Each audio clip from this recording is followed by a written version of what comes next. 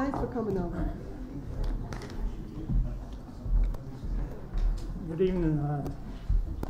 Welcome to the Goldsboro City Council regular meeting of Monday, July 11th. We'll begin our work session here by calling the meeting to order and ask the clerk to do a roll call. Mayor Ham. Here. Mayor Pro Tem Polak. Present. Councilwoman Jones. Here. Councilman Broadway. Here. Councilwoman Matthews. Present. Councilman Gaylor. Present. Okay, we're all here. Next item on the agenda is adoption of the agenda. Does anyone have any changes that they'd like to make or recommend to the agenda? Mr. Mayor, I'd like to postpone item Q, the amendment to the Friends of Seymour agreement, please, sir. I'd like to postpone that to the next meeting. Move item Q, take it off the agenda and schedule it for the next meeting. Yes, sir. Correct. Is there any other recommendations or requests? If not, can I have a motion to adopt the agenda with the changes mentioned by Councilman Broadway? So moved. Second. Motion is made and second. Is there any discussion? If not, those in favor, please raise your hands. All opposed? Or none. The agenda is adopted as amended. The first thing that we have next under old business is the Choice Neighborhood Planning Grant. And I'm going to ask the Assistant City Manager to come forward and discuss that. Thank you, Mr. Mayor, members of the council. As you recall, this issue came before you on June 20th as a co-applicant to a grant for the Choice Neighborhoods sponsored through HUD. It's a really good program. It's been in place for a number of years now. Some history back, 2016, City of Goldsboro did adopt a memorandum of understanding, which we've pretty much used as a template this evening as our plan for going forward with the Housing Authority and other stakeholders. We also have Anthony Goodson here who can answer specific questions, but the gist of the program is to transform the neighborhoods that are in distress, and so that's one of the big goals of that, and transform the whole community as a result of that. So tonight you're being asked to sign on as a co-applicant and enter into a memorandum of understanding with the Housing Authority and others going forward with a Choice Neighborhoods grant through HUD. Is there any questions that you might have? Yes, I'm all for housing. We need housing. But I do have some concerns.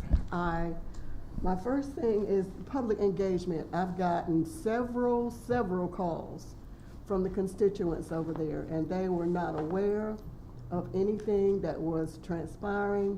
They were, as a matter of fact, they were very afraid because they thought that they were losing their house. They thought that they were losing their housing and shelter, and that's their life. That's where they live. And so from my understanding from several that no one knew about this, a lot of them don't have internet, so they didn't hear about it there. And then when you hear it piecemeal, you don't always hear the correct thing. So I'm concerned about the displacement of the individuals. If you have also the engagement, how much engagement has the people, the residents over there had, and have you spoken to them about it? Have you had a meeting? Has there been a public engagement about this? I don't recall, but it doesn't mean that I didn't miss it, because I could have. So those are some questions that I have. I want to know about the funding. Is the city going to pay for this? I know it says co-applicant, but right now as a city, we're trying to make sure that our budget balances. So we want to make sure that we don't get into something that we will, have to pay. But my really main thing is your strategy plan, because it's my understanding, and don't quote me on this, it is my understanding that there still is a waiting list for West Haven. There are still some people waiting on the list. and we're gonna do this. I think that we need to kind of take this slow and not take it so fast. I mean, it was brought before the council last month. I think it was last month. It was brought before the council last month. And here we are today having to sign it before July 28th. And I think all of us need to, the council, I don't know about everybody else, but I think we need to have time to, you know, take a look at it and understand what's going on and think about our clients, their displacement, the funding, the strategy plan, and all this type.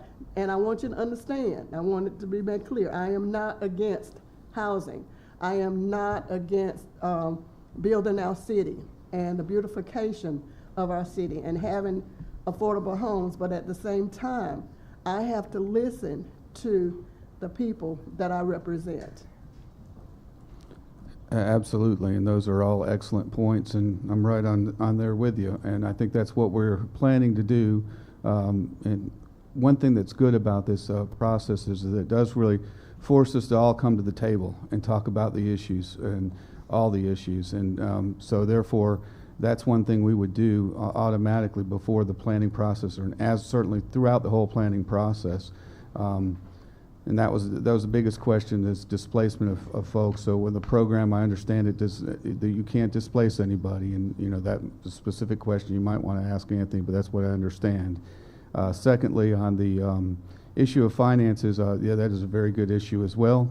That's why we kind of tailored the MOU the way we did, and our resources, as you know, are limited. But we feel like we're the ones that need to be in there sort of making sure that the project does meet the objectives that is stated in the HUD guidelines.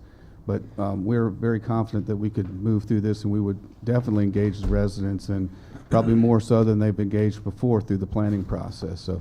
Okay, so have they been engaged? Because from my understanding, and I just talked to someone this morning, and they still was not made aware of what was going on. And like I said, they got information piecemeal. They were concerned about, you know, well, when are we going to move? When are we going to have to move? When are we, you know? And I would feel the same way if I was there. Yes. And right. If anyone knows me, and know that I respect everybody.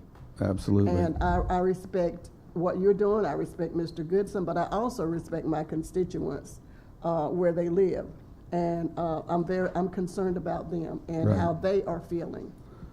I do know this is a 2-year planning process. I can't answer the best whether I've been engaged. This is only my 7th day on the job, so I'll turn that over to Anthony. He's probably saying, please turn it over to me so I can really explain it correctly. Thank you. Okay. Mayor, council, on behalf of the Housing Authority, my chair, Gene Whitfield, vice chair, Donnie Barnes, other members, Mr. Holtz, Mr. Archibald, Ms. Carmichael, my staff, Mr. Jones, and Ms. Oates. We're excited about this Choice Neighborhoods, hopefully planning grant. I'm going to answer a few questions that I heard, and then we'll, if you have any more, you can definitely ask me. Anybody can. One that disturbed me the most was the internet factor. So during COVID 2 years ago, the Housing Authority Board allowed the Housing Authority, myself and my team, to implement ultra high-speed internet through every community that we have for free to every single resident. So all 1,225 homes in the Goldsboro Housing Authority has ultra high-speed internet. I think it's like whatever they call a terabyte. So it's faster than most people are getting at their home. I think I get like a gigabyte, they're getting a terabyte, right? And it's uninterrupted to each client. So everybody's getting that terabyte. So everybody does have internet. Well, let me speak to that. Everyone may have internet, but they may not know how to access it. And you have elderly over there. And I know, I like to think I know a little bit about the computer, but when it comes to my daughters, I mean, they can just swarm around me. So that is a factor too, and we don't need to forget our elderly. And we can re-engage. We can do another session on how to use it for sure. We've had multiple sessions. I think JAWS Plus and many of my resident team have gone to the elderly specifically to make sure they know how to use it, but we'll re-engage our clients to make sure that they're using the internet. Engagement, so we have been talking about Choice Neighborhoods since 2016. It has been open, it's gone out to public areas such as the library, the city of Goldsboro, and the Housing Authority through our annual plan and five-year plan. So, and that's open to every resident at their community office. They get a letter stating that, you know, this plan is out there. You're welcome to come pick it up. Over the last 4 or 5 years, this plan has also been displayed on our Twitter feed and our Facebook. So the plan has been out there for, you know, at least 5 years on the internet. Otherwise, it's been in the public spaces, like I said, the library, the city government, community development, and at our offices. Okay, so have you gone to the specific office and called a meeting with the residents there? Yes, ma'am. So every year, we have to have an annual planning meeting and a Okay. 5-year capitalization meeting. We do that. So for the last 6 to 8 years, we have been talking about this. And so it's up to the resident to attend. And we usually have 2 times. Typically, we have in the morning, as early as 7 a.m. if you go to work, or as late as 5 o'clock in the afternoon if you have some other type of appointment. Okay. Let's see. I'm trying to figure out where I'm at. So we have internet. We have the engagement, and also there'll be another engagement session on this Thursday. I think it's at 11 o'clock, and then there's one at 2 p.m. 5 o'clock, I'm wrong. 5 o'clock Thursday Yeah, so 11 a.m. and 5 p.m. is where? It's at West Haven. Okay. Let's see, I got internet, engagement, sorry, I'm checking these things off. So there's a 2-year planning process with this. Okay. So part of this MOU that we're asking you to sign today, the Housing Authority's responsibility is to hold meetings, design charrettes with partners, stakeholders, residents to make sure everyone is aware of the plan during the design. So we want to do nothing without the residents fully engaged, right? Okay. And that's in your MOU. All right. Displacement, no one's going to be displaced. The part of the grant, Choice Neighborhoods says no one can be displaced. We've relocated approximately 200 residents throughout the last probably 36 months. You know, we had 55 units come up at Walnut Street School, 22 units come up at Trinity Court. We're about to relocate 48 individuals into Park Court, I'm hoping in August. Timeline's getting kind of tricky because, you know, supplies and COVID. And then we've had other units that we've had to move people to come up with over 200. Since I've been here, I think we relocated about 400 individuals. And I don't think it's ever been brought to council that we mistreated. We actually go above and beyond. So typically, relocation says that we give you a stipend, you get to move, rehook your stuff back up. We've gone as far as to say, hey, if you move out, we're going to give you your rent back because we want your transition to be even easier. Right? We're pro-resident, right? Because that's our job. Okay. That's what we're here to serve. That's who we're here to serve, excuse me. Funding, so the Housing Authority's putting up the first $35,000 for this next 2 years.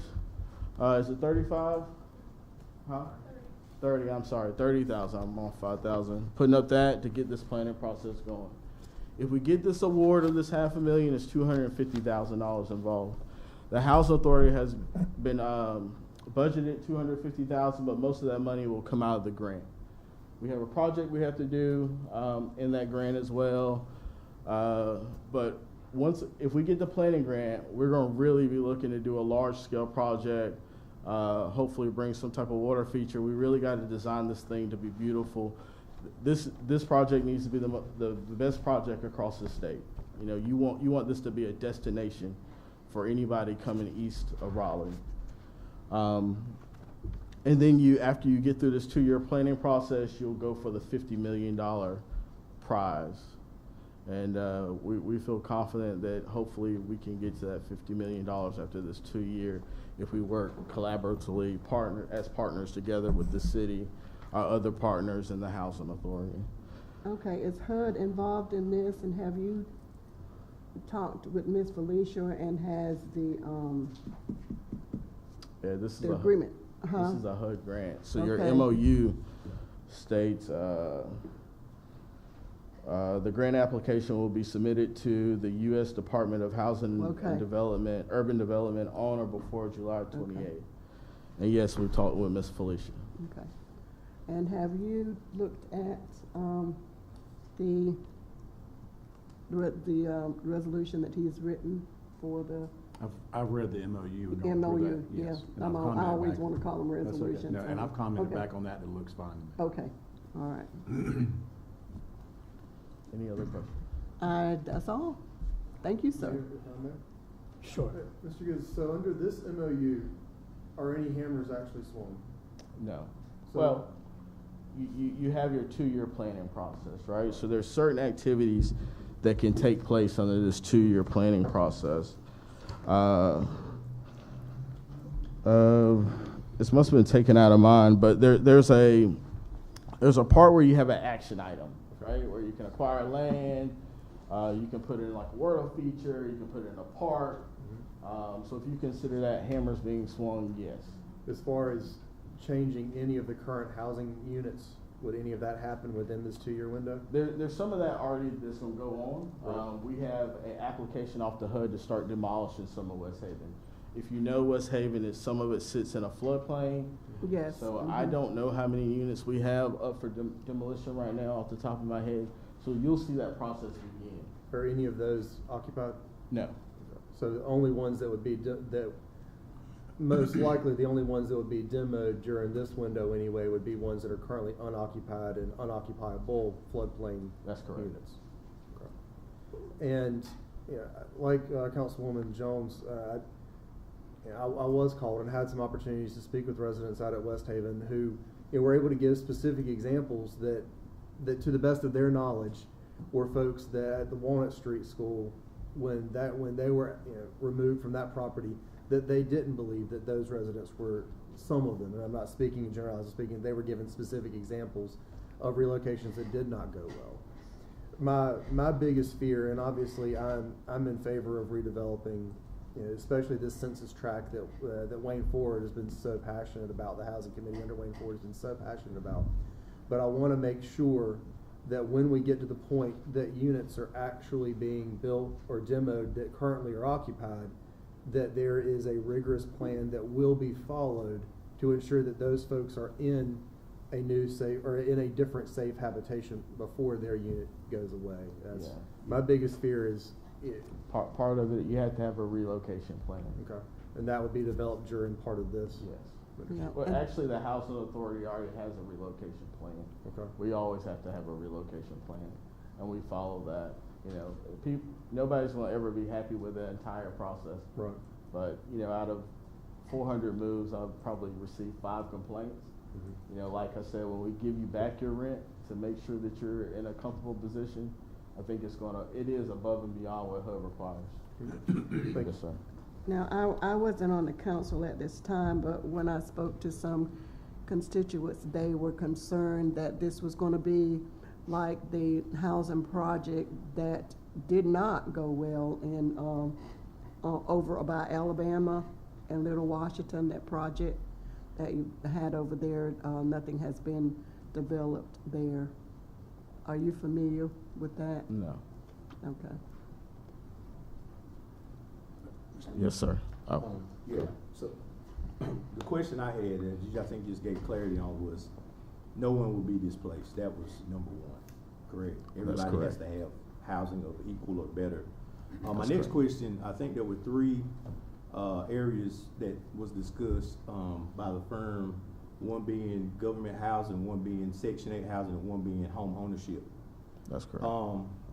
And the question I had at that time was a person that is used to living in Section 8, maybe paying $80 a month, moving next door to a person that's got an $800 mortgage. Are there going to be different locations, or how's it going to be situated, whereas an owner lives in relation to a person that maybe a next door neighbor that has not had the responsibilities of that? So I guess logistically, where will these people be placed that are the owners? Will they be in a separate part of the location, or how is that going to be set up? We don't have a plan yet. We don't have a drawing of what goes where, right? Because we're not even at the planning process. But I do want to say, because I heard you say this before, there's no correlation to you paying your rent, somebody paying their rent of $50 and you paying your mortgage of $1,000, that you're going to be a better resident for the city of Goldsboro. I haven't seen that anywhere in a housing statistic. Actually, it's a fair housing. What you're saying is against fair housing.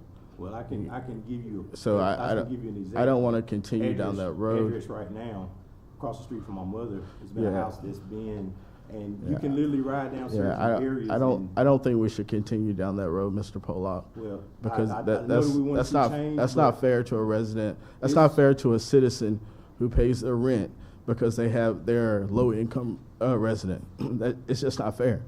I mean, I'm not going to correlate. right, I'm not going to correlate their rent to them being a great citizen of the citizen Not saying they're or a not resident capable of the being a city great of citizen, but Goldsboro. what I'm saying is, in some cases, when a person, for example, when a person gets elderly and they own a home, in most cases they move to a community where landscaping is kept up because they're unable to do that. Would you agree on that?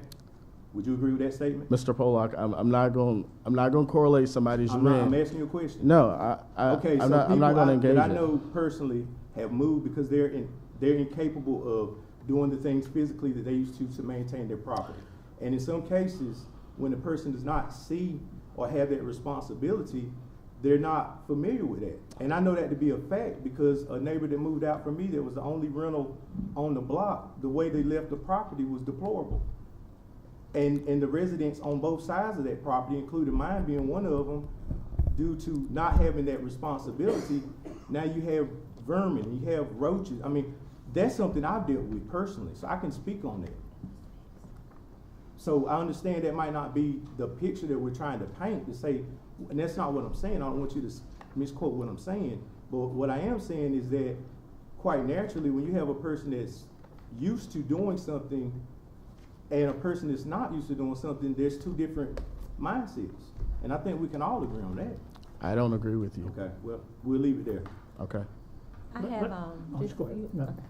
just a couple things, Mr. Goodson. So can you list those, when you said the 200 relocations that you guys are doing now, are those coming out of West Haven now? Or they're other places? So some of them will come out of West Haven, right? We've done 200 over the last 36 months. Okay. So some individuals will leave West Haven and go to Park Court. Park Court is 48 units of row-style townhouses. Okay. Park Court is behind Goldsboro High School.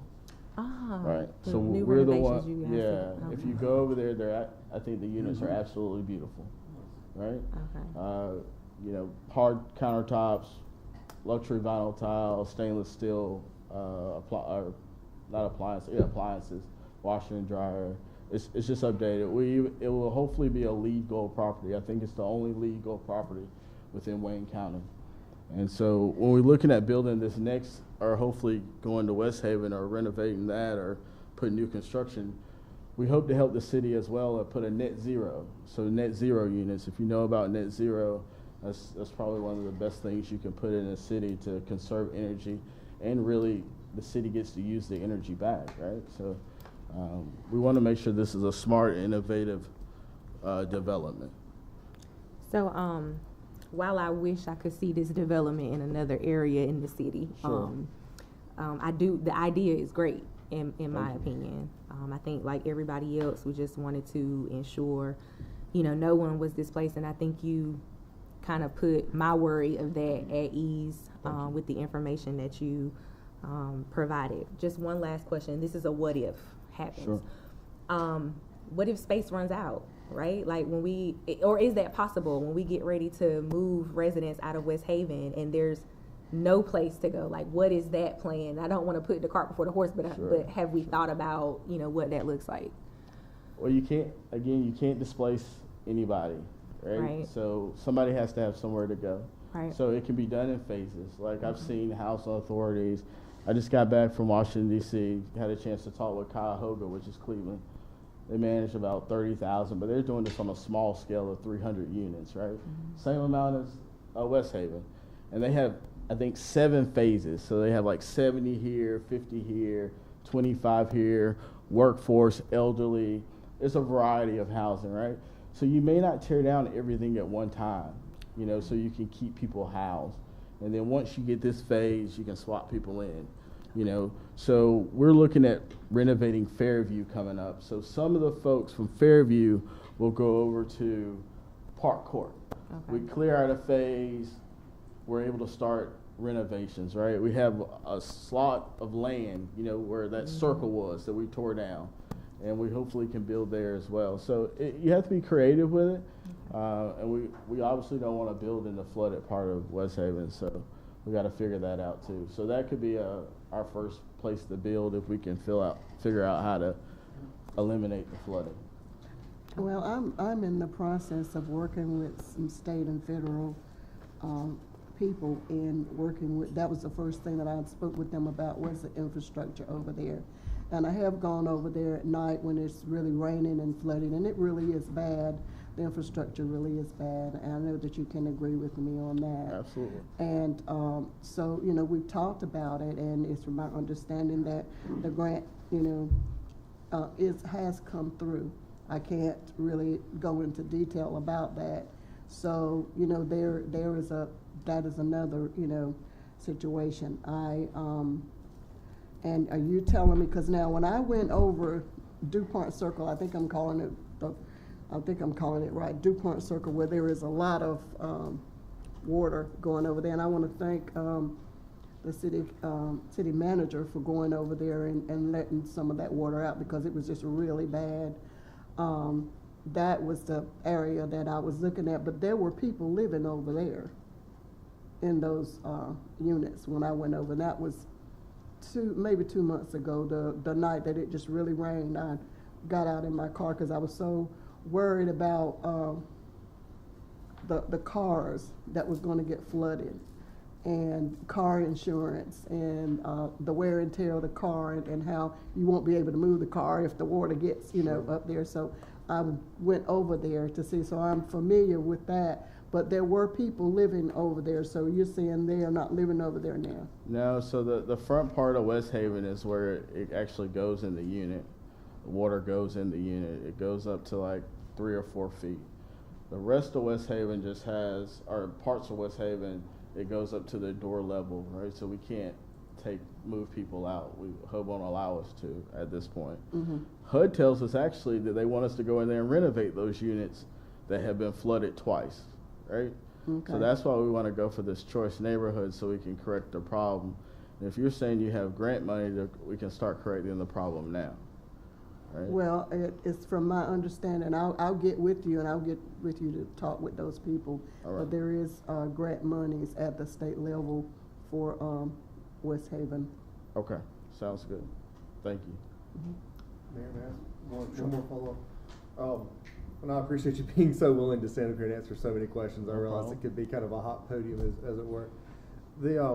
When we talk about families being moved from one development into another development, I think about kids that are then, you know, potentially changing schools or school districts. How do those things happen? Do they go to where they're going to be able to stay, or are they expected to go there for a year and then go to a new construction? How does that work? Yeah, so we're in the city of Goldsboro, so people go to North Drive, they go to Carver Heights, they go to Dillard, and they go to Goldsboro High, or Wayne Engineering. I think that's a selection process, right? You can live anywhere. So you really don't change the dynamic of where a child's going. Right. Hopefully with this choice neighborhoods, we'll be able to put a pre-K, like some type of daycare to pre-K to 1 through 3. We're not educators, but we do feel like we have a good shot at making the school system better.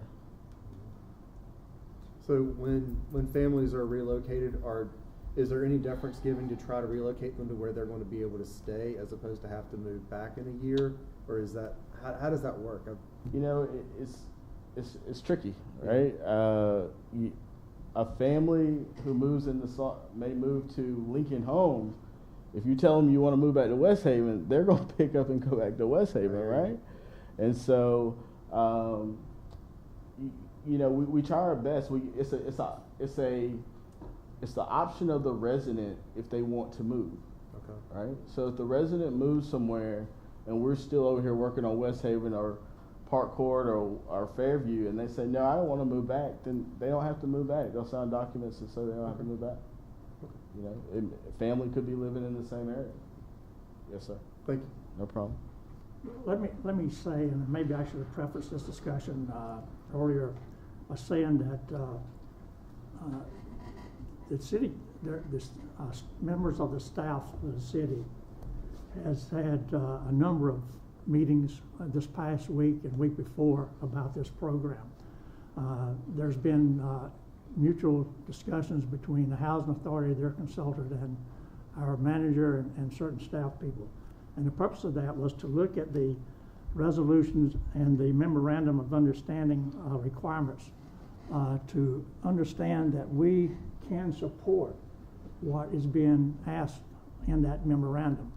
Myself and the new assistant manager attended the special call meeting of the Housing Authority last Thursday for them to discuss the memorandum of agreement and the resolution.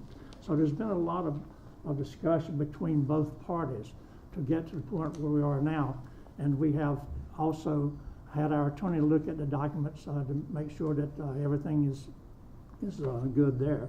So the point I'm making is, this is not, the fact that you haven't seen the Housing Authority here since July 20th does not mean that there has not been a lot of discussion ongoing to make sure that whenever this memorandum of understanding or resolution is submitted, that the city has not had an opportunity to look at all the ramifications of it. And at this time, the staff who would have to be supporting this feel that it is supportable. So I want to make that very clear. You were provided a copy, albeit late, because things were happening literally over the weekend.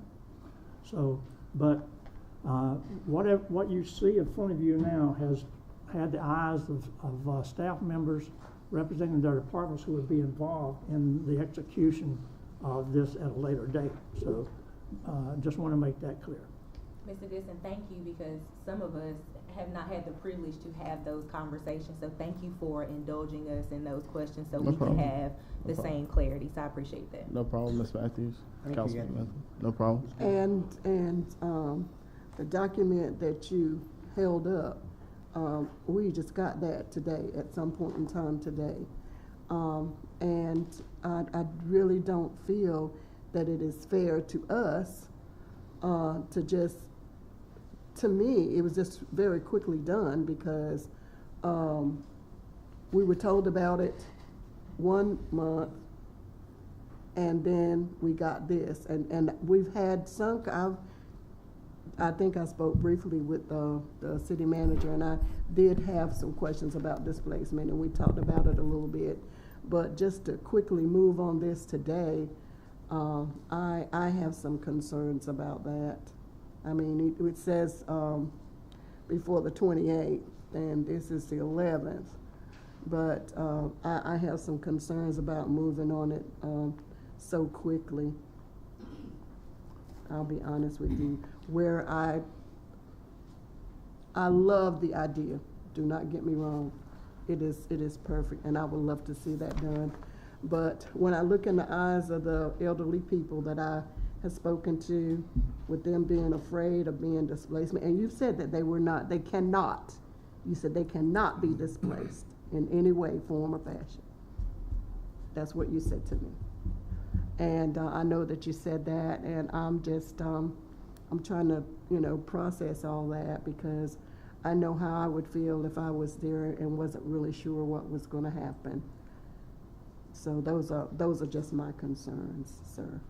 It's not the council, and it's nothing against you or any of your committee that has worked on this plan so diligently. Does anyone else have any questions? My comment is, all we're voting with the memorandum of understanding is to go ahead with the application for the grant. That's correct. That's The all plan. Yes, I understand that. The planning grant. I understand Right, that, but if which- you go ahead, go on with the planning grant, and you get the grant, then what we're gonna do? You have 2 years. We're gonna do it. You're saying we can come back 2 years and say we don't want to do this? No, you have 2 years to engage the residents. No one's gonna be displaced.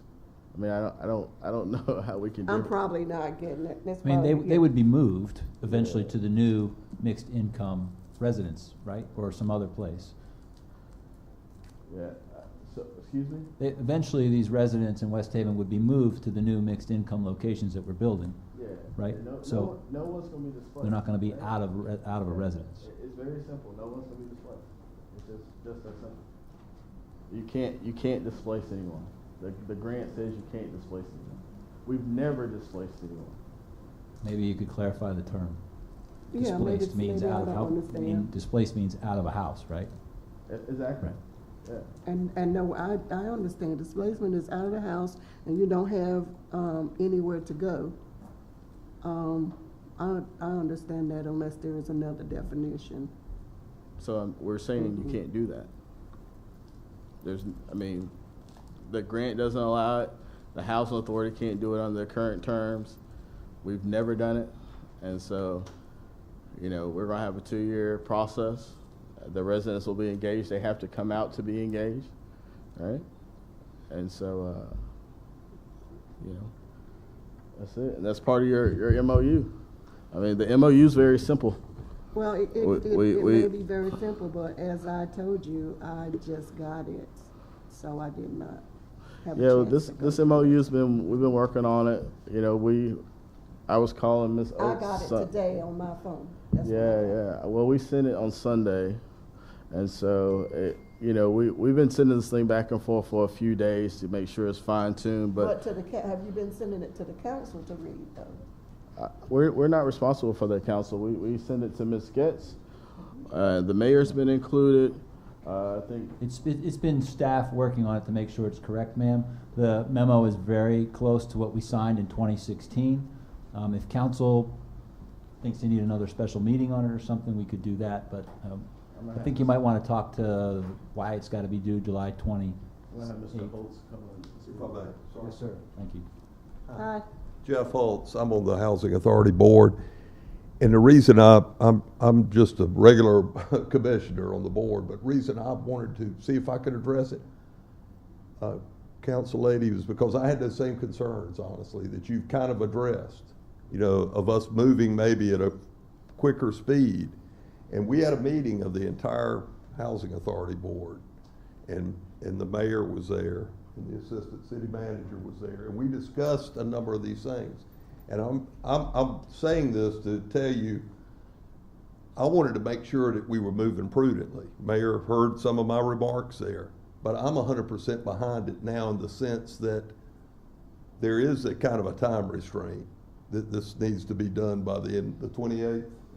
And I kind of analogize this to this early stage of asking for this grant is just kind of like putting our toe in the water to see if we can get the grant to get people to help us plan this. Nothing is set in stone at this stage, even if we get the grant. And I just wanted to say that because I respected your questions, because I had similar questions. Thank you. But I would ask the council as a member, and I think the board, our group at the Housing Authority is unanimous in our recommendation that we at least take this next step. That's what I wanted to say. I mean, Mr. Goodson handled it well, but I thought you'd like to hear from somebody that had those concerns. We've had a very spirited discussion about this program because we do believe, and I'm saying we, those of us that have been involved, and I can't speak for the other council members, but those that have been involved in conversations, understand the importance of trying to move forward and get the residents of West Haven in a better housing situation. And it's not only them, but others as well. There's nothing that obligates us financially at this point. And so this is, as I said before and has been said, this is a resolution and a supporting method, memorandum of understanding to apply for a planning grant only. It does not obligate us to do one thing further. Is there any other questions? I think that, if we don't have to, in light of time and the deadline, I think we all understand that if Ms. Jones would like some more time to review this, that we, if necessary, called a special meeting to get this done. But I would hate to put anyone in a situation where they feel rushed and don't have enough information to make a decision, because she's not voting for one person, she's voting for every person in her district. So if you would like that time, I would like for the board to And I honor was that. going to- Yeah, as I was gonna ask that we have more time and let me, talk with everyone and talk with the council and talk with, and I would like to be, if it's on a Thursday, I won't be able to be there because I have another commitment, but I would like to be there whenever you talk to the housing, the residents, and, be there, cause you said it's this Thursday, right? That's correct. Okay, at 5:30. It's at 11 and 5 o'clock. Okay, 11. I'll be there at 11. And if you could just, let me be there and listen to them and see what you're saying and see how they are responding, then I will feel that I have done my part for my district. I'll appreciate that. Councilwoman Matthews, are you prepared to put forth a motion to reschedule the discussion on this? If she doesn't feel comfortable, I'll do it. It doesn't matter to me. Okay, all right. Well, you do it then. Okay. I make a motion that we postpone the decision for the MOU until, do we need to go ahead and secure a date and time? I would like for it postponed until after the Thursday. So if we would postpone it until our next meeting. We don't meet anymore. Our next meeting Oh, is that's right, we August. don't meet anymore, okay. Can we do it Friday? I need to cut, yeah, Friday then. So it's the motion to postpone the decision until Friday of this week. What day would that be, Madam Clerk? 15th. What time? Okay. Is there a second to that motion? Time? Do you want to do a time? Excuse me. A time? Well, what time? 5.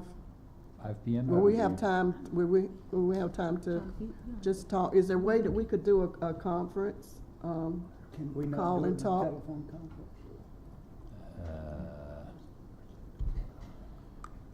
I don't know if you want to do. You can't do a telephone conference because it's part of the open meeting law. Okay. Anything before those business, I gotta get this. Preferably that daytime. Huh? For me, I'll be on the road for my birthday, so anything Friday? before 5 o'clock, preferably.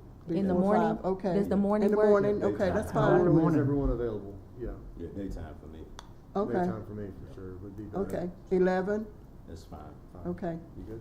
So, you make the motion that Okay, so 11? I make a motion that we postpone this discussion of the MOU for the HUD Choice Neighborhoods Planning Grant until this Friday, July 15th at 11 a.m. Second. Motion is made and second. Is there any other discussion? All in favor of the motion to postpone the decision until a meeting on Friday at 11 a.m., July 15th, raise your hand.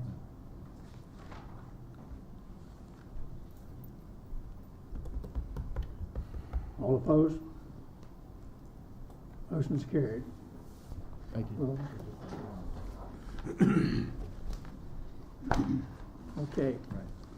We will take this item up again at 11 a.m. on Friday.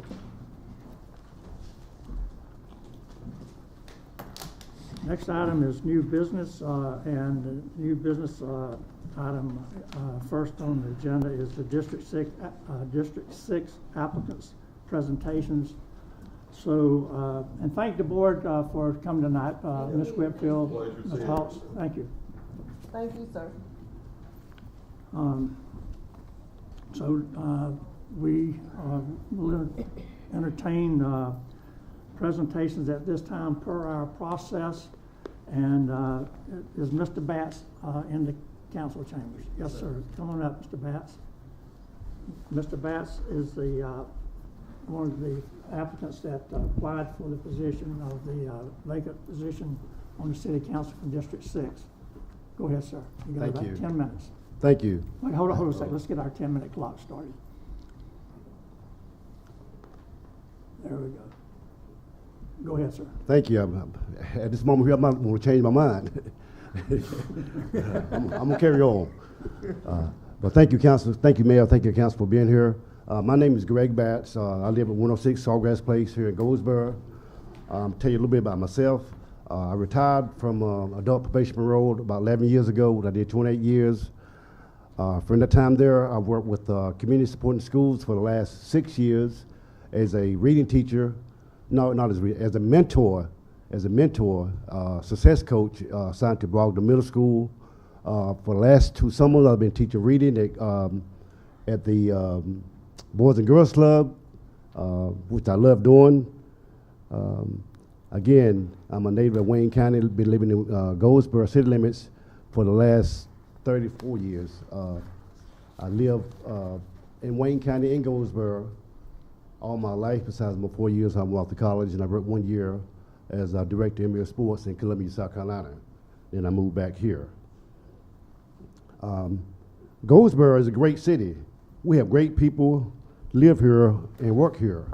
And that's why I want to be a part of this district. I like to see Goldsboro move forward. A lot of things has been said about infrastructure, crimes. I think our police chief is here now, and our fire chief is here. I think we need to give them the resources, continue doing what they're doing, to hire good people and to retain good people. I think that's so important when you hire good people and you retain good people.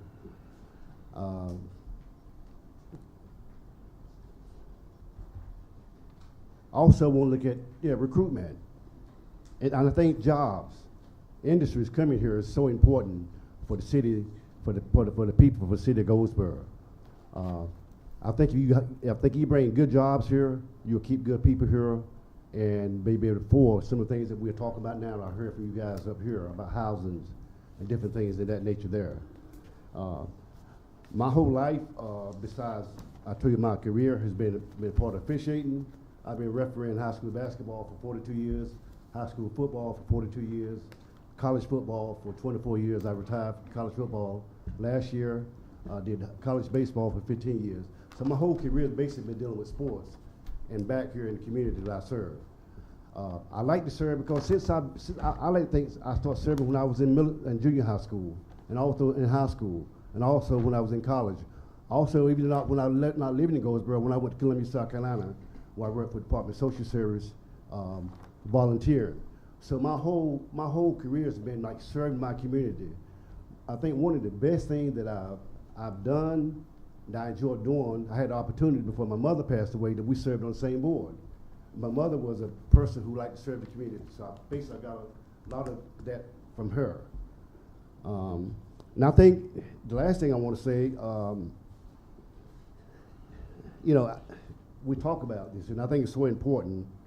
Seymour Johnson Air Force Base, I think it's very important. I think you need that. You guys have done a good job, have the relationship, because there is very important. I had the opportunity for the last 2 years with Leadership Wayne to go on tour there, and so they have so many things to offer. I mean, I was amazed. I've been living here all my life, but I think it's so important that we keep that base and keep that relationship with the base. The last thing I'd like to say is that, the late J.D. Evans was Wayne County Commissioner. He always liked to say on the end, and I quote, if we just take this thing to another level, I think Goldsboro and Wayne County will be okay. Thank you. Hold on, sir. Mr. Batts, hold on, sir. We're going to ask you some questions. Okay. Okay. We're glad to. You get questions. Okay, yes. We'll start around the table here and ask you some questions that we might have some concerns with. Councilwoman Jones? Okay, I like what you say, take this thing to another level. So, you talked about, retention Yes, ma'am. of the policemen. And, I'm gonna ask you in different aspects of, the city. Whenever you're gonna take this thing to the next level, what are you talking about when it comes to the, police department? What are some of the things you wanna Thank take you. there? When I say that, I'm talking about all of us. I What- know, what- what- I know, but what- you're gonna be a team with us. Yes, ma'am. And I can say, since I've been here, we've not always agreed, but we have worked together. Yes, ma'am. So you, as the catalyst, you're gonna take this thing to the next level. What would you do? Okay, I want to take the next step. What I would do is your city manager, your assistant city manager, your fire chief, your police chief, if all of us come together, that's what I'm talking about. All of us come together, work together, we can take it to another level. Okay, well, Yes. what level are you gonna take the police department to? Allowing the police chief the resources that he needs to do his job, that's what I'm talking about. Okay. And I do believe this here. I think each department heads is so important. Let's just say if you hire the right people in their position, yeah, all of us can take it to another level. All of us can. When I say, I'm not talking about Greg Bass. No, It's about all I of know us. I know you weren't, but as a city council person, working as a team, you know, Support, yes, ma'am. okay.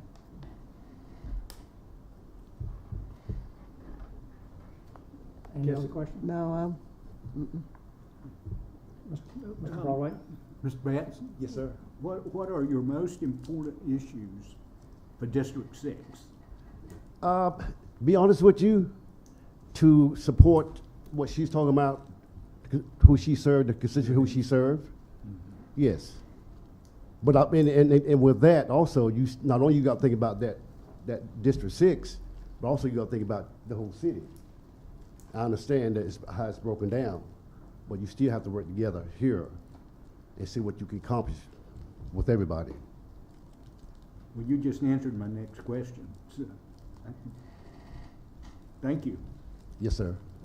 I have two questions. Yes, sir. First one being that District 6 is one of the newest annexed districts within our city, how will you as a council member prioritize the needs that are heavily needed in the inner city to balance the constituents of your district? Good question. I really don't know. I really don't. And I'm the type of person, I'm not gonna give you some, if I don't know, I'm not gonna say anything.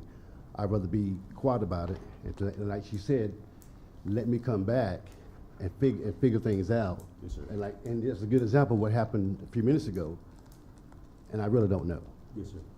My next question is, the rate increases have been a very difficult decision that we have been faced with as a city, as you well know. Where do you stand as it relates to the recent decisions that we have been faced with? I think you guys have done a great job. I really do. And I admire you, how y'all stuck together. And then, like I said, and you're gonna have difference. I understand that, okay? As I told someone, you're gonna have difference. You have difference in your own families, okay? But I think you guys have done a great job the way you handled that situation. Thank you, that's all I have. Mr. Bass, you've touched on a couple of these points of my questions, but I'm going to ask them anyway. You talk about Seymour Johnson Air Force Base. Yes, I don't know if you know or not, but it's has the second largest economic impact on the county of Wayne and the city, producing $727 million annual impact to our economy here. Do you believe it's important that the sustainment of that base here in Goldsboro is vital to the continued growth of the county and the city? Yes, sir. No doubt. You want to expand beyond that? Well, only thing I tell you is that the cul-de-sac that I live in, all is military besides one, okay? And that's me. The two active military, the rest of them retirees that's come from the base there, where I live at, in the cul-de-sac that I live in. So I would say that the neighborhood I live in is probably, I would say 60% military, active and retirees. And do you think that if this base was somehow closed, it would have a negative impact on Yes, sir. the city? Yes, sir. Okay. No doubt in my mind. Okay. As you mentioned, Goldsboro is growing economically, and also we're increasing the number of residents here. And as you also mentioned, our infrastructure Yes. is impacted on that. We must grow that infrastructure to support the growth of the city. How do you see the growth affecting the 6th district specifically? Different district? Yeah, the 6th district specifically. Well, I think the growth is gonna come. I think it's coming to Wayne County and coming to Goldsboro, to the city. And I think each district have room to grow. I don't know if that's specific what you're asking me. I hope I answered your question. Okay. All right, sir. Ms. Matthews? Good evening. Can you share with me a particular issue, and I'm going to try to break it down what I'm saying. Can you give me a particular issue that the city council has been faced with, and the outcome of our decision was different from what you would have gone with? Or, if you don't want to handle that part, the or is, can you share with me an initiative or an idea or a program that you would bring to District 6 to tackle some of the issues within the district? And So it's- either question you want to. Okay, the last one this time, no, I don't know. Again, if I don't know something, I will tell you I don't know. No, I think the first part you asked me, I don't have anything, no. No, ma'am. Again, because I think all of us is individual, okay? And again, you will have disagreement, no doubt about that. Again, you have disagreement in your own family, but you have disagreement. But I think that's it's a way to disagree. I think that's a good way. It's a way to fight, but it's a way to do it, okay? But anything else, what you guys have done, no, I think you guys have done a great job. So whereas you said you agreed with the rate increase that the majority of this board just voted on, right? Yes, ma'am. I was opposed to that. And the reason I was opposed is because I thought that it would negatively impact the people in which I serve. So if that was also the response of your constituents in your district, how would you have voted? I was kind of like Councilwoman Ms. Hiawatha Jones just did, okay? I think you have to step back, and again, you're not going to satisfy everybody, because all of us got this piece of pie we're dealing with.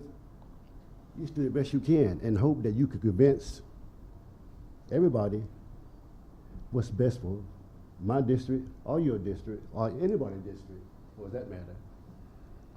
So it kind of sounds like you would say no. What you say? It kind of sounds like you would say no. No. Again, I want to think. I will have to think about it. Yes. But I do believe this here, and I put it. I think I put it in my report. I think once you make a decision, all of us make a decision, it's over. I mean, it's like tonight. Who say you going to choose me? But I still got to see you in the grocery store. I got to see you at church. I got to see you walking down the street. I'm not going to be mad with you about that. No, you made a decision, and I think that's what it should be. I agree. Yes. Good evening, Mr. Batts. Thanks for your time tonight. How do you go about building consensus? If you were a member of this board, for example, how would you go about building consensus on an issue? Thank you. I'm glad you asked me that question. I think it boils down to very simple: relationships. You gotta have a relationship. I mean, what I've done in my whole career, even now, it's about me building relationship with people. And if I may, one additional question, Mayor. There can be contentious issues that come before the council, and that's the reason that we're here. How do you go about gathering the information that you need to make decisions?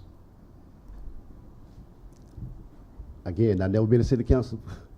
I hope the information will come from the city manager or department heads. Give us the opportunity to read before we vote on anything. Thank you, Mr. Batts. Thank you for your time and your interest in applying. Thank you. Thank you. Thank you, sir. Thank you very much. Okay, next we have Mr. Joseph Wilson. Sir, come forward. And you'll also have 10 minutes. Let us get the clock started here. The clock is ready to go, so go ahead. All right, Honorable Mayor Ham, City Council members, and guests, thank you for this opportunity to share my hopes and visions for the city of Goldsboro. It is my goal that my hopes and vision for our city will be operationalized through service and representation of District 6 in the Goldsboro City Council. I have a personal interest in the success of our city. Goldsboro is my adopted home. I came to Goldsboro in 2014 as an airman at Seymour Johnson Air Force Base. I am committed to the freedoms of democracy in our nation and more locally, our city, my home. My wife, Catherine, and I live at District 6 at 205 South Harding Drive. As a representative, I would embrace the opportunity to represent the 5,600 plus individuals in my district, bringing their ideas and concerns to other council to be vetted and discussed in a context of the council's strategic plan and priorities. I believe that every situation presents learning opportunities and prepares us for the next chapter in our lives. My qualifications for the vacant city council position stem from my lifetime commitment to both informal and formal learning. I learned early in life that it's important to hard work and resiliency. These attributes have served me well in serving others and reaching both individual and employment-related goals. My work in the Air Force has given me an interest in strong working knowledge of interpersonal processes, finances, budget setting and resolution, and the art of negotiating to achieve common goals. These skills, I feel, can contribute to assisting with the city's proposed budget for the next fiscal year. My military experience has grounded me with the importance of knowing and protecting these basic freedoms of our Constitution and accompanying laws that protect our citizens. These freedoms are important to our city, our citizens, our neighbors, and our friends. With this, I would like to work within council priorities and with fellow council members on what is a feasible resolution or not to these problems. One of my personal interests in the past 8 years involves research regarding how municipal housing and business development has a waterfall effect on an entire community. I would like the opportunity to bring my ideas to the city that may provide beneficial and if adopted through council initiatives.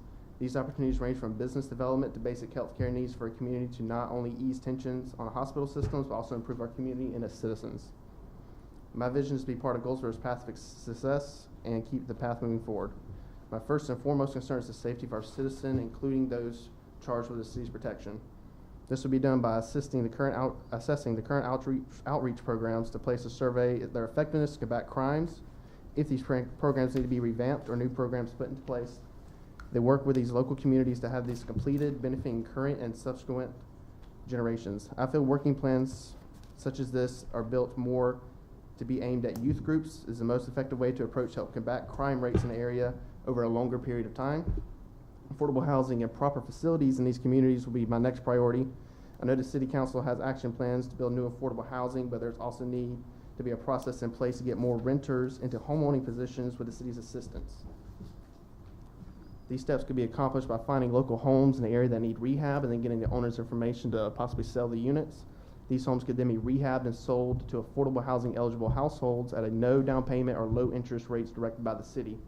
This would be a homeownership's dream for somebody that hasn't usually had the opportunity.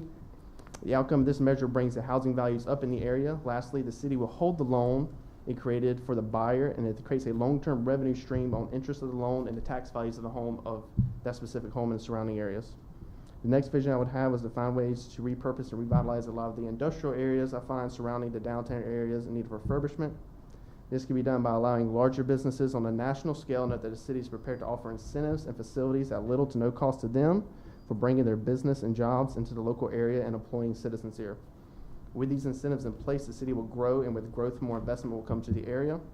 These investments turn into direct hiring of our citizens, and tax revenues for cities will increase, creating a waterfall effect for more first responders to combat crime and ensure safety and healthy environment for our citizens. I would like to thank you for this time for hearing my position. My values align with the city's vision for the future. I hope to have the opportunity to serve my city, my district, and my home through service as the Goldsboro City Council. Thank you, sir. Yep, thank you. As we did with Mr. Batts, we want to open it up for questions with our council members, and we'll start again with Ms. Jones over here. Okay, thank you so much. Yep, no problem. You had some good ideas there. Thank you. What are some of the concerns that your constituents now have? Some of the concerns I could see and just talking to people in my neighborhoods is just I guess, smaller crimes such as break-ins and things in the area. So one of the concerns they had was maybe more like a police presence in the area with patrols and things like that. That's about all I've got on that situation right now. And one more question.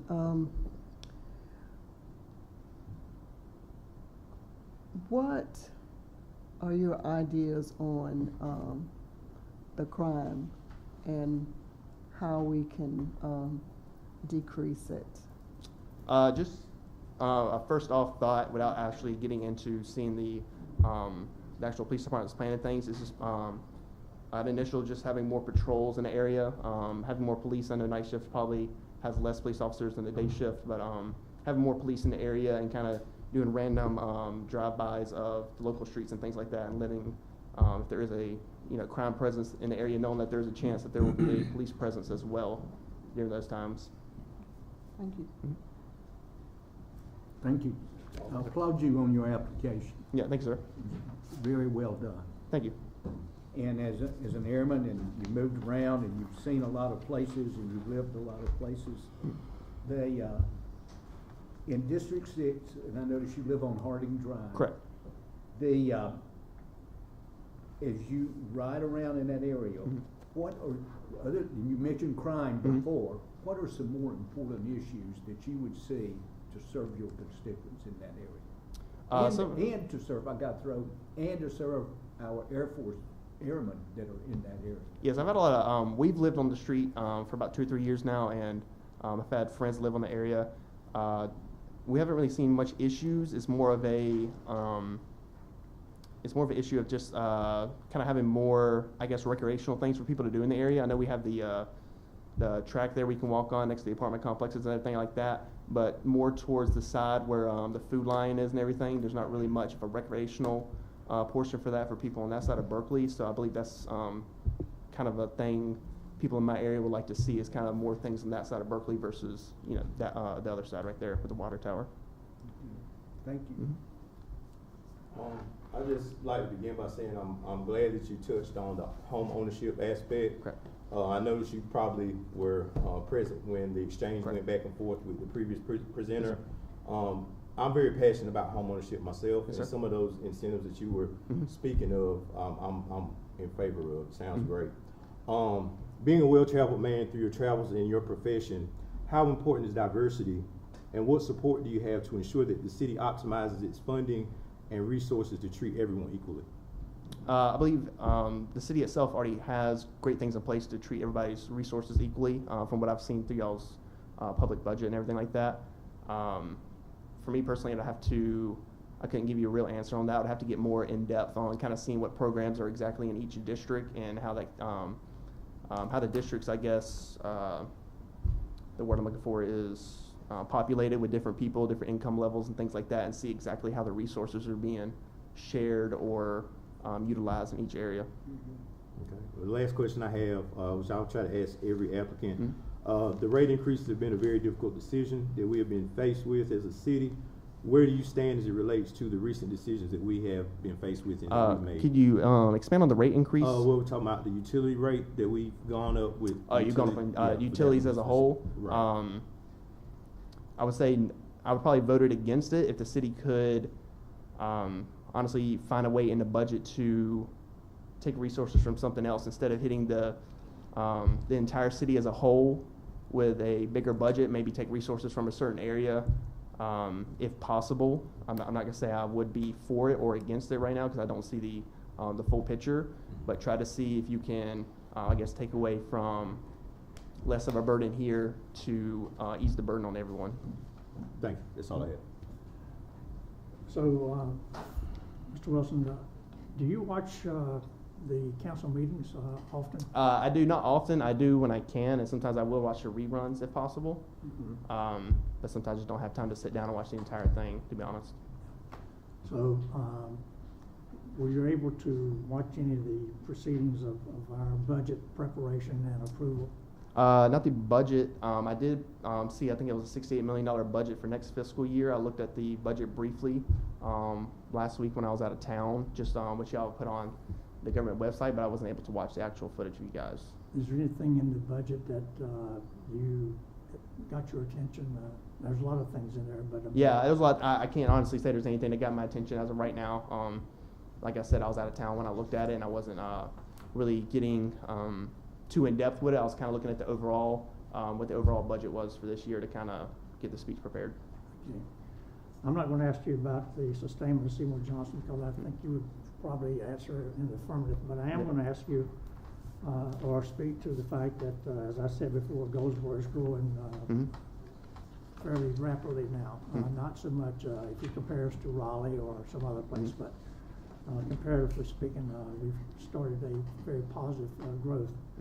I was speaking with I spent an hour with your base commander on Friday, and the first thing I started off with was something you've alluded to already, and that is his number one concern, that is housing. Correct.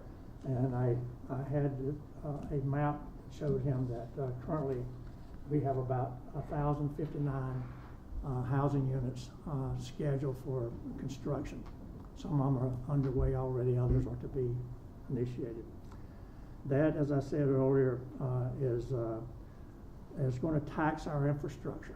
And that means that we're already taxed for that matter. I don't mean TAX in terms of dollars and cents, I'm talking about stress.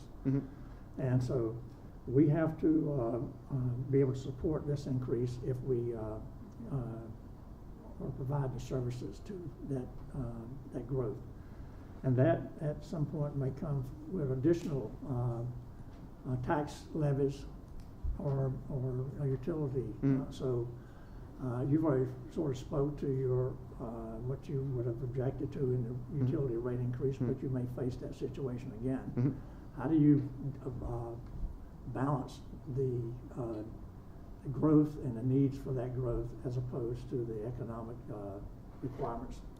If we were talking about a situation in that where we were actually building new construction units, and with that, the rate increase, just speaking on that specific, I probably would be in favor of the rate increase, but I want to make it very publicly known that we're not doing it just because of, what year it is or what we got going on. I would like the public to know, like, my decision was based on that we're going to help 1,200 plus families get new construction homes and things of that nature and help expand our economy. So if I did do that, I would like to be very transparent with people, knowing that we made a decision based off this, not just the public getting the information saying they are increasing or getting the electric bill that month, and then all of a sudden you're wondering why it happened. Being very transparent on why it did happen from us. Yeah, we don't do electric, but we do provide sewer and water. Yeah, sewer and water bill. Whatever bill they get that month, if it jumps up, type of thing. We're transparent on why it is doing that. Okay, thank you. Matthews. Good evening, Mr. Wilson. Good evening, thank you. I'm going to kind of put a twist on the councilwoman's question and ask you, what do you think one of the biggest issues in District 6 is, and what have you or what will you do if selected to sit in that seat? Like I said, one of the biggest issues that I've seen is I've actually been a victim of it too, is the more petty crimes such as break-ins of vehicles and things like that. That was one of my main concerns, just from the area and things like that. Since it's hit me personally and looking at crime maps and things, it would be a thing to see about talking to a local police department about getting just more of a police presence in the area instead of hitting the main roads in Berkeley, kind of get them in the neighborhoods every now and then to actually just do a drive-by of a cul-de-sac or something and let their presence be known, so the odds, I guess, are not in the criminal's favor at the time. So I think that's, and we've been talking about crime for a while, and what do we do and how do we fix it, right? So outside of the most obvious thing, which is increase, police presence, what's something else that you can think of possibly that would help with the crime in your area particularly? I would say more so would be to provide more outlets for people to get out of the homes and do things. Like I was saying, more recreational areas on the other side of Berkeley and things like that. Honestly, I can't think of anything off the top of my head, but it'd be just more of getting, businesses and things to do and, fill people's time in those areas to get more outlets to do, whatever it is they feel. Thank you. Yep. Evening, Mr. Wilson. Thank you for your time tonight. Thank you. So, how do you go about building consensus? And if you were on this council, how would you go about preparing for votes on large issues, kind of like you saw a rather contentious one earlier this evening that is going to require some conversations. Yeah, basically being transparent with my district's point of views, my point of views personally, and then talking to the other council members and everyone being transparent and on the same page, I guess, before these incidents happen. I know you said you got it last minute, but maybe before this we come in and I'll say, are we all on the same page with the agenda today? Let's sit down with city managers and other city officials and just try to create a very transparent city council, so when we all go to a decision, even if we're voting against each other, we are all very much on the same page and have the same information with each other. So it will just come down to a vote and not a who has more information and who doesn't. Understood. And let me clarify, I shouldn't have used the word contentious. I meant contested. I don't think that was a contentious conversation, but it was contested.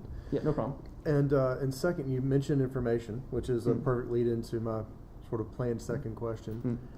Where do you find information? How do you vet good information versus half information?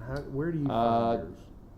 My first thought, without trying to get too into it or doing a runaround, would be to obviously talk to people that have their feet on the ground in the situation and talk to them and see, instead of talking to one person, talk to multiple people in the situation and see if there is a clear sign of I'm getting the same 3 bits of information from 3 different people, or if I'm getting 3 bits of information that are going opposite directions, and that just transparency throughout from top to bottom.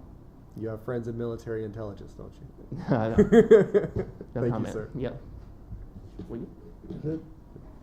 Okay, Mr. Wilson, thank you for your time and your interest in applying for this. Thank you.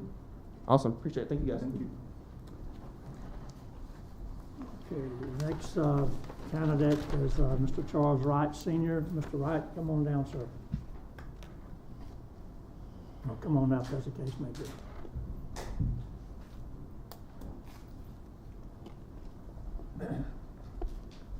Mr. Wright, let us get our clock straight here.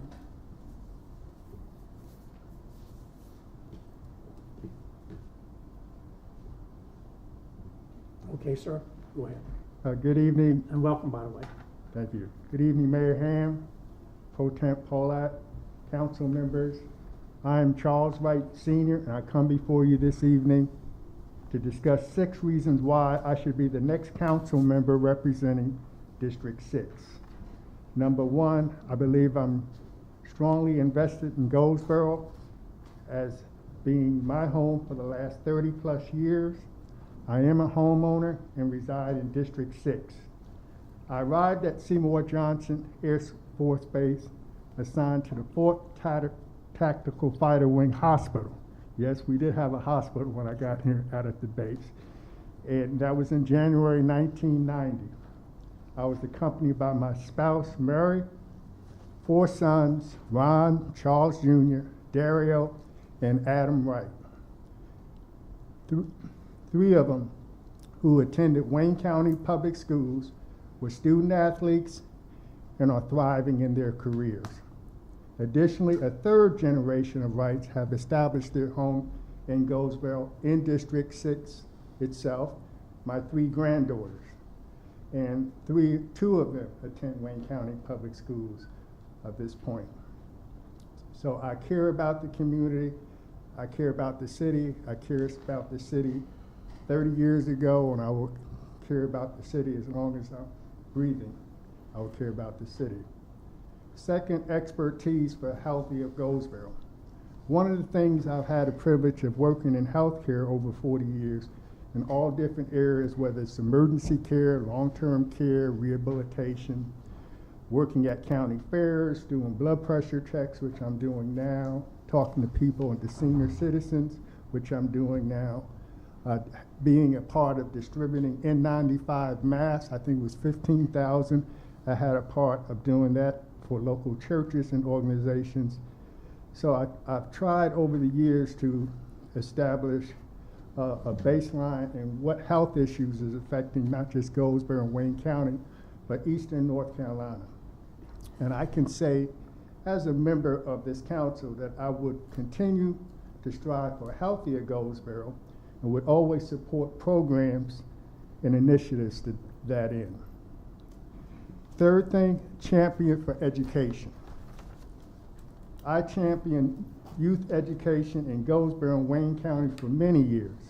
Programs, quiz bowls, back-to-school programs, after-school dropout prevention grant, promoting magnet schools when too many people didn't know what they were, and a more challenging school curriculum, and even overnight lockout youth activities. Although classroom education may not be directly under the city's responsibility, I understand that. There are and always will be opportunities to assist in the education of our youth outside of the classroom and school, which could easily fall under good public policy. An example of that would be something I brought up several years ago, almost over a decade, I believe, which was called overnight lockout youth activities. And that just means having middle school kids come out to a gym, tell them, have the parents bring them, sign a permission form, say you're going to be here from 9 o'clock in the morning to 7 o'clock in the morning. And we had basketball, we had all kinds of board games and chess. We had mentors talk to the kids about all kinds of subjects. And that we tried, I envisioned coordinating with our police department and just asked the chief, what day of the week, a Friday or Saturday, is our youth most mischievous? And that's the day we would want to have a lockout. So things like that, I took a lot of pride in. And it's unfortunate over my 30 years, a lot of good ideas I've had. I've only had 3 minutes to try to sell, whether it's the Board of Education, whether it's the Wayne County Commissioners, and Goldsboro City Council. So I really appreciate this much time. This has only happened twice in my career of talking before the boards having this much time. The fourth thing I want to bring up is I'm an advocate for community. And what I mean, examples of that is I brought up programs to the cities especially of what's called CALEA, Certification of Law Enforcement Agencies, Coffee with a Cop. And I've also brought up several governmental and private grants acquisitions. And so advocacy, I think, is what all of us want to do for our constituents that live in our particular district, and also for the city as a whole.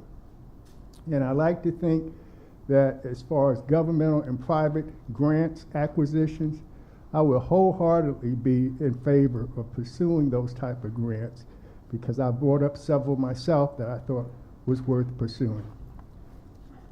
Active and key appointments. Presently, I am a member of the Wayne County Board of Elections and the North Carolina Office of Rehabilitation and Resiliency Community Advisory Committee, and I'm representing Wayne County in that capacity.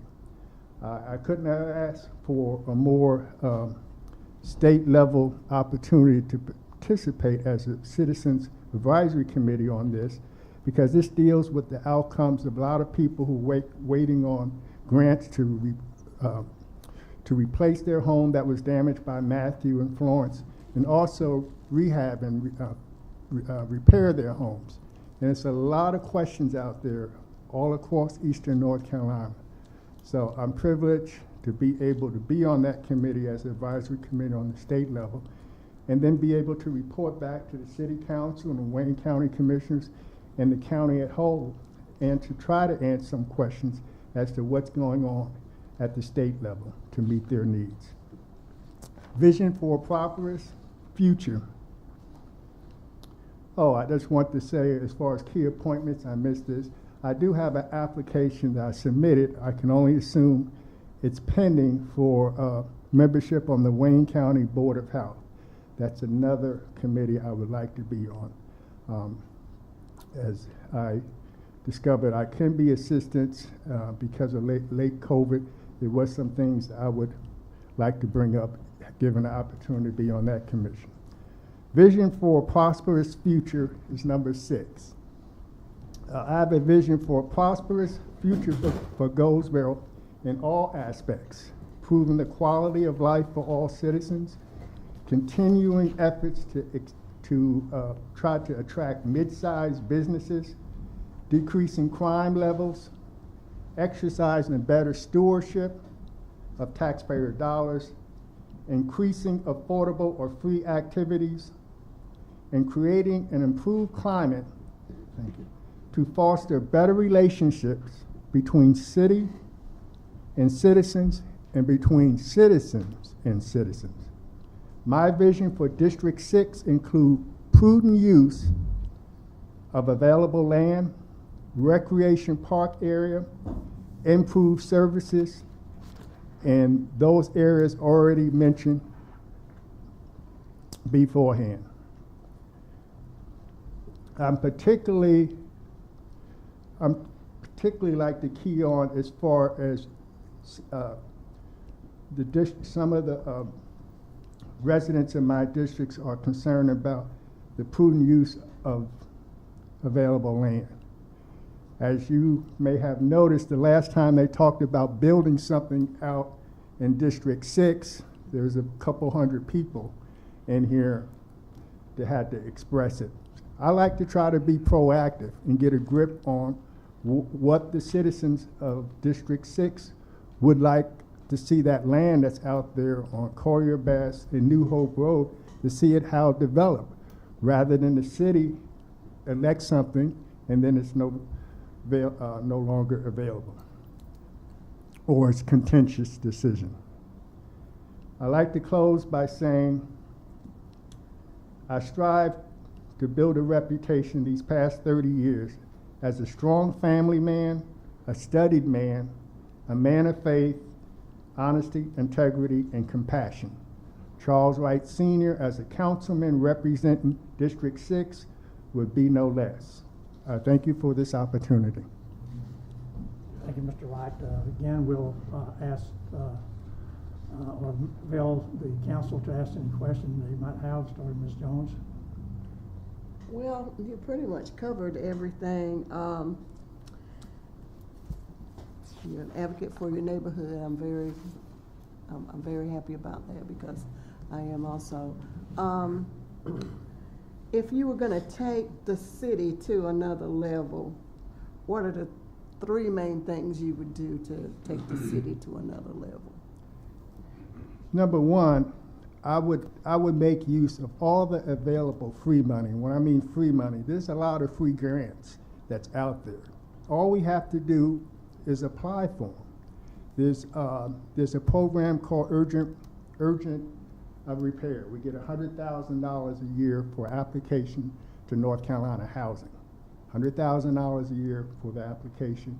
That can help up to 8 homeowners in Goldsboro that's low, very low and middle income homeowners to have their homes repaired up to $12,000 as a grant.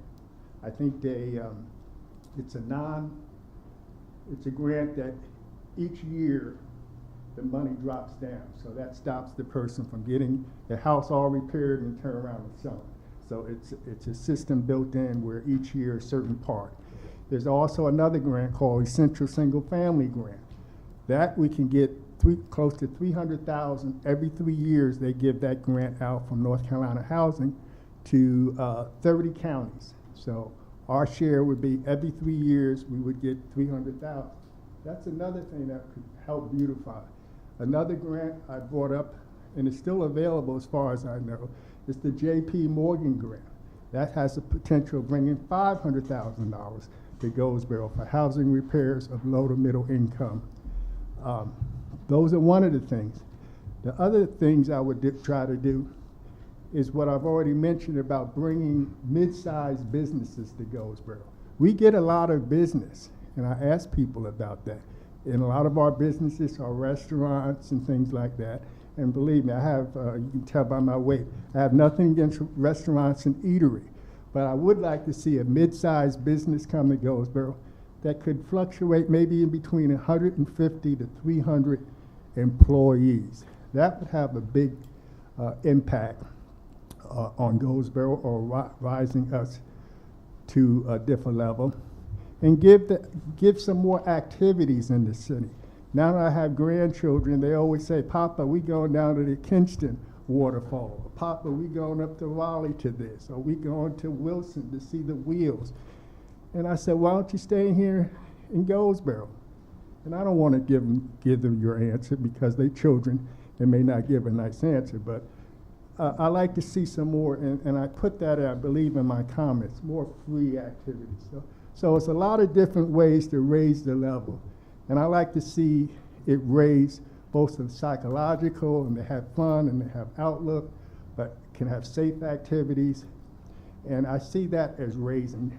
Just taking advantage, number one, what's free to us, what's not going to cost us, what we don't have to match money to.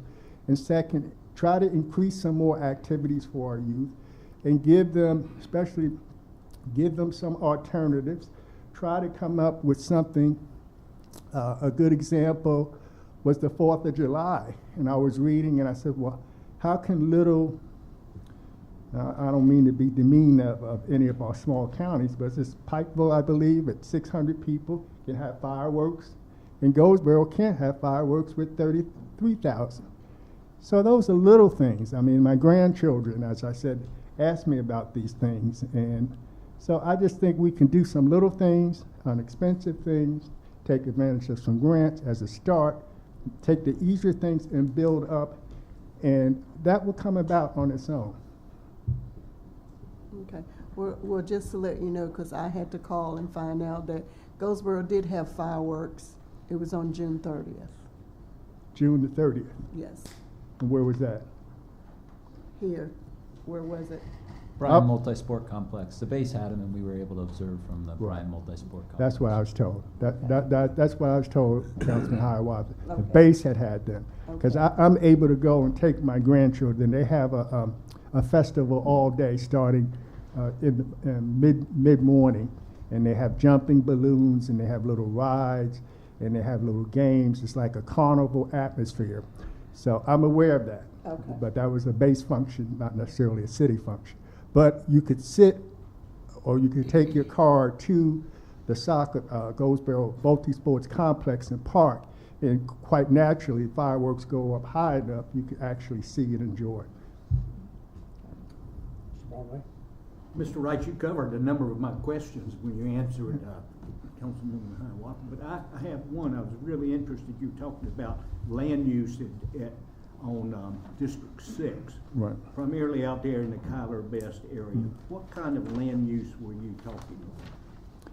Well, I believe what was before the council, came before the council before, was building affordable housing that was going to be built somewhere on Collier Best Road. And I believe there was 1 or 2 subdivisions in my area that was against that. And they came and let the council know they was against that. And as far as I know, that project was not done. So when I talk about land usage, I'm a pragmatic, like to think I'm level thinking at all times. Now, I see a lot of property out there, as you ride down the end of Collier Best. It's empty, it's empty, it's empty, and at the end you see, eventually, that land is going to have to be used for something, eventually.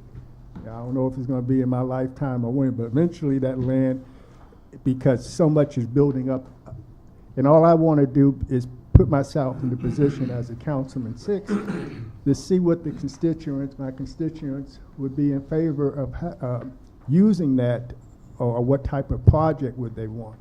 So at least that way I would know and not just have it come up all of a sudden, and be able to work with the council on that. That's all I have. Mr. Paul? Well, initially I didn't have many questions. You were so thorough with your presentation as always. So I said, well, let me come up with a question.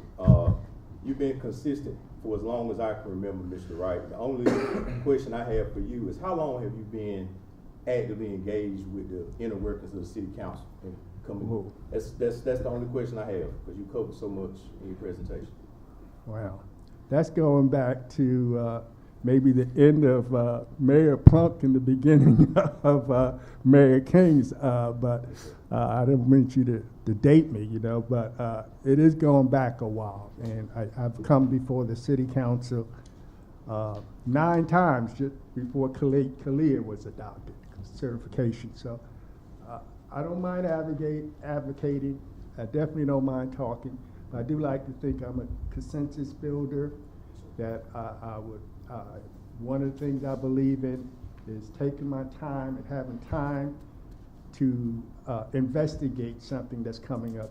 You know, take the time, and I prefer sometimes to do my own research. I know we have city staff, but I'm retired now, and I like to read, so I'm gifted with reading. So I can research with Mr. Google's help quite a few subjects before they even come. So I like to do that. I like to take time. I like to be able to research an item and then see if there's any precedents. Sometimes I hear decisions made, and I heard some decisions that's made recently that was done, I think, 15 years ago. So before I make a decision, I like to say, and because all of our staff is relatively new, just ask them, is there a precedence? Have we done this before, and what has been the results? And if not, I'm not one to be against setting precedents, setting a new standard, by all means. I always like to have time to thoroughly investigate something and to be able to make an informed decision that I feel good about. And I also like to try to figure out in my mind while I'm talking and working with the council or any group, is there any middle ground here, so we don't go on endlessly and try to float a level ground after I try to use persuasion and good conversation to sway in one way or the other. But I thank you for your question. Thank you, sir. Appreciate you. Mr. Wright, you mentioned that you came here 30 years ago through an Air Force assignment, Seymour Johnson. Yes. And you stayed. Yes. I'm not going to ask you what, well, I am going to ask you to. I'm going to ask you what you think the importance of Seymour Johnson sustainment is to Goldsboro's future. No, it's obviously a big, it's a big part of our future, and it is, and I can see the base wanting to be is the big thing I see out on the base. They want to be a part of Goldsboro future and their future out on the base. They just, because I go on the base frequently to commissary, I can see when they completed the clinic, it was a beautiful building. That didn't come cheap. Air Force usually don't build buildings like that if they think they're going to be moving in 3 to 5 years. So I think they have a good idea, or Congress and the state or military people in Washington have a good idea that the base is an integral part of Goldsboro, and there are some questions I have concerning the base as well, but I do think they are an integral part of Goldsboro. Do you think that Goldsboro in general welcomes the base personnel as being an integrated part of our society here? I think some of them may. It depends on how they're integrated with the citizens of Goldsboro. And I say that because I just don't want to paint everything as being just great with our relationship. But we have to remember, as far as the children that actually live in inner city Goldsboro, a lot of the children that live on base don't go to school with them, don't play basketball with them, don't, you know. So there's a different culture there. And I think that I would like to try to embrace that culture. And we had an opportunity, I think about 4 years ago, when something came up as far as the sports complex. And I don't know if any of you remember me coming before the board and arguing that there was supposed to be 2 parts to that. Phase 1 was supposed to be the 8-field soccer complex. Phase 2 was supposed to be the actual building, 120 square feet with 3 gymnasiums, 2 swimming pools, that the base children and the civilian children outside the gate were shared equally, where we could have interactive scholastics and basketball and volleyball teams and swimming and karate. And I didn't even know ping pong existed as a tournament, but we had. So there's been opportunities where we could come better together with our relationship. And I think it starts with our kids. And that's what I've seen as far as that project, had it went with both phases, could have been a good step for bringing us closer together. We closer than far apart would be my answer, but we could improve on it, what I would say at this point. Thank you, sir. Ms. Matthews. Good evening, Mr. Wright. Good evening. So of all I've heard tonight, you are always so well informed, and you have proven your investment and love for Goldsboro through the work that you've done. You have been the driving force behind a lot of programs that we still use today, and a lot of residents have benefited from the work that you have done. Truly being a boots on the ground, frontline type of person.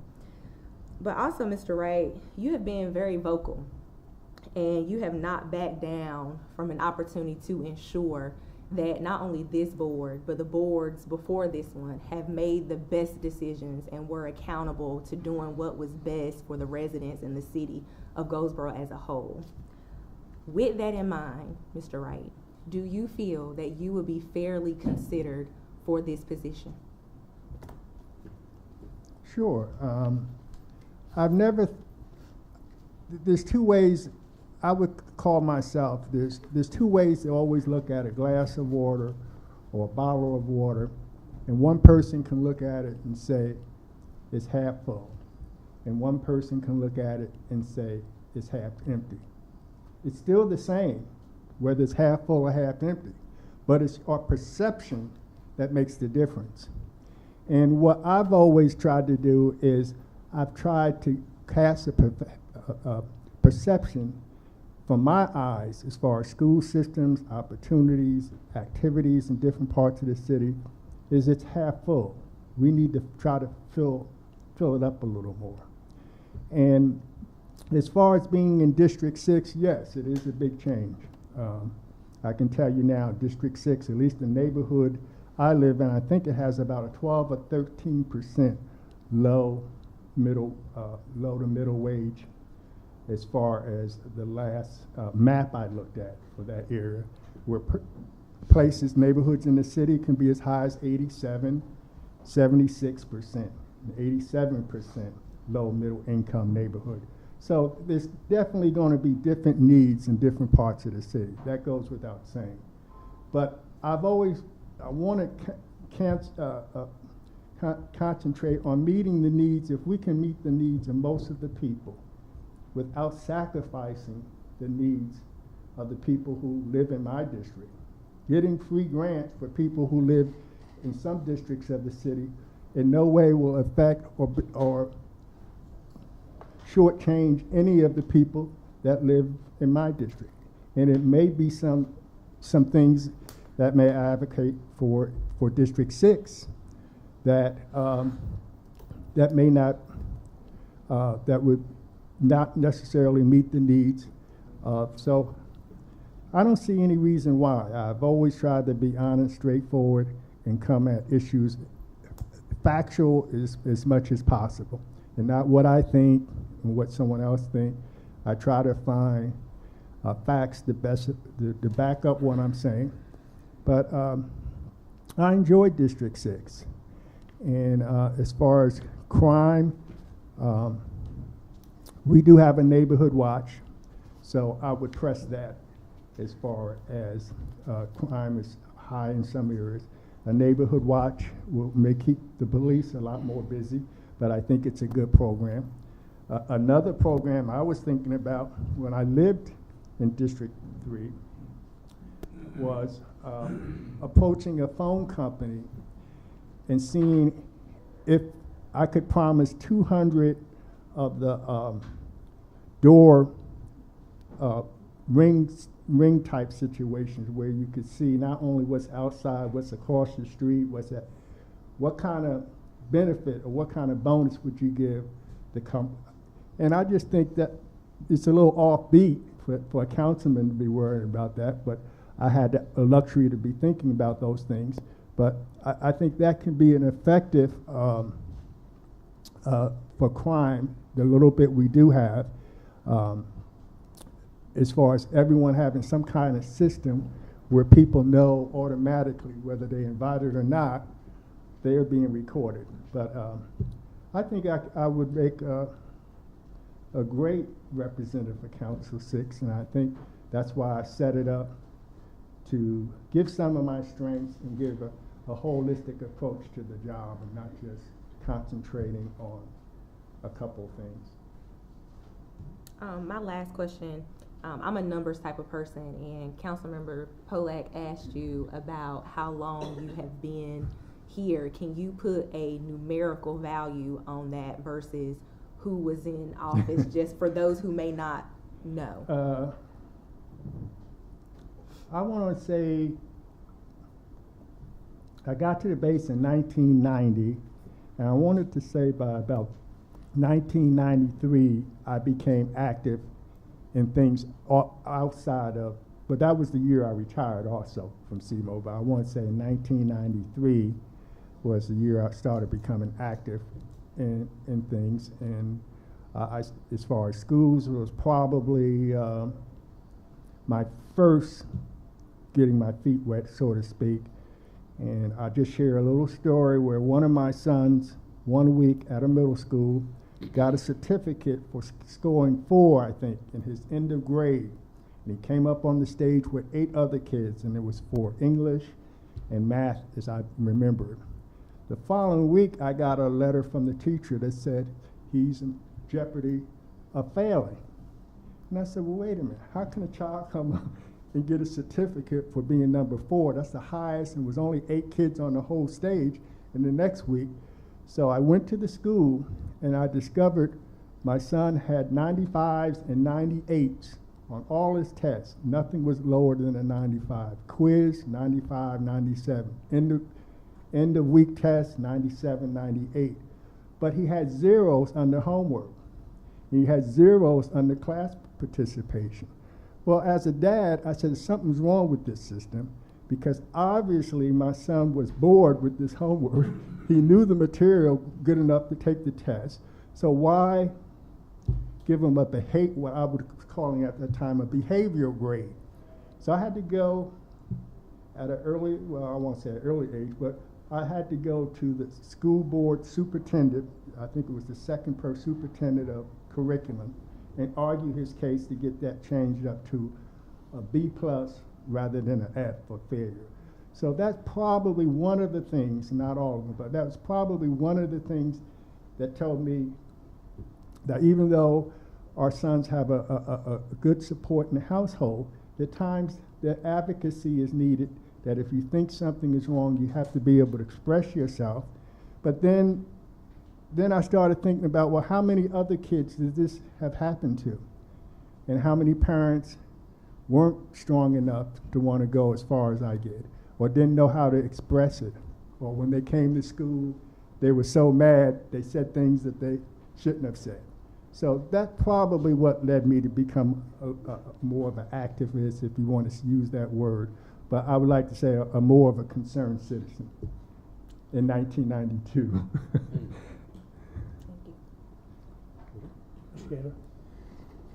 This will probably sound very familiar, Mr. Wright. Thank you so much for your time this evening.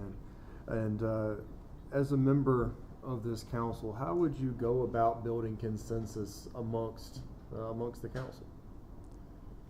Well, I think I will repeat it again. I think one of the things I would like to do is to ensure that, which already happened, is to ensure I have enough time, the council as a whole, have enough time to evaluate, and if they want to do some independent research or follow up, they have a time, even if that means calling a member of the staff, or calling someone in another city, or calling somewhere where this has happened before and get it.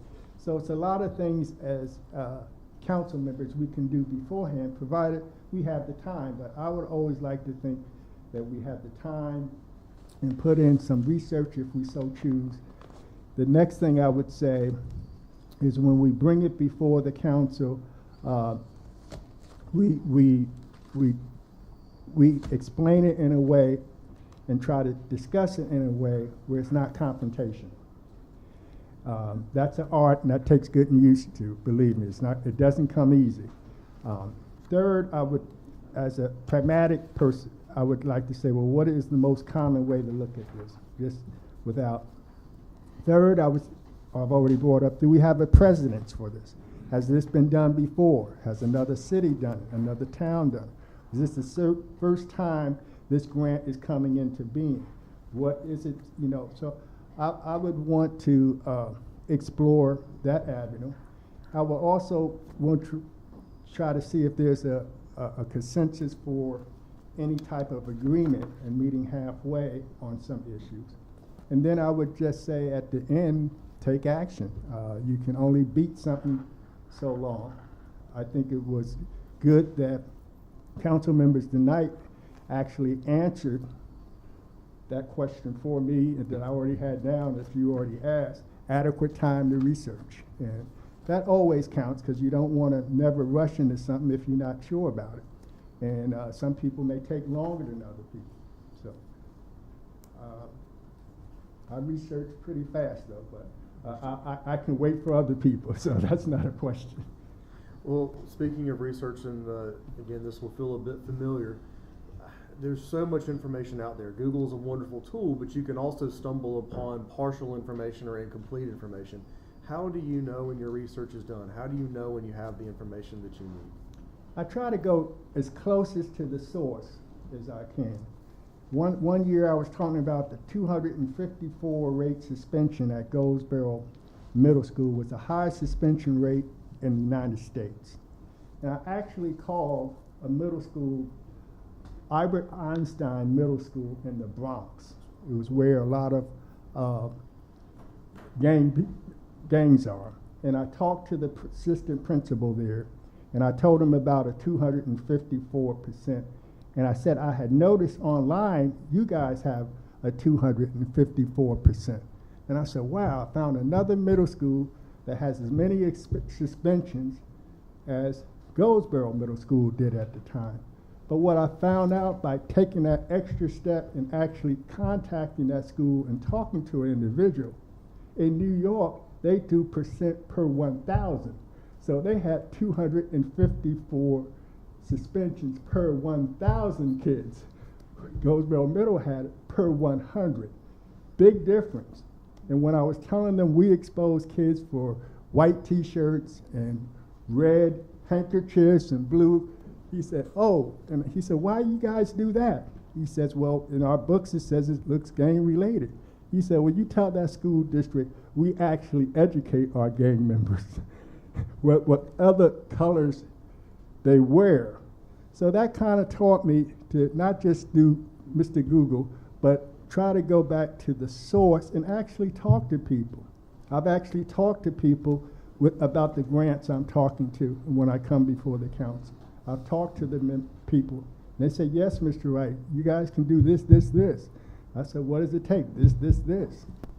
Unfortunately, like I said, when I come before the council, and not just this council, before multiple boards, you only have 3 minutes to explain that. And that's hard to get through in 3 minutes. But I do go past Mr. Google. I start with him sometime, but I do. It's a good place to start. Okay. Oh, thank you, sir. Mr. Wright, thank you for your time, and thank you for your interest in applying for the 6th District Council seat. Well, thank you. Thank you, sir. Thank you. So we've heard from 3 candidates tonight, and the next step in this process is that the board will take what they've heard, the applications, read them, think about them, and we'll come back at the next meeting on August 1st. We have no second meeting in the month of July. We'll come back at August 1st. We will vote on the 3 council members and determine who will be elected. And then that person will be notified and be sworn in on August 15th. So that's the process. Thank you. You're welcome to stay, but that's the process. We're getting close to 7 o'clock. I would like to suggest a recess until 7 o'clock. We can get an opportunity to get a little break here, go to the restroom or whatever. We'll come back and we'll continue on with the meeting. Is there any So objection moved. to that? So moved, yes. Second. Yeah. There'll be no opposition. We'll recess until 7 o'clock.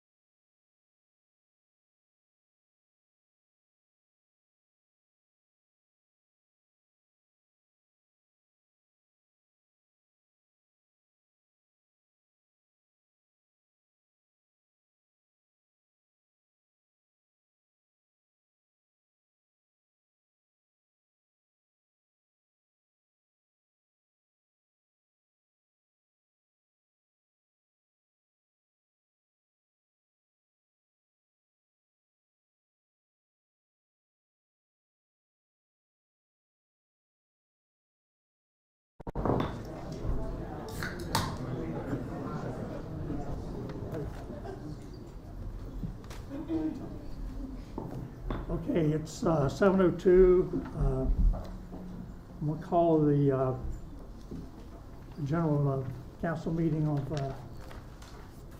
Monday, July 11th, 2022 to order. We're going to have an invocation by Archbishop Anthony Slater, and then we'll do the Pledge of Allegiance, and then we'll come back and continue on with the business of the work session. So at this time, Bishop, you will stand, please.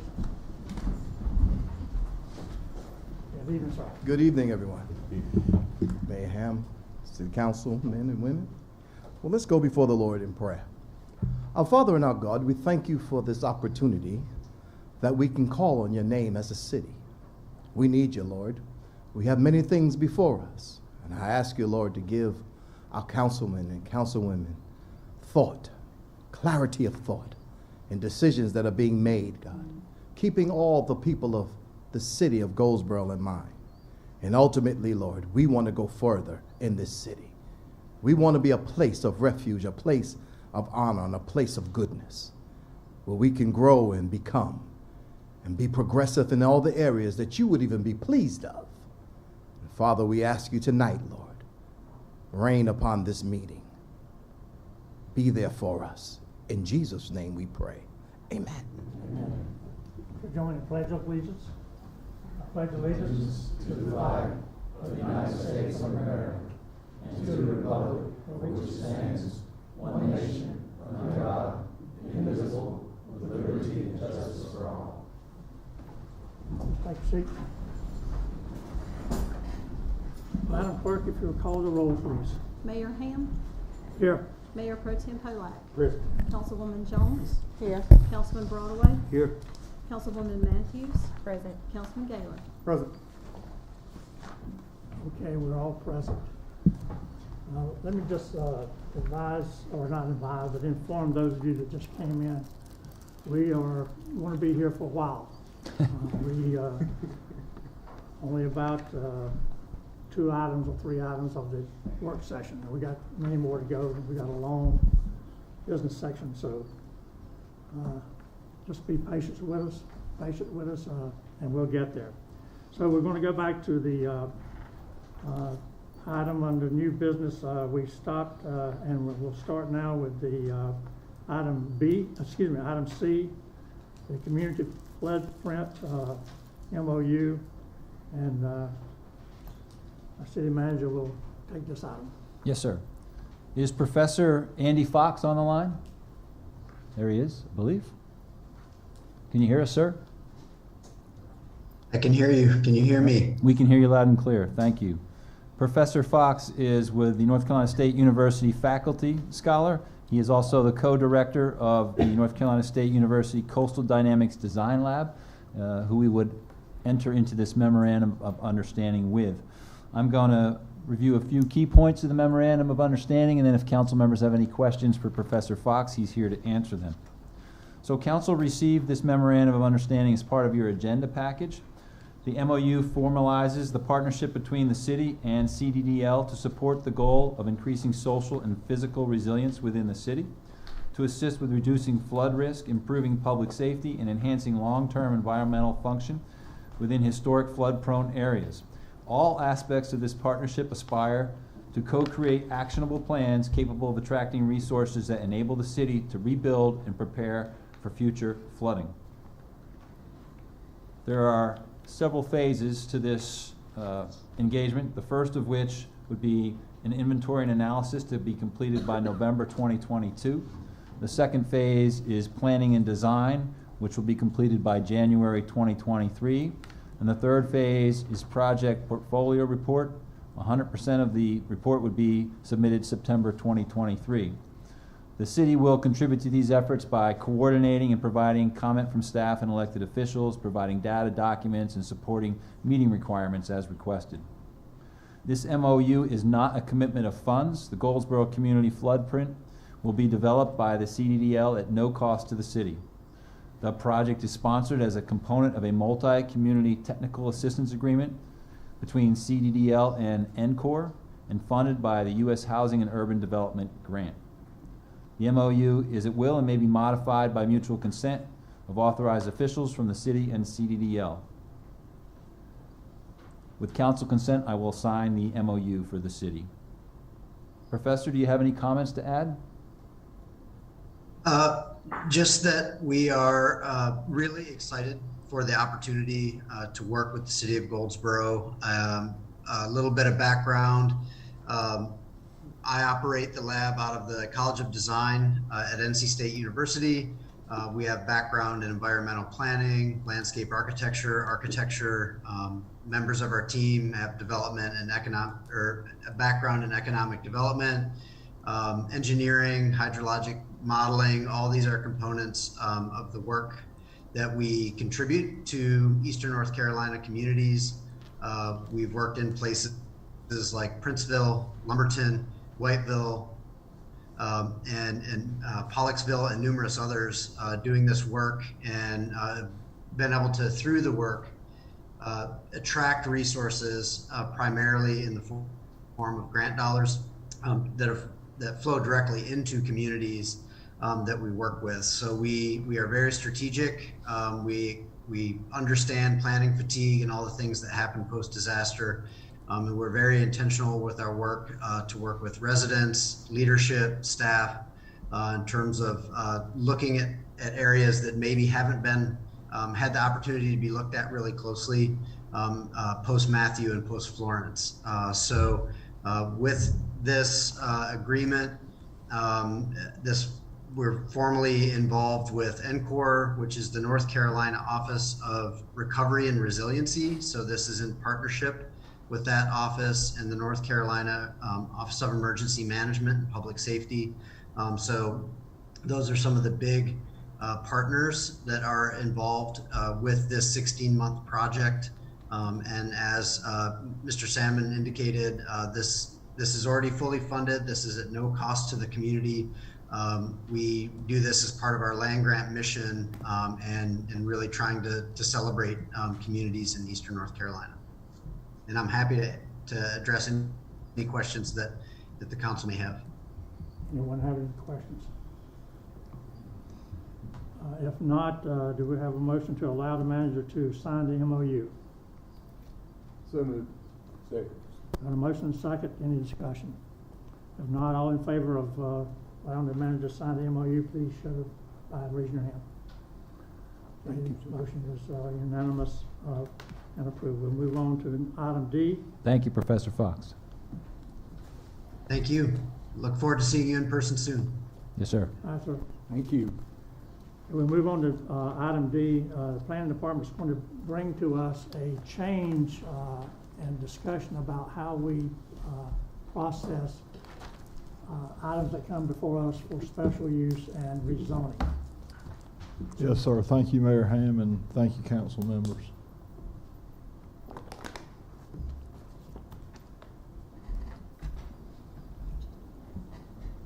Just waiting on my PowerPoint.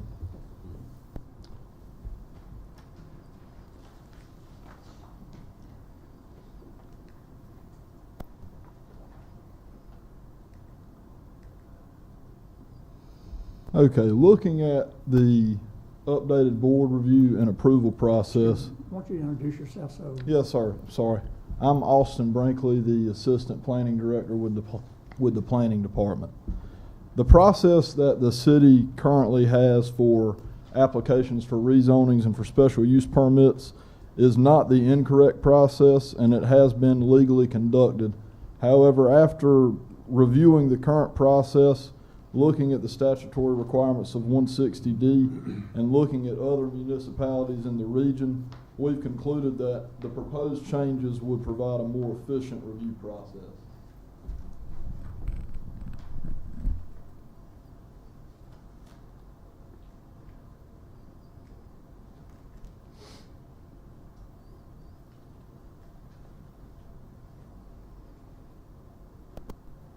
Okay, the purpose that this was initiated, we've identified this as a best management practice in planning to promote efficiency.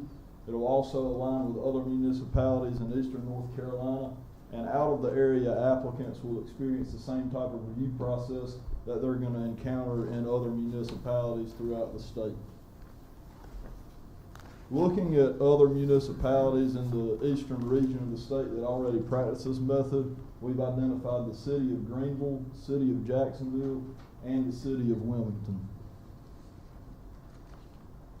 Looking at statutorily what's required, Chapter 160D 604A states that the governing board shall not hold its required hearing or take action until it has received a recommendation regarding the regulation from the planning board or planning commission, as it's referred to here in Goldsboro.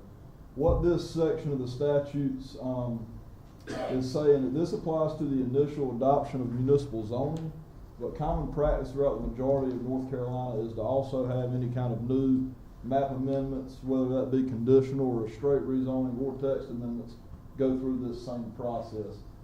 After consulting with the School of Government, they have recommended to follow the proposed route of having these types of hearings go first to Planning Commission for recommendation and then coming to council for the actual public hearing, where the hearing will be had and then the decision will be made.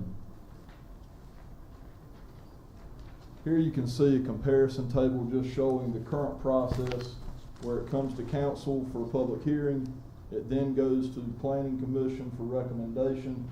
Then it will come back to council where council will vote to approve or deny. What the new process is that it'll first go to Planning Commission at their regularly scheduled meeting. They'll receive recommendation there. Then from there it will come to council where you will conduct the public hearing, receive the recommendation of the Planning Commission, and then you'll vote whether or not to approve the requested amendment or rezoning, whatever it may be. This is just another illustration of how that process works, where the application comes in, it's advertised for public hearing. The last Monday of the month, typically whenever Planning Commission meets, they'll conduct their review and make their recommendation, and then on the first Monday of the month, the first council meeting of the month, you'll conduct that hearing and vote to approve or to deny. And this is just a sample of what that schedule looks like again, where there's a submittal day, a Planning Commission date, and then it comes before council for its hearing. Moving into the quasi-judicial process, which is how special use permits are decided, statutorily 160D 301B6 states that a planning board or planning commission, as it's referred to here, may be assigned the following powers and duties, one of those being to provide a preliminary forum for review of quasi-judicial decisions, provided that no part of that forum's recommendation be used as the basis for the deciding board, which is council. What this section of the general statutes is essentially saying is Planning Commission has the ability to be a part of that quasi-judicial process, but they're not required to be part of it. In order to avoid extra opportunities for any kind of ex parte communication and to keep the hearing and the decision contained into one consolidating hearing, staff has recommended that the Planning Commission be removed from this quasi-judicial process and have that solely be handled by council. Here you can see the comparison table, similar to the former legislatives, where it first comes for public hearing, it's reviewed by Planning Commission, and then it comes back to council. What is being proposed now is that council is going to conduct their public hearing, close the hearing out, deliberate, and vote on the 4 facts. From that point, staff will draft up that decision that was voted on at that meeting, and at the following council meeting, the decision will be signed. And we will have one later on the agenda tonight that'll go through this process. Here you can see an illustration of the process as described, where we accept the application, it's advertised, council holds their hearing, closes the hearing, deliberates and votes all at the same hearing. Staff prepares a written decision to reflect that, and then at the next following council meeting, that decision is signed and becomes effective.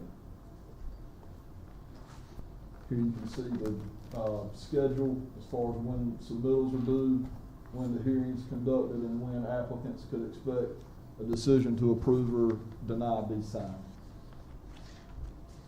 And then here you can just see a side-by-side view of the new quasi-judicial review process and the new legislative review process. And if there's any questions, I can take them at this time. I can leave it on this slide if that would be helpful to look at the two processes beside one another. So, as Austin said, later on when we get into the planning issues that come before us, we will be dealing with some in the old format and one or two in the new format. Yes, sir. The majority will be in the old format. The first special use that we hear tonight will be in this new format. And he'll be available to talk us through that process again. Any questions? One question I have, will they, when they go before the planning commission as the first step, will there be any, will the people, the plaintiffs or whoever is asking, will they be able to interact with the planning commission at all? So statutorily, it's only required to have one public hearing. It's not going to be advertised as a public hearing for the planning commission. If a citizen wants to show up and ask questions or voice opinions at it, they can, but it won't be advertised as a public hearing like it is for the council meeting. Okay, that was my question. I'm really hesitant because I like using the legislative process for example. I like that the planning commission has the opportunity to hear that public comment period. I like that they have the opportunity to take those things officially or unofficially into consideration whenever they're forming their opinion. And then going to a quasi-judicial, I like that there is the public hearing and then an opportunity for kind of a cool-off period to allow the emotions there to be digested properly.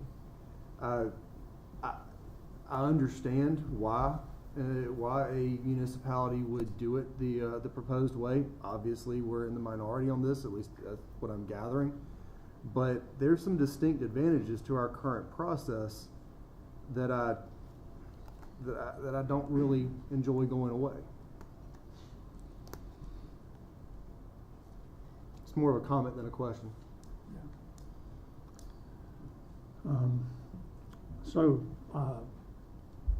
I assume that we have to accept or reject the new process. Is that a correct statement? We would like your approval of it, yes. Okay. So, does other council members have any questions about the process? The two processes, if you will. So, Mr. Austin. Yes, ma'am. With the new process, what it's saying is, after the public hearing, council decides in that moment. Is that what that's saying? So the hearing is closed. So for quasi-judicial, the hearing takes place. The hearing is closed, and then council moves into deliberation and votes on the 4 facts. And then from that point, the decision is made. The decision is not signed until the following meeting.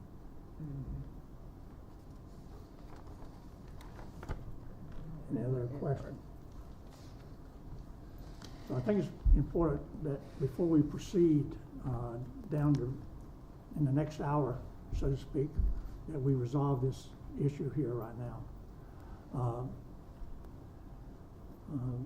Mr. Gaylor, you are somewhat opposed to this proposed process here. Do you want to make a motion that we retain the current process? Is there a motion on the floor currently to No. move away from the process? No. Then I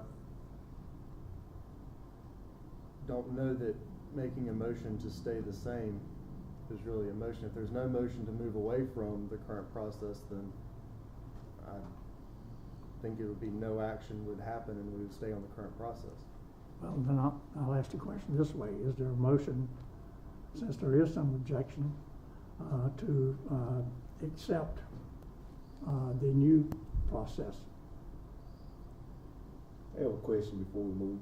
Yes, sir. If I'm not out of order. The signage that, the red signs that are put up and say certain areas, all that'll be the same? Yes, sir. Everything's still going to be advertised as required by North Carolina general statute as far as 10 to 25 days before the hearing, posted in the newspaper. All of that remains the same. So actually, the only difference is the public hearing. The main difference is planning commission is no longer a part of the quasi-judicial process due to their limited role and input they can actually have in a quasi-judicial decision being made. The purpose is to be more efficient, to keep it all in one hearing. Planning commission still is a part of the legislative process. They're required and they're an integral part of that legislative process. It's just the quasi-judicial process is experiencing a larger change than the legislative. Did it answer your question, Ms. Jones? Yeah, it did. It did. I think I have another one, but I'll wait because you were going to say something. Maybe you may answer. Yes, ma'am. Mayor, if I may. Sure. Austin, could you talk a little bit about the problem we've had in the past with the current process? Yes, sir. So, under the current process, as far as quasi-judicial goes, whenever you have a public hearing and the public hearing is closed and that decision is not immediately made, it creates an opportunity for evidence outside of that hearing to possibly be entered at a later date. It opens up a much greater door for ex parte types of communication to take place after that hearing, versus if it's all decided within that one setting, there's not any additional information that could possibly be entered after the fact to be considered, and it also would, eliminate significantly a possibility for any kind of communication to take place outside of that hearing. Any other questions? So basically, it's preventing the dragging out of the process. It's making it more concise, yes, sir. Right, since I guess the litigant or whoever wouldn't be able to speak on the topic again anyway, it's just being handled at one time. Yes, sir. What you're saying, okay. So I'll ask the question again. Is there a motion that we accept the proposed change in the planning process, or the process that's been proposed here? Is there a motion to adopt that? So moved. Second. Motion's made and second. Is any further discussion? All in favor of accepting the proposed process as explained by Mr. Brinkley, raise your hand. All opposed? Motion carries. Thank you, sir. Thank you. You'll be coming back in a little while. Thank you.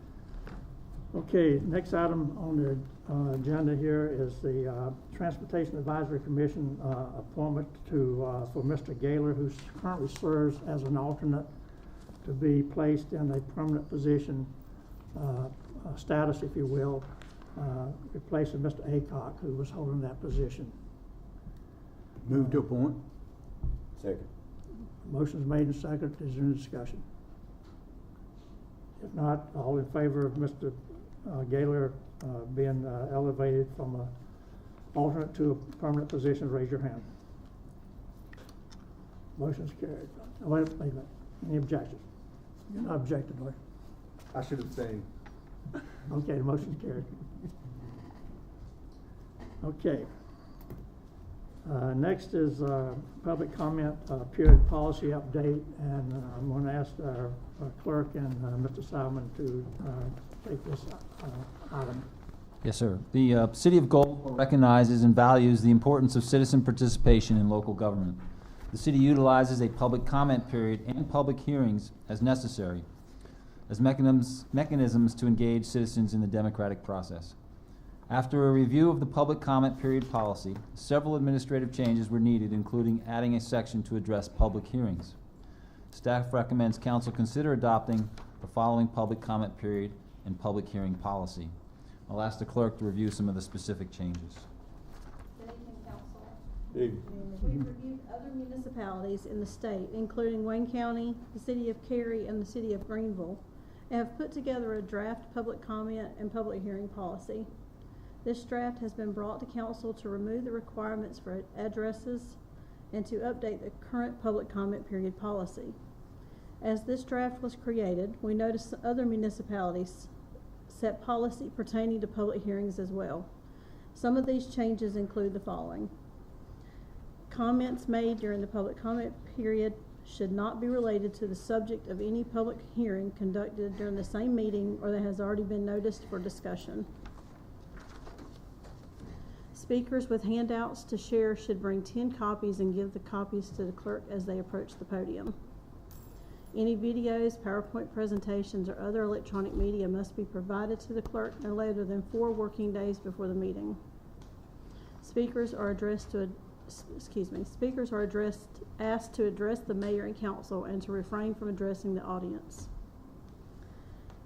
The rules for public hearings are similar to the public comment period policy. Some of the draft rules include: speakers may only speak on the matter defined in the public hearing notice. All other comments must be made during the regular public comment period policy. Due to time constraints, it is requested that each speaker limit their comments to 10 minutes regarding the subject of the public hearing, unless otherwise authorized by the presiding officer. Speakers with handouts to share should bring 10 copies and give the copies to the clerk as they approach the podium. And speakers are asked to address the council and mayor and council and to refrain from addressing the audience. These are just a few of the changes to the draft.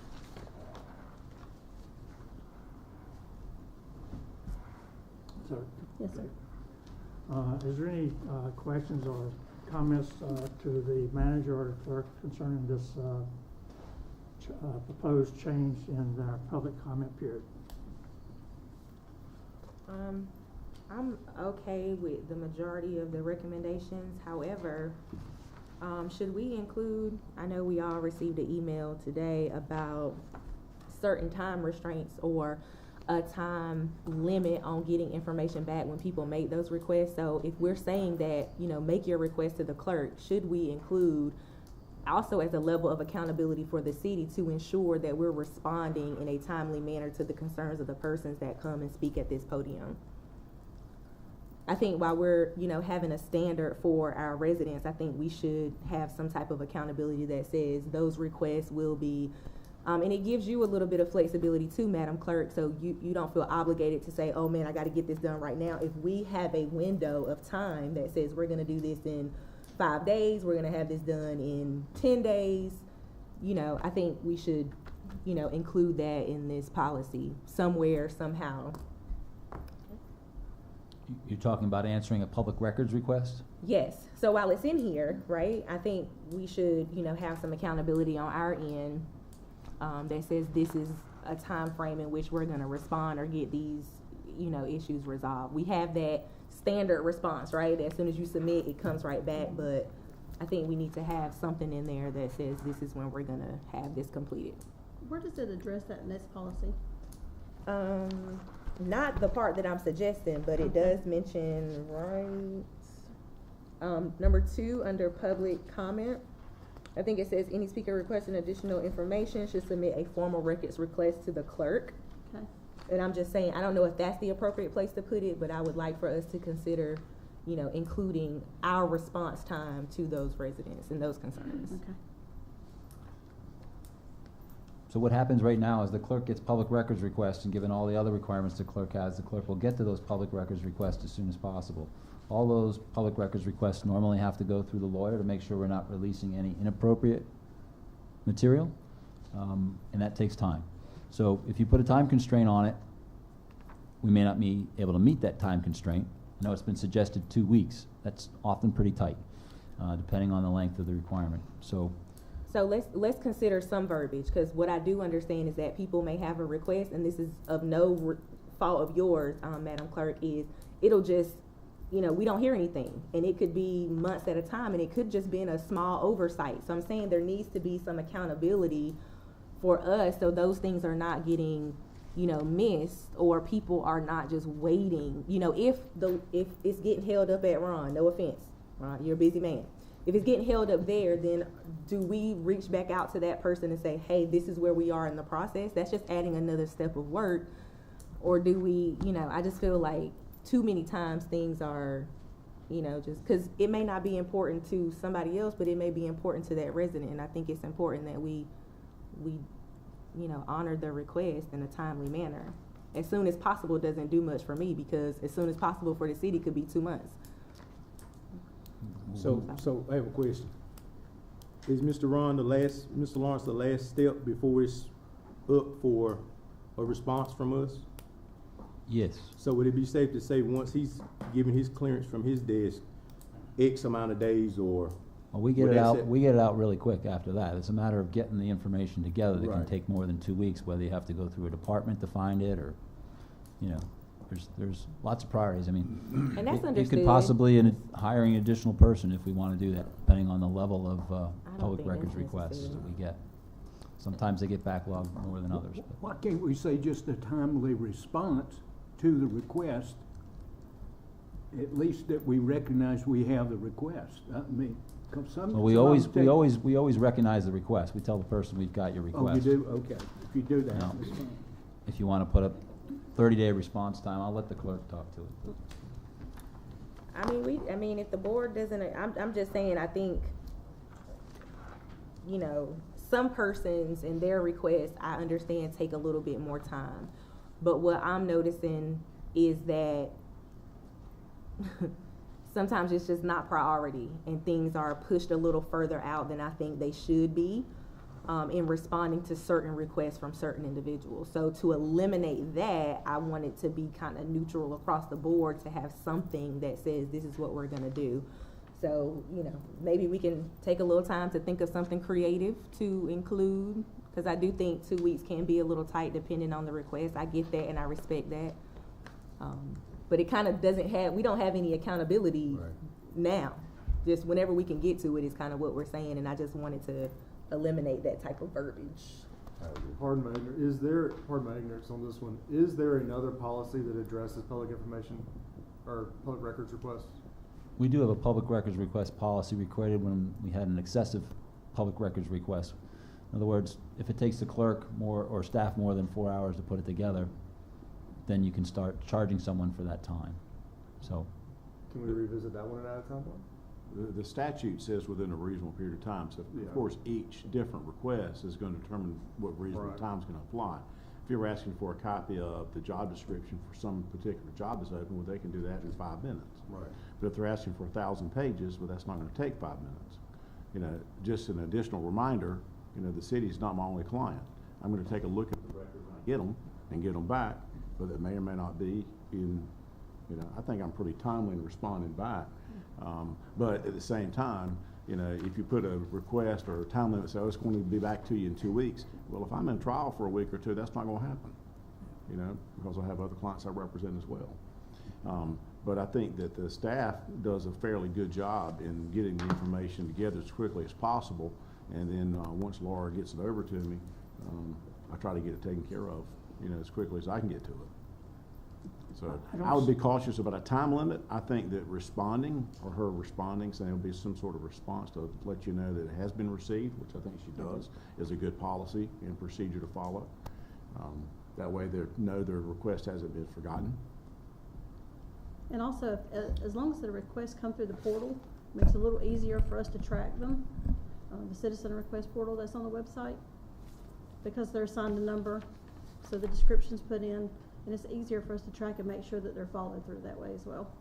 So maybe it's some of those ones that don't use the portal. I know I use it, right? Mm-hmm.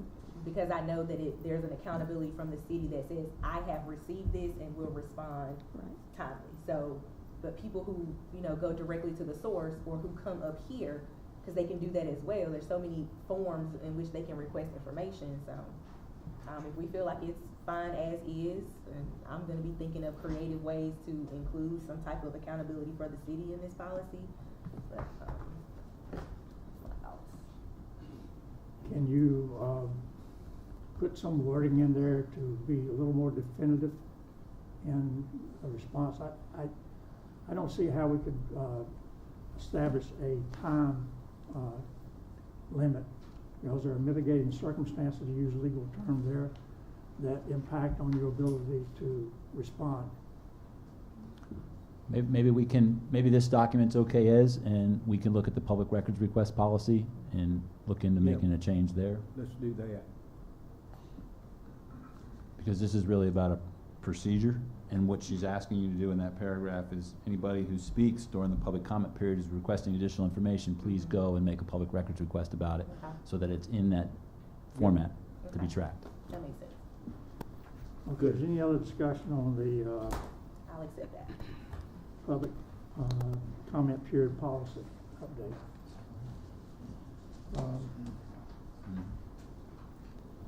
If not, can we have a motion to, adopt the proposed changes, or the document as, proposed with the changes? Motion to adopt. Second. We got a motion, to adopt and second. Any further discussion? If not, all in favor of, adopting the, amended policy update, please raise your hand. Okay. No opposition, so we move to the next item.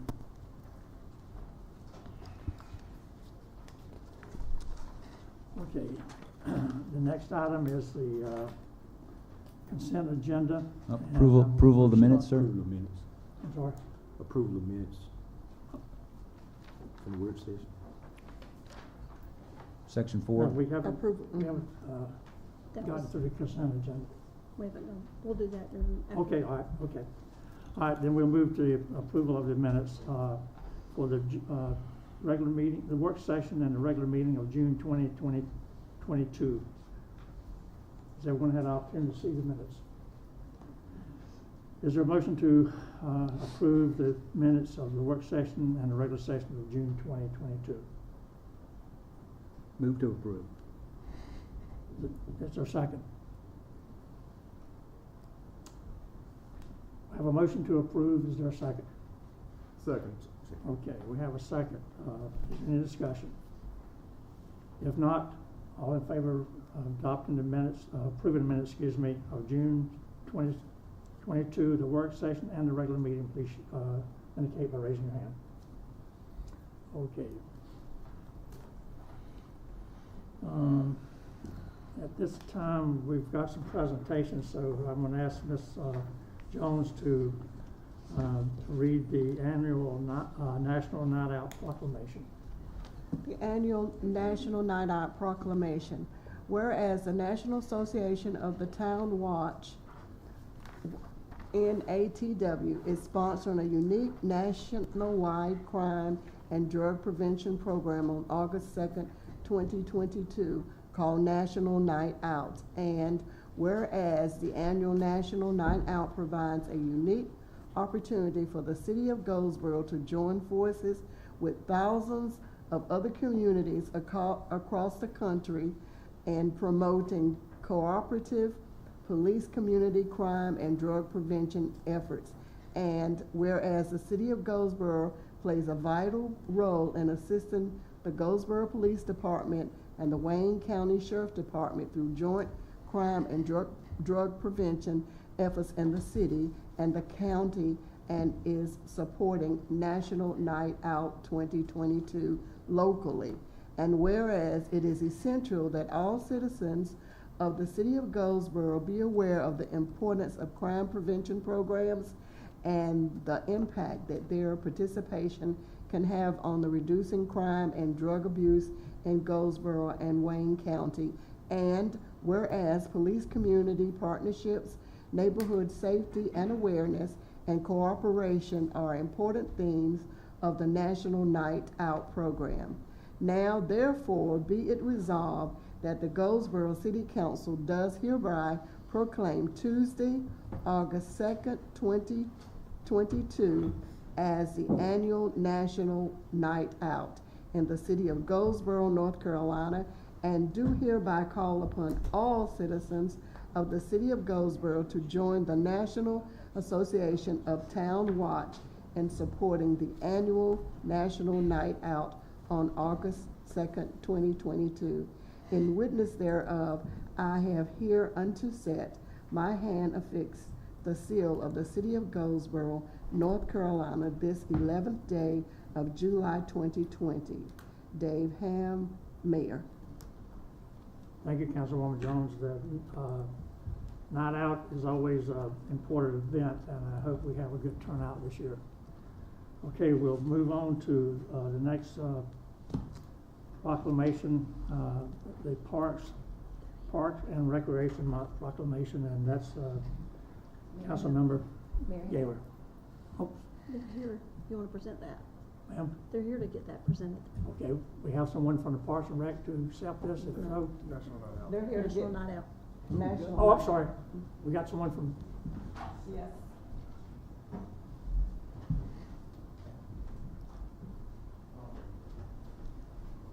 They'll come up. good evening. Good evening. How y'all doing?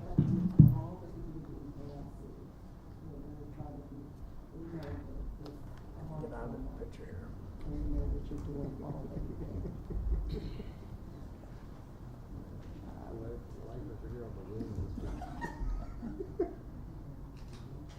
We're hiding. No reason to hide.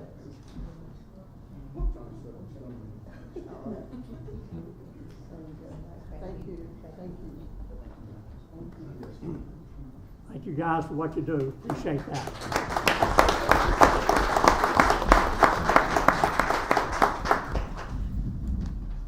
Councilmember Matthews and I are not whispering back here. We're trying not to stay in the photograph there. So anyway, we'll move now to Parks and Recreation Month proclamation. Councilman Gaylor. All right, and we're back. Parks and Recreation Month proclamation. Whereas Parks and Recreation is an integral part of communities throughout this country, including the city of Goldsboro, and whereas Parks and Recreation promotes health and wellness, improving the physical and mental health of people who live near parks, and whereas Parks and Recreation provides time spent in nature, which positively impacts mental health by increasing cognitive performance and well-being, and alleviating illnesses such as depression, attention and deficit disorders, and Alzheimer's. And whereas Parks and Recreation encourages physical activities by providing space for popular sports, hiking trails, swimming pools, and many other activities designed to promote active lifestyles. And whereas Parks and Recreation programming and education activities such as out-of-school time programming, youth sports, and environmental education are critical to childhood development. And whereas Parks and Recreation increases a community's economic prosperity through increased property values, expansion of the local tax base, increased tourism, and attraction and retention of business, and crime reduction. And whereas Parks and Recreation is fundamental to the environmental well-being of our state, and whereas Parks and Recreation is an essential and adaptable infrastructure that makes our communities resilient in the face of natural disasters, and whereas Parks and Recreation areas ensure the ecological beauty of our state and provide a place for children and adults to connect with nature and recreate outdoors, and whereas local parks in our state generated over $6 billion in economic activity and provided over 37,000 jobs, ranking NC as 10th in the nation.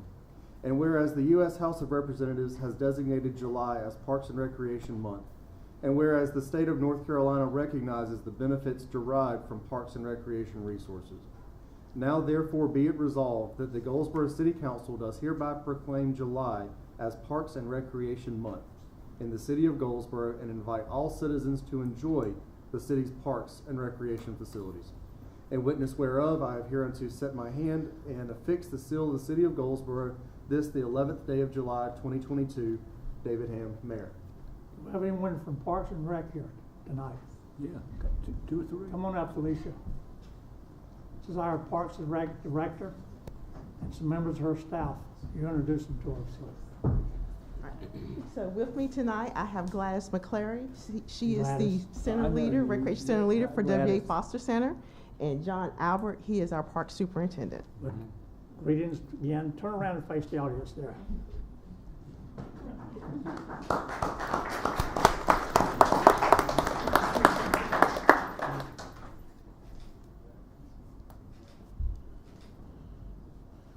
You want to say something?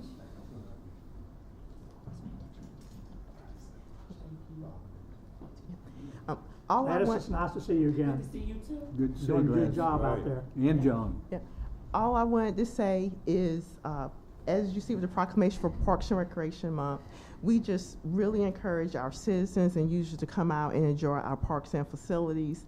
We're definitely seeing people use our facilities, especially now that school's out, but throughout the year, people use our facilities, and we just really appreciate everyone coming out and using all of our facilities. Thank you. Thank you. Thank you.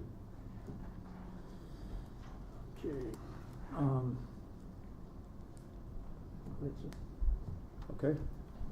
Next resolution will be resolution expressing appreciation for services rendered by Jeffrey T. Beacon as an employee of the city of Goldsboro for more than 28 years. Whereas Jeffrey T. Beacon retires on August 1st, 2022 as a police sergeant with the city of Goldsboro Police Department with more than 28 years of service. And whereas Jeffrey began his career on January 8th, 1990 as a police officer with the city of Goldsboro Police Department. And whereas on December 6, 1992, Jeffrey was transitioned to a police K-9 officer with the city of Goldsboro Police Department. And whereas on June 27, 2000, Jeffrey resigned, and on June 12, 2004, was rehired as a police officer with the city of Goldsboro Police Department. And whereas on October 20th, 2011, Jeffrey was promoted to police investigator with the city of Goldsboro Police Department. And whereas on April 16, 2014, Jeffrey was promoted to sergeant SEU with the city of Goldsboro Police Department, where he has served until his retirement. And whereas Jeffrey has proven himself to be a dedicated and efficient public servant who has gained the admiration and respect of his fellow workers and the citizens of the city of Goldsboro. And whereas the mayor and the city council, the city of Goldsboro, are desirous on behalf of themselves, city employees, and the citizens of the city of Goldsboro of expressing to Jeffrey T. Beacon their deep appreciation and gratitude for the service rendered by him to the city over the years. Now therefore be it resolved by the mayor and the city council of the city of Goldsboro, North Carolina, that we express to Jeffrey our very best wishes for success, happiness, prosperity, and good health in his future endeavors. This resolution shall be incorporated into the official minutes of the city of Goldsboro and shall be in full force and effect from and after this 11th day of July 2022, signed by David Ham, Mayor. At this time, if the police chief and the family of Mr. Jeffrey would like to come to the podium to be presented this.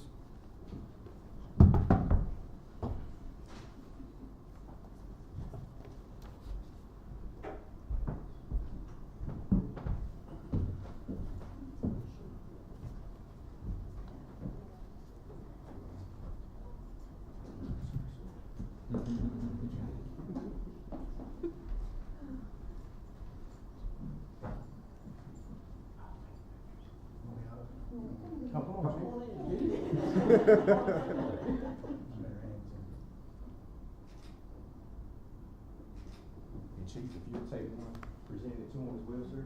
Y'all have your words. I'm going to present it and then have my words, or have my Yes, words? sir. Yeah, we'll shake hands and we'll present and do the split hand. All right. Not a lot of words. Jeff was one of the few that was there when I was hired, so it's been a while. We're one of the old school guys, and I'm envious of Jeff because he pursued his career and went through his career the way I wish I could have. He had experience in investigation. He's had experience in operations, support service. So he's got more experience throughout the whole department than I did. So Jeff, I'm envious of you and the path that your career took through the agency. I appreciate your service to not only the department, but to the city of Goldsboro for 28 years. That is a lot of time in law enforcement nowadays. Back when we started, we were committed. We were going to go 20, 30 years. Now it's a little bit more unusual to get anybody to sign on with an agency that says they're going to give you 20 to 30 years. So for that, I thank you. 28 years is a lot of time to miss birthdays, special occasions with the family. Now it's your time. So I appreciate what you did for me and what you did for the agency, your friendship, and what you've done for the citizens of Goldsboro. So thank you and congratulations.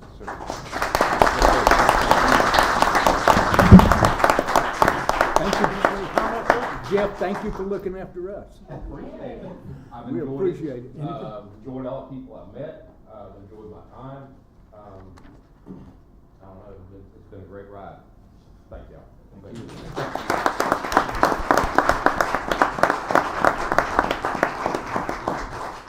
At this time, I'd like to make a motion that we accept the resolution expressing appreciation for services rendered by Jeffrey T. Beacon as an employee of the city of Goldsboro for more than 28 years. So moved. Second. Okay, all those in favor?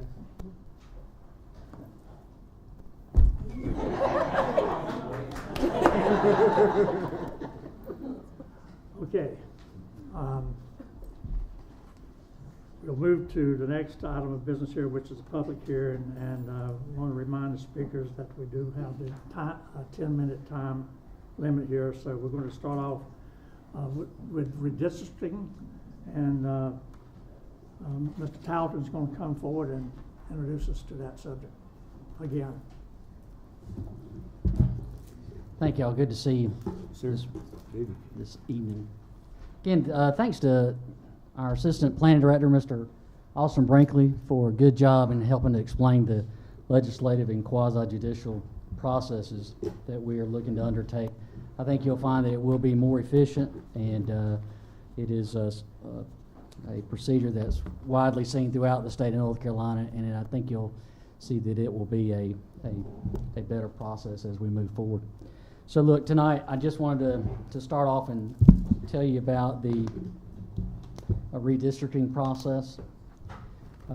At our last meeting, we talked about the maps that were presented by Pointer Spruill, who the city is contracted with to help the city assist us in our redistricting process. Let me pull up the actual, here we go, I'm going to leave that there for Pointer Spruill, who is here tonight. Mr. Marshall Hurley and Bill Gilkinson are here with us. In just a minute, they'll be here to help facilitate this public hearing. So as you'll see in your agenda packet tonight, for redistricting of the current electoral districts, a little bit of background. The boundaries of the city of Goldsboro's 6 current electoral districts were last revised and amended in 2011 to more accurately balance population changes experienced because of the 2010 census.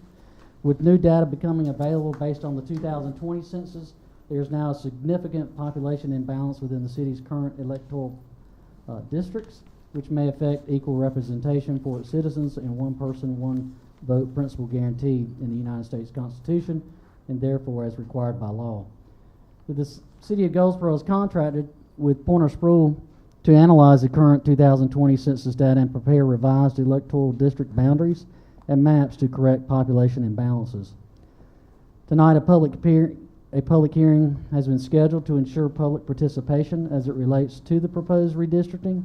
As such, an advertisement was publicized in the Goldsboro News Argus summarizing the redistricting process no less than 7 days prior to this public hearing. In addition, a link was provided within the city's public advertisement and upon the city's website for viewing the proposed 3 draft mapping boundaries. Lastly, an email address to the planning director and a dedicated telephone line was designated for provision of information and handling of oral comments. I want you to know that we do have, for the council and for public, we do have the 3 proposed maps that were created by Pointer Spruill. They are located in the anteroom directly adjacent to council chambers tonight for your viewing, as well as the general public. Again, no action is necessary. Pointer Spruill, again, Mr. Hurley, Mr. Gilkinson, and city planning staff will be in attendance for any comments or questions that you might have. I will just briefly say, I know, Mary, you had a couple of comments with regards to some of the guidelines for no splitting of neighborhoods. That was some of your comments at our last meeting. Feel free to bring those back up during the public hearing process, and anything that the council, including the mayor, would like to direct Pointer Spruill to do. At the end of the public hearing process, please provide that guidance to them and accordingly. Outside of that, I will turn it over to Mr. Bill Gilkinson for the rest of this presentation tonight for your public hearing. Thank you. Welcome again, sir. Thank you. As Mr. Talton said, you hired us last year to see if your districts needed to be redrawn to satisfy the law, the one person, one vote law after the 2020 census. We did determine that you need to redraw because 3 of your 6 districts are either too large, have either too many people or too few people to satisfy the one person, one vote standard. And that would be districts 1, 2, and 5. So we drew 3 alternative maps and presented them to you in March. And they became public in March. You put them on your website. You put an interactive map on your website, put data on your website, so they have been thoroughly available to the public since that time. I went through a presentation with the PowerPoint in March, and then another one in a second meeting, I believe, in May. And so I know you have a full agenda tonight, so I'm not going to go through the entire PowerPoint. We may need to look at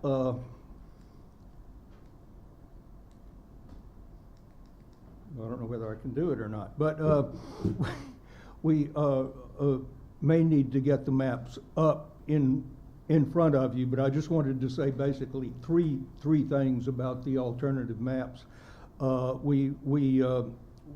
In drawing these 3 options, we kept all the incumbents in the same districts that they're in now, and didn't. Incumbents by, you mean the current incumbent council members? Right. They're all in the same district in all 3 of these options with the same district number. We also attempted in all 3 of the maps to minimize the changes to the current districts. We found that although districts 3, 4, and 6 are not outside, or they're not either too big or too small. They are the right size, but that it was not possible to leave all 3 of them unchanged because of the way that districts 3 and 4 are situated next to District 1, which has to be changed. So the way we handled that was in all 3 of our maps, District 6 is unchanged, but in option A leaves 3 and 6 unchanged. Option B leaves 4 and 6 unchanged, and option C leaves only 6 unchanged. Right. And if we could maybe go forward and see all 3 of the maps together.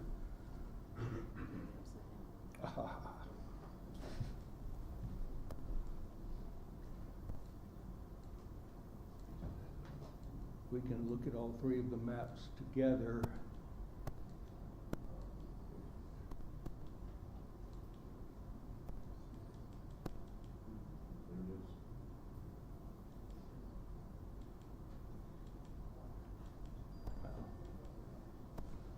I don't know. Somewhere here there's a slide with all 3 of the maps together.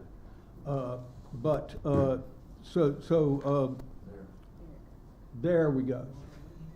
That's all 3 of the maps together. Maybe we can just leave that up there. So as Mr. Talton said, at the last meeting, the mayor and some other council members raised concerns about neighborhoods being split, and so we look forward to further guidance from you about that. And that's really all I have to say at this time. Any council member have any questions of? I have a question. Yes, I know this is going to be worrisome because this is different. I know that option B seems to be a very good option, but it does split. It doesn't split Center Street. So I was one that didn't want to split, but it doesn't split Center Street, but it does split your area. But I was just wondering if you could put Center Street in Building 2 and take District 1 farther north. Could that happen? But Center Street, which is the downtown street, Yes. the main street of Yes. downtown, in District 2? Yes. That's a good way from District 2. Go to District 3. Where would it be District 3? Then it would be Right. District 3. Yeah, I meant 3. That's what I meant, 3. I don't know, yeah, I meant 3. I can certainly attempt to do that. Could you see what happens then? I'm just curious. Okay. Okay, thank you. Any other questions? Okay, sir. This is a Thank you. public hearing. The public hearing for comment on this is now open. Anyone wishing to speak, please come forward. Anyone wishing to speak? If not, I'll close the public hearing on redistricting, item E, and we'll move on to the next item, which is FY 22-23 Annual Action Plan. And there's another Felicia's coming up here. Yes, there are two of us. Ms. Felicia Williams. Good evening, Mayor Hammond, Council. We've had a long evening, so I'll be swift. My apologies for the change in the agenda memo. It was brought to my attention that there was no action needed of City Council, so the agenda item was revised this morning, so my apologies for that. But I have the 2022-23 Annual Action Plan Review and Public Hearing. A little background is that HUD has allocated $358,697 in CDBG and $280,170 in home funds to the City of Goldsboro for use to develop viable urban communities by providing decent housing, suitable living environment, and expanding economic opportunities, mainly for persons of low to moderate income. Additionally, the city will have available approximately $443,415 in prior year CDBG funds, $248,247 in prior year CDBG CV funds, and $907,597 in prior year home funds. These are prior year balances as of June 30th, 2022. Due to the restrictive use of funds placed on the home program to focus on projects and or activities designed exclusively to create affordable housing for low-income households, the city has historically each year carried over a substantial amount of prior year's home funds when it has not undertaken large development projects. Staff has developed a plan to responsibly spend these funds in the upcoming fiscal year. A draft copy of the 22-23 Annual Action Plan was made available to the public on June 29, 2022. A 30-day comment period was executed on June 29, 2022, and runs through July 28th. A public meeting was held on June 21st during the regular meeting on the Commission on Community Relations and Development to discuss priorities and eligible activities for the 22-23 program year. On July 11th, which is tonight, during the City Council's regular meeting, staff will provide the City Council with a presentation highlighting proposed activities of the fiscal year 22-23 Annual Action Plan and open up a public hearing to gather public input on the use of federal funds. All public meetings and hearings, as well as the availability of draft plans for public review and comment, were duly advertised in the Goldsboro News Argus as well as on the city's website. The 22-23 Annual Action Plan is the third year of implementing the 5-year consolidated plan for 2020 to 2024. A summary of the 22-23 drafted Annual Action Plan, proposed activities, and use of funds will be presented tonight. Accomplishments of these activities will be reported in HUD's annual consolidated annual performance and evaluation report. And there, again, there's no action needed of council.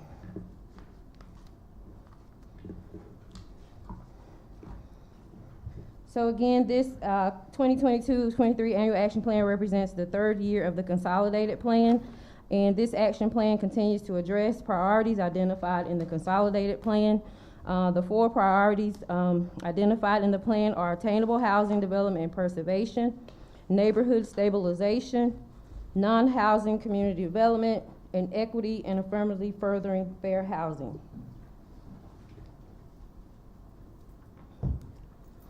Our citizen participation plan is still underway. So far, the participation plan has included public notices, public meeting notices in the Goldsboro News Argus. Community Needs Assessment Survey was published on the city's website. city's Facebook page and on Goldsboro Daily News, and the survey is still active in physical locations as well as on the city's website, Facebook, and Goldsboro Daily News. Public meeting was scheduled and held during the regular meeting of the Commission on Community Relations on June 21st. Public hearing notice of tonight's public hearing was published in Goldsboro News Argus on June 29th, and as well as the city's website on June 29th.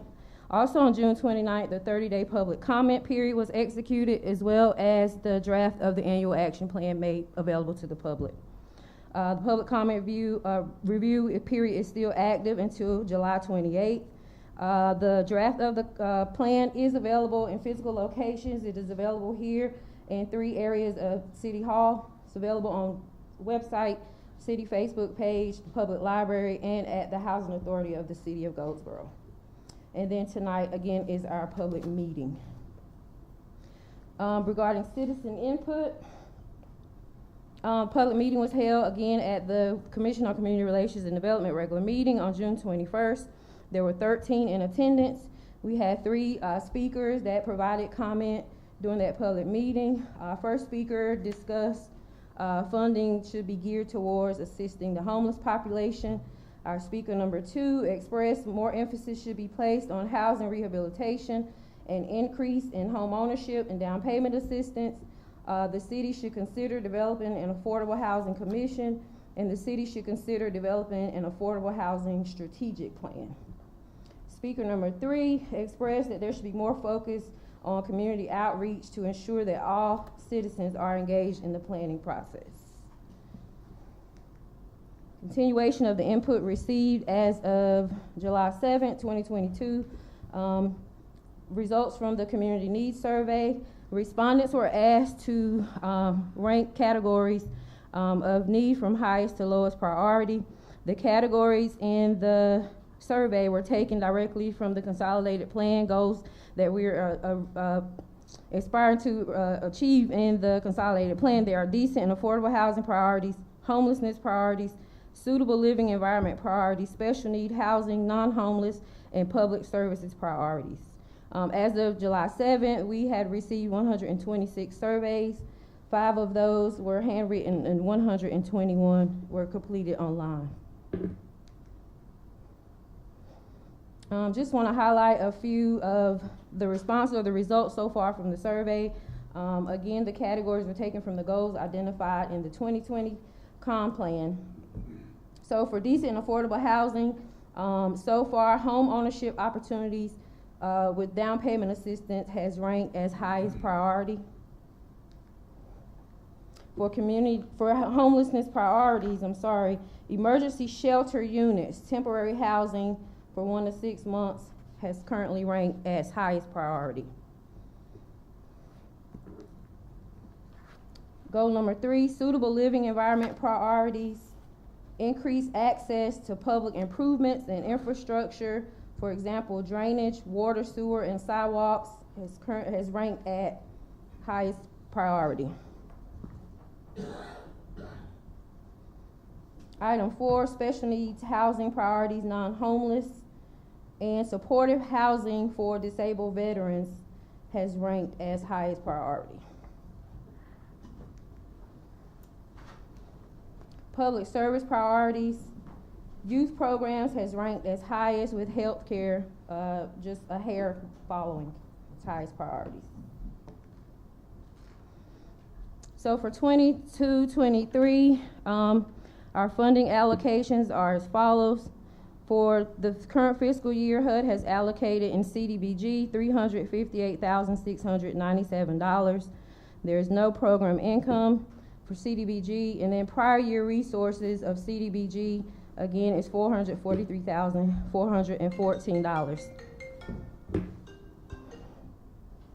For home, HUD has allocated for this current fiscal year $280,170. Program income is income that's generated from deferred loans for home rehabilitation or home programs. And on average, that is about $1,920 that we receive annually.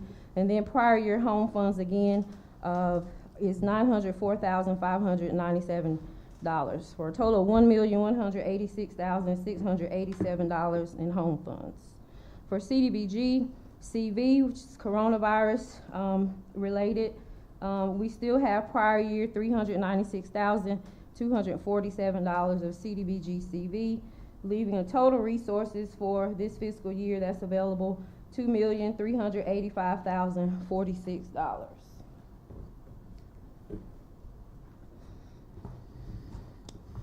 Proposed activities for this current annual action plan.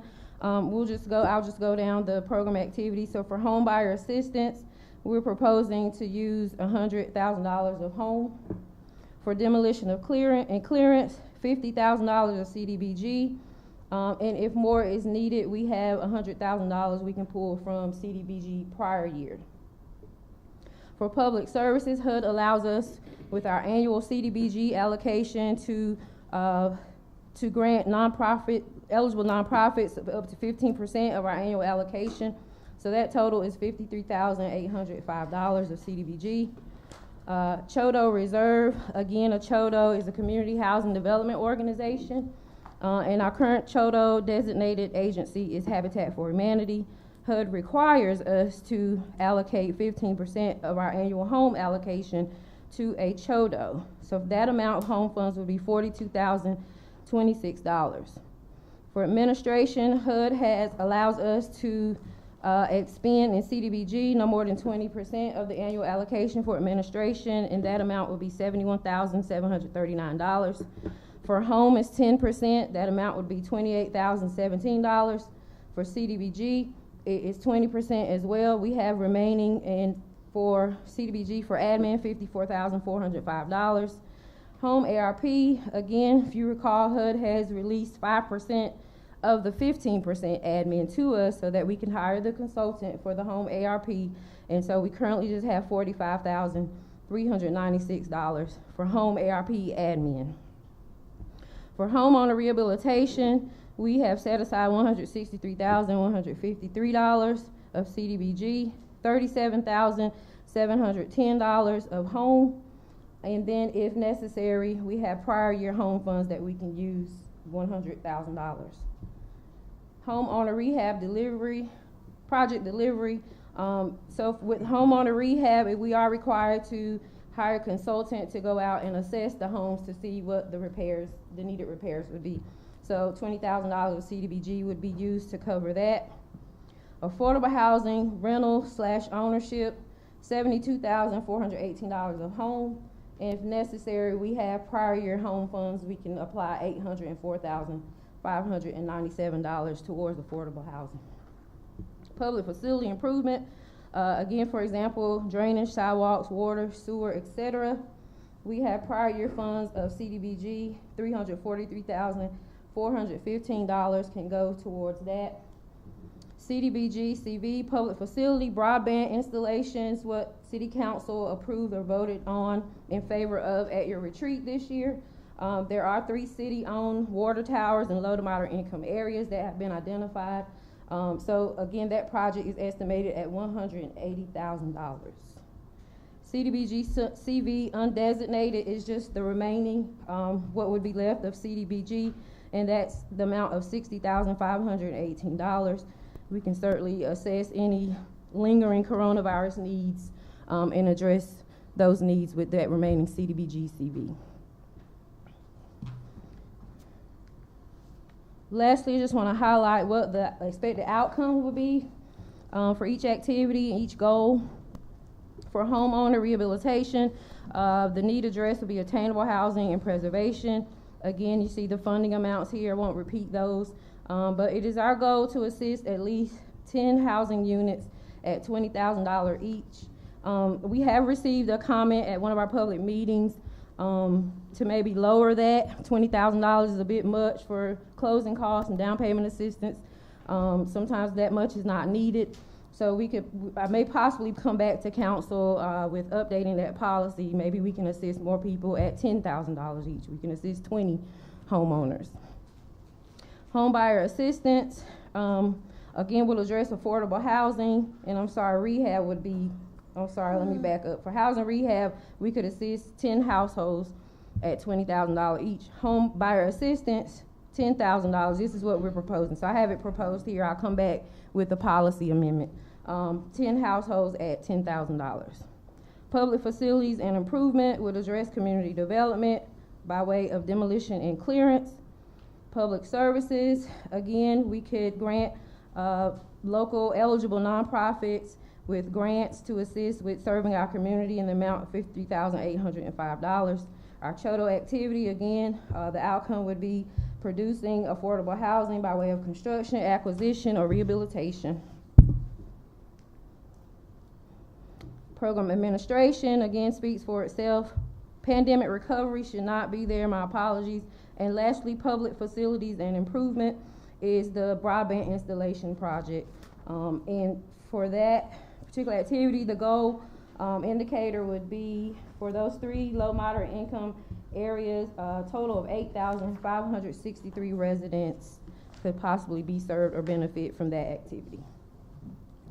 Any questions? First of all, Ms. Williams, thank you for this. Ladies and gentlemen, all this information is managed by one person. Does an excellent job. Thank you. Does any council members have any questions before I open it up for public comment? I have a question. With our public services, is there are we gonna say we're gonna try to service 10 nonprofits, or is it gonna be first come, first serve? You know, what if one asks for 20 grand out of that amount? How do we do that? Well, it have to be a fair process. I guess it depends on the service provided. And here it says preference will be given to those serving the homeless population. So the plan is to put out an RFP, request for proposals, to initiate a fair process. Okay, thank you. Another comment?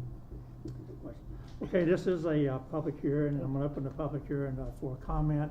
Anyone wishing to speak to this issue, please come forward. Anyone wishing to speak? Mr. Wright.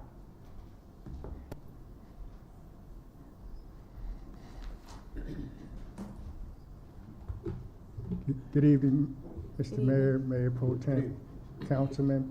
I too want to applaud the Community Relations Director, Ms. Williams, for her and her staff and the Community Relations Development Commissions for a very good proposed draft. It demonstrates a well thought out, discussed, inclusive effort. I specifically want to recognize the $200,000 for the home rehabilitation part. That's $20,000 for each homeowner. That makes for a pretty good repair. And it shows, let's just say, a difference from what was in that category years prior. So I wanted to thank her for that.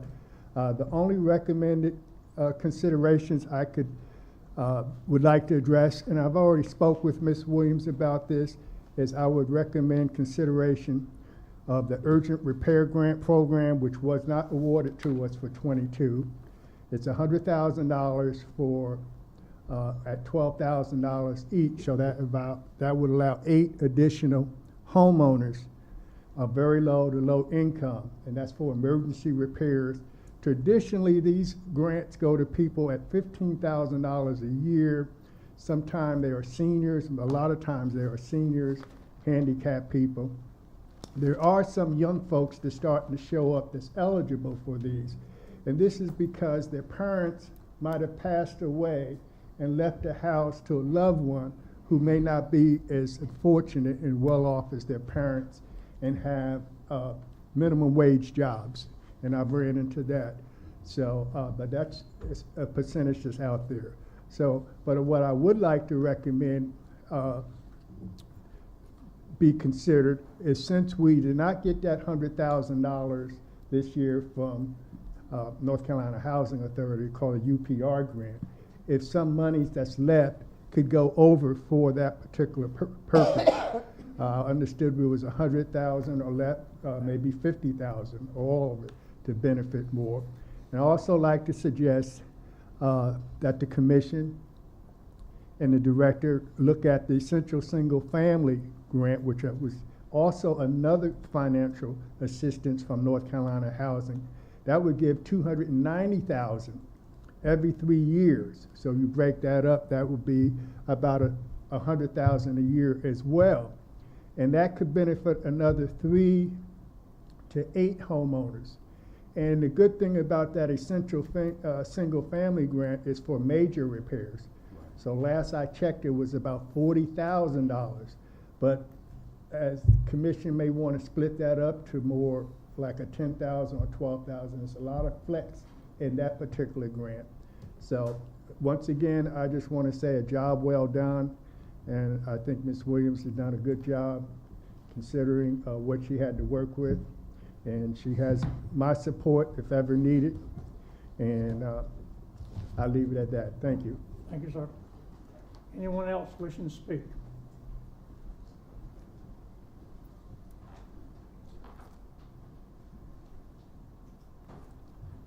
Good evening, sir. Good afternoon, everybody. Mayor, Councilwoman, Council Lady. How y'all doing this evening? Yes, sir.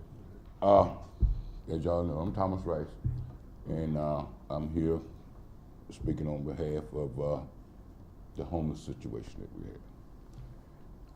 We are trying to develop the restoration of Hope Village down here. And the things that we have discussed with you prior to this meeting, I come before you tonight and ask that we can present this as a whole to the council, so everybody will know what we're asking for, what we're doing, because there's areas that we can proceed in where HUD has funding that to go toward this. And we also, I don't want to sound greedy, but I'm just faithful about this and pushing to get this done. And as you were speaking of the funds that was available or coming available right then, maybe we could get some of that also. But the main thing is to get everything together. We compile the stuff, and I'm asking you that we can bring it before the council, so then the council can see it. Everybody can know what's going on, what's going to be done, and what we are asking to be done, and compile it together so we can put it together and get things moving forward. So that's why I'm here today to ask, could the council give us a date that we should have this before y'all, so we can discuss it and try to move forward? Our next council meeting is the 1st of August, and the next one after that is the 15th of August. So it's up to you. You can schedule with the clerk to come back for the presentation when you feel convenient and when you have your presentation ready. Yes, sir. Okay. Well, I thank you. Thank you, sir. That's Thank you, where we Mr. are. Rice. Thank you. Anyone else wishing to speak? Anyone else wishing to speak on the FY22-23 annual action plan? If not, I'll close the public hearing on this issue.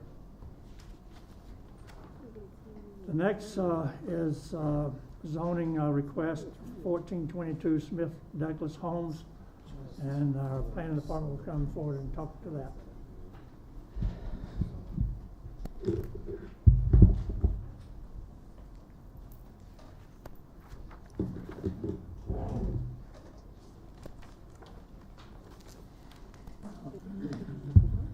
Is this under the old concept? Yes, sir. Thank you for clarification, Mayor. This is under the one of our older processes for legislative hearings.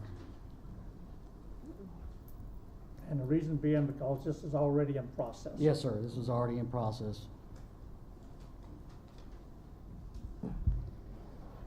So tonight we'll be hearing a public hearing to discuss Miss Douglas Homes as the applicant to rezone property from Wayne County's commercial shopping center and City of Goldsboro R20 zoning districts to the R9 residential zoning district. This property is located on the south side of Ditch Bank Road between Woodpeck Road and South NC 111 Highway. Background, the subject property consists of agricultural farmland and woodlands. It is currently vacant and undeveloped. We have frontage along Ditch Bank Road in the amount of 1,620 linear feet and approximately 749 linear feet along South NC 111 Highway. Area consisting of approximately 35.62 acres.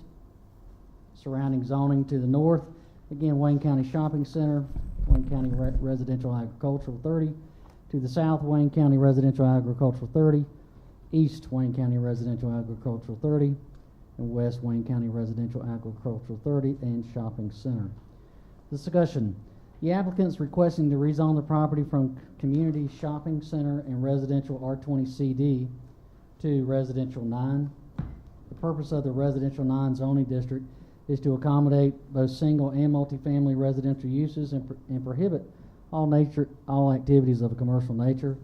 If developed in the future, site and landscape plans will be required and approved by city officials before construction permits can be issued. That's our current land use plan. I'm sorry, our current zoning plan. As you'll notice, all the properties there in white are part of Wayne County's jurisdiction. This property, as you see, that's in hashed area, that is yellow, was a part of a conditional rezoning years ago for the city of Goldsboro for residential development, which never took place. As you see now, you have the yellow area, R20 CD, and the area just to the west of that property. Everything within the red boundary lines is part of the district, is part of the parcel to be considered for the rezoning request. As you'll see here, this is our comprehensive land use plan. The city's land use plan recommends commercial development for a portion of the property that fronts along South NC 111 Highway and Ditch Bank Road. The remaining property along Ditch Bank Road is identified for rural residential agricultural development.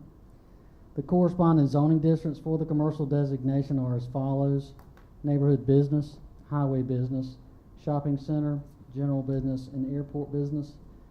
The district's intent is to prohibit commercial encroachment upon existing residential neighborhoods while controlling strip development and emphasizing infill development in existing commercial locations. The corresponding zoning districts for the rural residential agricultural designation are as follows: agricultural, residential 28, residential agricultural district, within Wayne County, and residential agricultural district R30 within Wayne County. The district's intent is to support and protect agricultural areas. Infringement by non-agricultural uses should be discouraged. The proposed residential R9 is not a corresponding district in the commercial or rural residential agricultural designation. This is a conventional rezoning, and all potential uses allowed in the R9 zoning district, as well as the proposed rezoning's compatibility with the Goldsboro comp plan, are to be considered for this rezoning. Any use of the property will be required to comply with the Goldsboro Unified Development Ordinance. The subject property is not located in a special flood hazard area. City water is not available to serve the property. And also, I wanted to clarify in your agenda memo that city sewer is not available. However, it is within 1,000 feet of the subject property along South 111 Highway. Should the developer decide to utilize city sewer, he would have to end up paying for that expense to extend sewer from our utilities to the property. Most of the subject property is satellite annexed to the city limits. A portion of the subject property is located in Wayne County, which is outside of the city's 1 mile ETJ. Since the property is within 1,000 feet of city's utilities, the owner or developer is required to connect to available utilities and satellite annex all new development to the city limits of Goldsboro. Lastly, the owner developer will be required to subdivide the property in accordance with the city's subdivision ordinances. Our TRC reviewed the technical review committee because this piece of property is located within the 65-69 day-night average sound level noise zone. The Seymour Johnson Air Force officials have stated that residential use in this area is strongly discouraged. However, if the city determines that there is a community need for housing in the area, Measures to achieve an outdoor to indoor noise level reduction ratio of at least 30 decibels should be required in order to make the development compatible with their standards.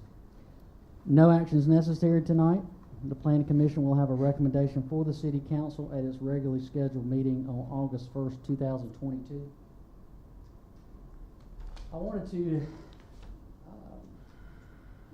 inform Council tonight that, again, this is a conventional rezoning only, so you need to consider only those uses that are allowed in the R9 residential zoning district and as outlined in a comp land use plan. The developer has asked that I inform Council tonight that they are here with Bartlett Engineering and Land Services. Mr. Steve Olive Terrio, I believe I pronounced that correctly, did want me to let you know that if you have any questions regarding this request, please let him know. With that being said, that's the only information I can give you at this point in time. Is there any questions of Council to the Planning Department? Thank you. Right, thank you. This is a public hearing for zoning of 1422. I understand we have someone present. If you would like, anyone would like to speak for this or against it, please It's come forward. conditional use, right? It is currently conditional zoning, but he is requesting to zone it to residential 9, which is a residential zoning district. Yes, sir. But not for conditional. The property is not limited to any particular use. Only those uses that are allowed in the R9 residential zoning district, which includes single and multifamily Okay, that was proposals. my question. Okay. Multifamily. Yes, sir. Okay. Apologize, Councilman Broadway. Anyone wishing to speak for or against this rezoning, please come forward. Anyone? If not, I'll close the public hearing for this item and we'll move to zoning 1622 Greenleaf Christian Church.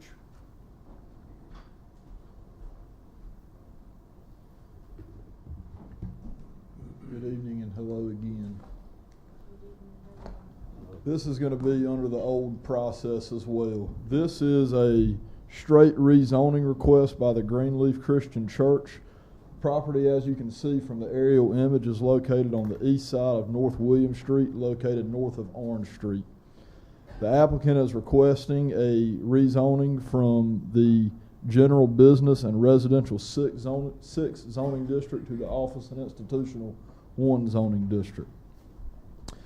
This is a proposal for 4 separate tax parcels. The property owner is the Greenleaf Christian Church and the applicant is E. Scott Edwards. The purpose of this office and institutional district is to provide for the development of office and community institutions that have similar development characteristics and require locations close to residential and commercial uses.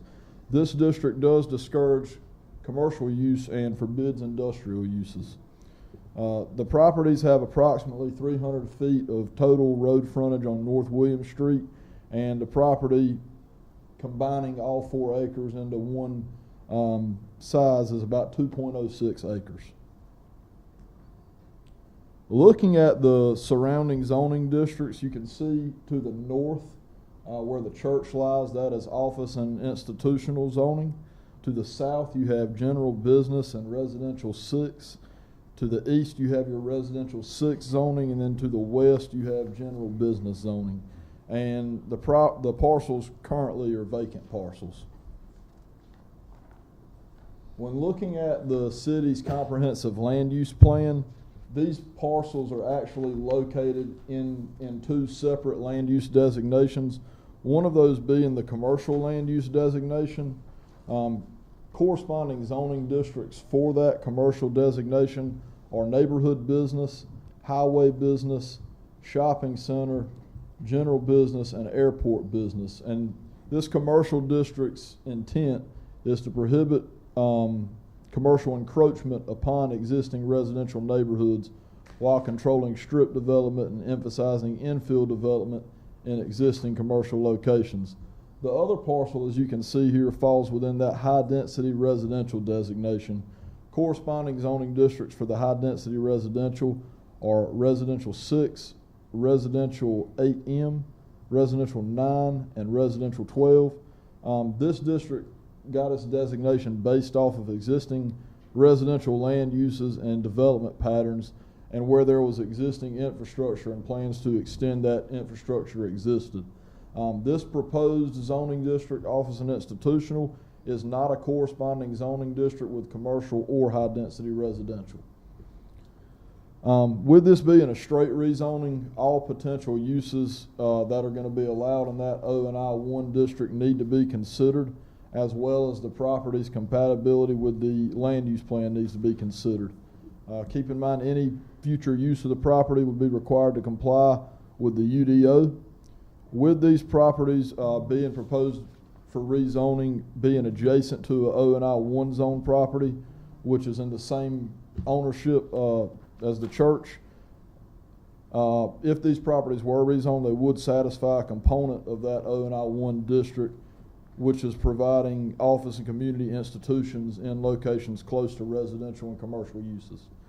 During TRC review, this plan, or not a plan, but this application was submitted out to several different departments as well as the Air Force Base and NCDOT. During that review process, Seymour Johnson indicated that this proposal is within the outer horizontal surface, and recommended max height would be 559 feet above sea level, and NCDOT indicated that driveway permits would be required once whatever that potential future use of the property is determined.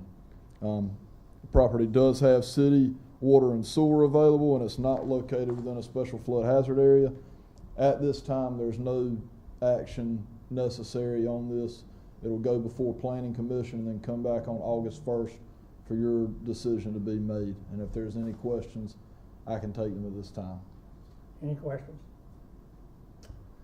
Okay, this is again a opportunity for private comment. If there are anyone in the audience here that wishes to speak for or against, please come forward. Anyone wishing to speak? If not, I'll close the public hearing for C-1622, and we'll go next to special use 622 indoor playground. I would like to be sworn in. Anyone wishing to speak on this item, if you're here, come forward and be sworn in.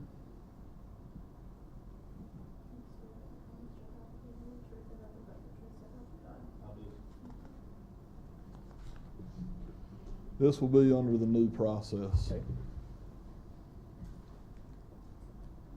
This is a special use permit request for an indoor playground.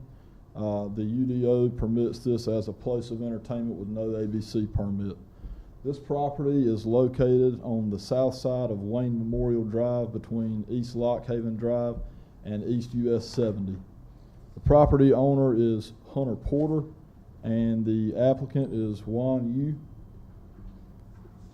The property that the special use permit request is for is located in the shopping center zoning district. This district was designed to establish office and retail service establishments into one development. Due to high visibility and typically large size and the single ownership management of shopping centers, the district encourages the coordinated planning and design of structures, pedestrian ways, parking and loading, landscaping and buffering, signage and lighting.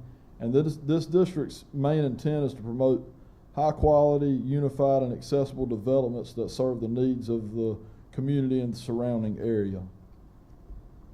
Looking at the property, it has 360 feet of road frontage, and it's a total of 12.73 acres. This use is not intended to occupy all 12 acres. It's going to occupy one of the units in that shopping center. And it's a vacant tenant space that is being proposed to be located in.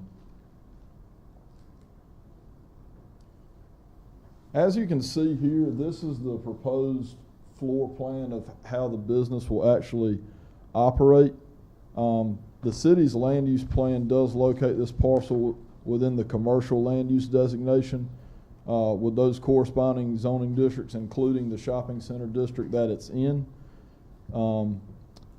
Looking at as far as what the approval criteria is for a place of entertainment with no ABC permit, the following criteria needs to be addressed: that the access is provided to the site with 2 35-foot driveways, so it does have access. There is currently existing parking, so parking is provided to it. There's currently sidewalks in place, and there is interconnectivity that exists between this shopping center and developments on either side of it. The floor plan you see here is in compliance with all listed criteria in the UDO. The property has city water and sewer available. There are no landscaping requirements, and there currently are commercial dumpsters in use for this shopping center.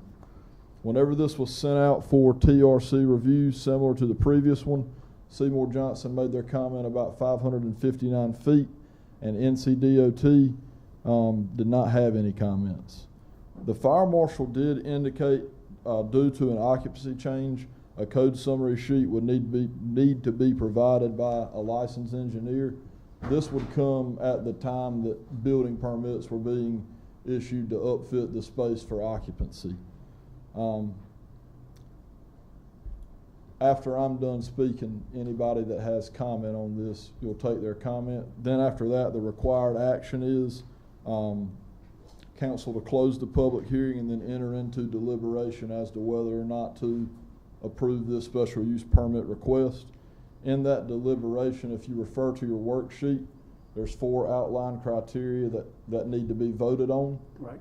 Council's requested to vote through each finding, and then at the conclusion of that, the decision can be made to approve or deny that special use permit. We'll prepare a written decision that reflects the deliberation and any comment given, and then that'll be signed at the August 1st meeting. And if there's any questions on this, I can answer it at this time. Does anyone have any question on this, on the issue for us? Okay, we're going to enter into this new process. I've already asked if anyone wishing to speak get sworn in. No one came up, but I'll ask again. Does anyone wish to come up and speak on issue 622? If so, please come forward now. There does not appear to be, so we'll close the public hearing on that. Now, council, we'll undertake this new process here. So there are 4 items that we have to take into consideration and vote on. First one is a motion that the use will not materially endanger the public health or safety. Based on what you've heard, is there a motion to state that? I mean, are you satisfied to the point that you can, what you heard, that it will not materially endanger the public health or safety? If so, I have a motion to that effect. So moved. Is there a second? Second. Any discussion? There being no discussion, all in favor, please raise your hand. All opposed? There's none opposed. Next item is a motion that the use will not substantially injure the beneficial use of adjoining or abutting property. Is there a motion to adopt the or to agree that the use will not substantially injure the beneficial use of adjoining or abutting property? Is there a motion? Second. Motion? Michelle. Second, okay.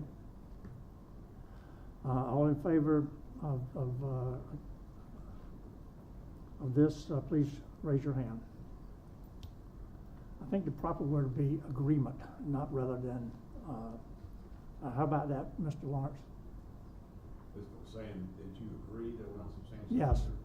However how y'all want to word it, it's still just the criteria that just needs to be responded to that would not substantially injure the beneficial use of the property. But yeah, you can say agree to it or agree that. Okay. However how you want to I'll use the verbiage. term agree. Okay.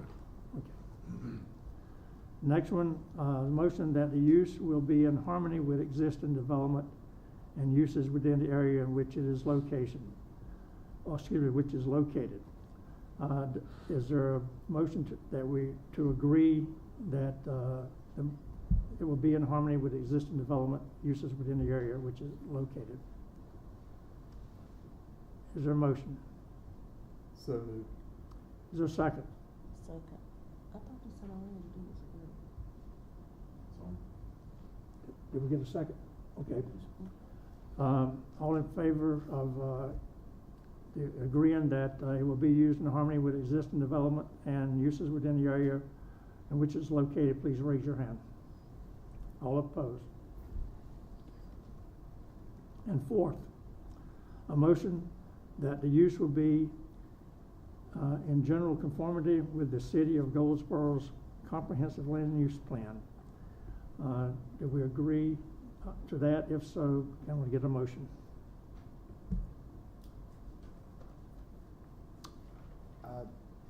So moved. Second. Motion is made and second. All in favor, raise your hand. Any opposed? Not. Okay. Have we completed that, Mr. Austin? Thank you. Okay. Any members of the planning commission that are still here may be excused if you like. Okay, at this point in time, we'll open up the public comment Thank you period. very Anyone much. wishing to speak, please come forward. You have 3 minutes to speak. If you would, please give us your name when you come forward. Good evening, ma'am. Hi. Tonight, I'm a little warm. Today was the third attempt at a break-in at the Veterans and Command Center. The Is that first, Ms. Fowler behind that mask? yes. Okay. Okay. The first I one, can't hear you. okay. The first one was in April, and when the officer came out, it was on the same date that there was a shooting over there for Royal Avenue and Atlantic, and he quickly left and told me, well, you can go ahead and go into the building. And I told him I was not going to enter a dark 2,000 square foot building that was just attempted to be broken into. I was very offended by that. The last one, well, the second one was Friday. There was a group of teenagers that came through and attempted to break in, and I have it on Ring camera, which after the April incident, it cost me right at $1,300 to have security camera put in a building that I do not own, that I pay each month, again, out of my disability check because I believe in the cause. For the record, I have no monies at all in the Veterans Center. All the DD-214's information are under lock and key, and I do not wish to disclose where they are located at. We have food there because we provide food for veterans and their families that do not get monies. I do not have a gas tank in there, so there's no need to go in there and try and get gas. I take that money, put out of my pocket, put in my car or other truck to escort veterans to Durham or Winston-Salem, wherever they need to go for their visits. I understand that the police department is operating understaffed, but I just want to put out there, again, the Veterans and Command Center is a nonprofit agency. I'm waiting on my 501c19 to come through, but they're 3 months behind the IRS. I just ask you all to please spread the word. We have no money. We're just trying to help veterans and their families. That's all we're trying to do. And to know that today made the third attempt since April is very heartening. It really takes me to that level of festivity that I don't like being at. So, thank you Thank guys. you, Ms. Fowler. Thank you. I know that you do a wonderful job at almost your own personal expense Yes. for the veterans here. Yes. And it's a shame that you have to be incurring those stresses that you have to go through. Thank you. I know the chief is sitting back there, and do you put a sign on the door, no money or cash in the building or anything? Well, there's a sign up there speaking about, you've been watched, that the woman and the dog in the building does not be there alone, and I will leave it at that. Whereas I used to come down at 11 o'clock to get, stuff together for veterans, I don't feel safe anymore. 1 o'clock, I don't feel safe. I call the non-emergency number when I do come down. But no, I will put a sign that says we have no monies in there, but I'm feeling kind of different about living in Eastern Mayberry now that I call Goldsboro. I'm very disappointed. I don't know what the fix is gonna be. I don't want to catch a case by hurting someone that come across the threshold. But I don't know what to do now. I don't know what to do. So thank you, guys. Thank you, ma'am. You're welcome. Thank you. You're welcome. Anyone else wishing to speak? Anyone else wishing to speak? If not, I'll close this public comment period and we'll move on to the consent agenda. Mr. Simon? Yes, sir. So we got the chief.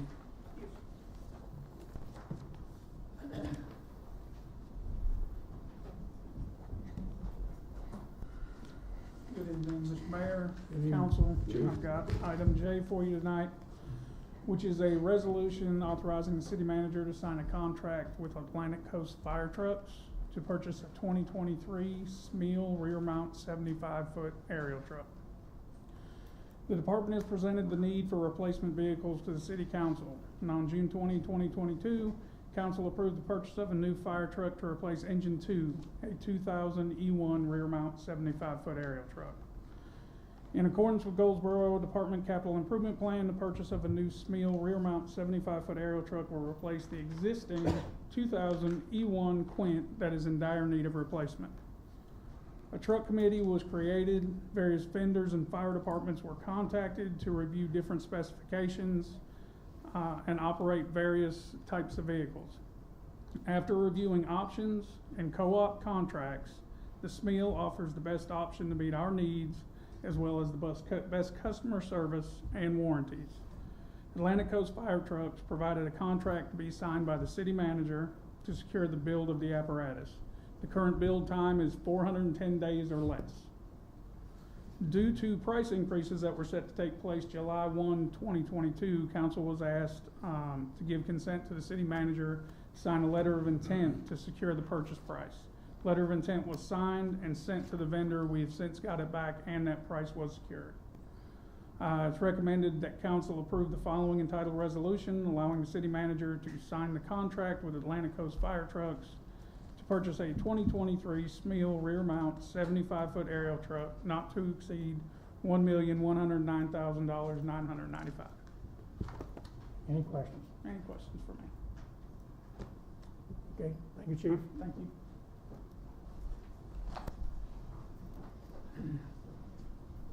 Another chief.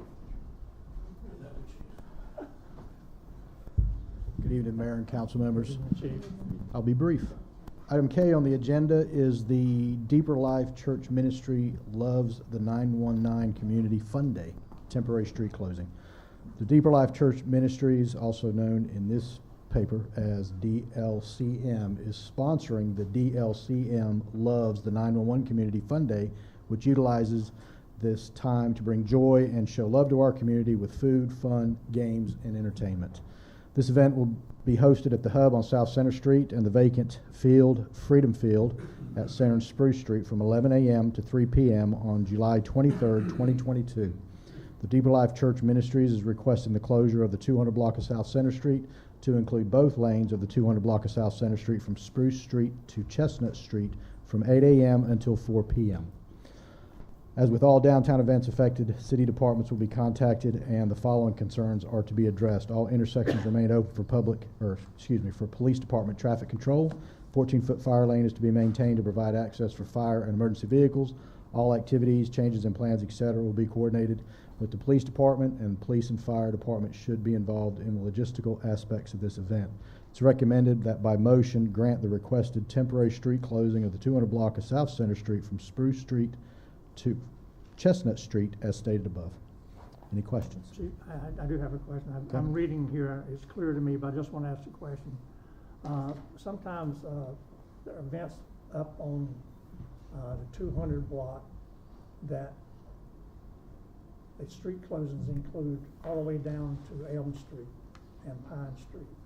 And particularly, I've gotten a call a couple times from businesses on the 300 block of, or the corner of 300 block of Center Street, i.e. the dentistry and the latest clothing store there. Mm-hmm. Now, right here, that doesn't does not block customer access if they come in off of Elm Street. Right. Correct? Correct. Okay. All right. They'll still have access. All right, thank you. Yes, sir. Any other questions? Anybody have any questions? Any further questions? Okay. You got the next one, item 2. I do. Item L, subject is the Heart of Fun Anniversary Temporary Street Closing. The Ice Storm will be sponsoring the Heart of Fun Anniversary Celebration and Customer Appreciation. This event will be hosted at the Ice Storm from 12 p.m. to 5 p.m. on July 31st, 2022. The Ice Storm is requesting the closure of South Center Street to include the northbound lanes of South Center Street from Walnut Street to Chestnut Street from 8 a.m. until 8 p.m. As with all downtown events, affected city departments will be contacted and the following concerns will be addressed. All intersections remain open for the police department traffic control. 14-foot fire lane is to be maintained to provide access for fire and emergency vehicles. All activities, changes in plans, etc. will be coordinated with the police department. Police department and fire department are to be involved in the logistical aspects of the event. It's recommended by motion to grant the requested temporary closing of the northbound lanes of Center Street from Walnut Street to Chestnut Street as stated above. Any questions? Any questions? Okay, sir. Thank you, Chief. Thank you. Chief. Thanks. Good evening. Good late evening to you. Yes, sir. Good evening, Mayor and Council.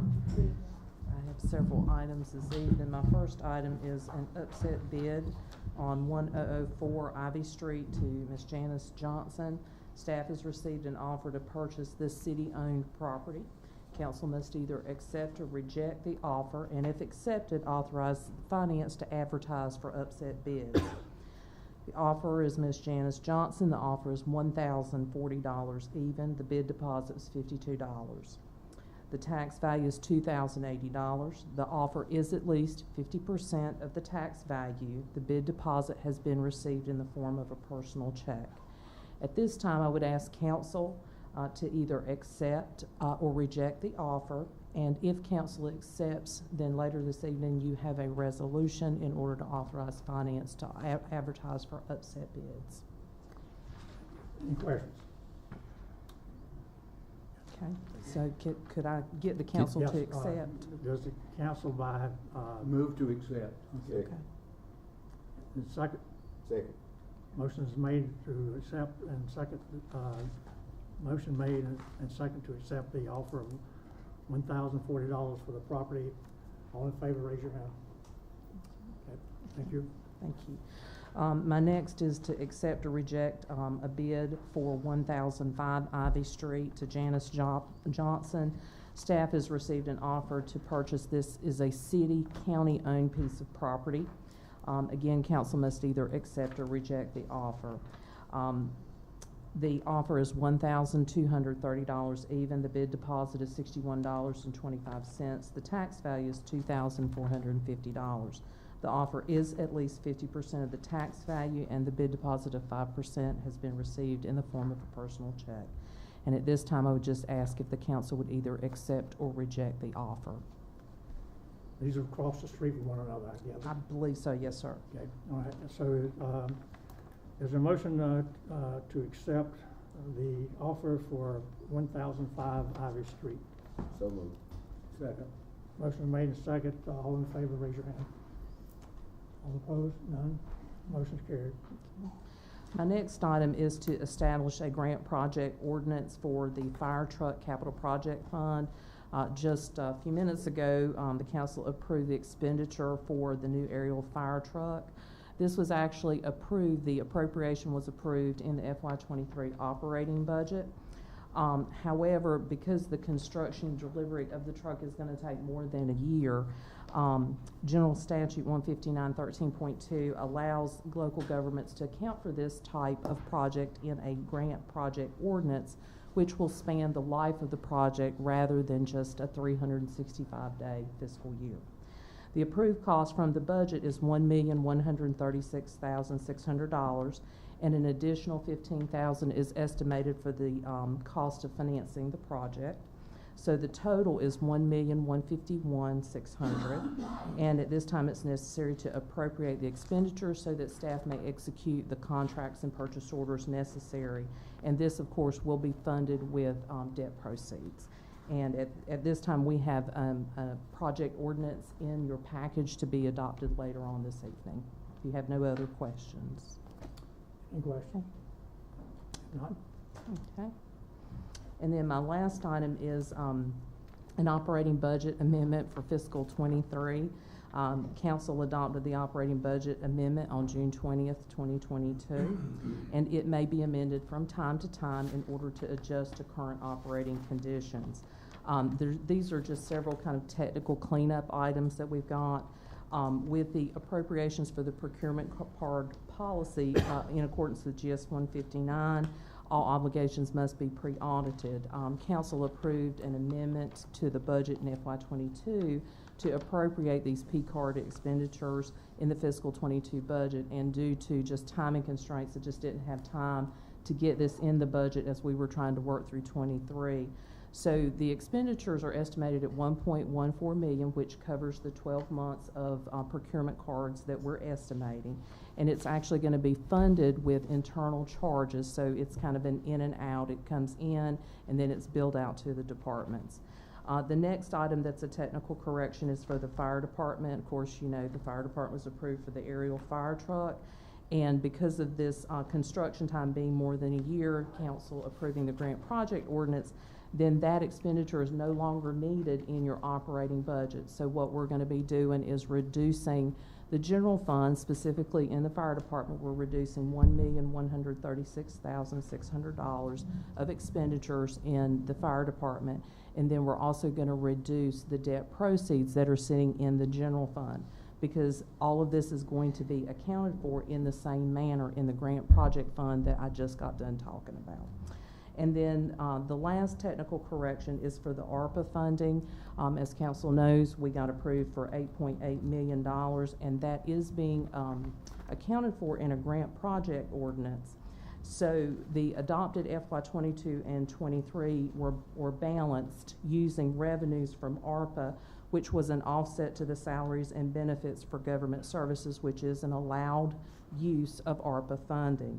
So the FY23 operating budget was presented with revenues of $3,164,835 in the general fund and $1,974,038 in the utility fund, which represents those portions of the salary and benefits expected to be recouped in the current fiscal year. So in accordance with the guidance that School of Government has been providing to us, since we have accounted for these expenditures and revenues in the ARPA program, or the ARPA project, then we don't need them in these operating funds. So what we're going to be doing in what you see in the ordinance is we're reducing the revenues from ARPA, the federal grant, and then we're also reducing the salaries and benefits because they are being accounted for in the grant project ordinance. So it's basically a technical correction, so it's a reduction in the budget. And so that's all I have for the operating budget amendment. Questions for Ms. Quinn? Thank you so much. Okay. All right. Thank you. Have a good evening.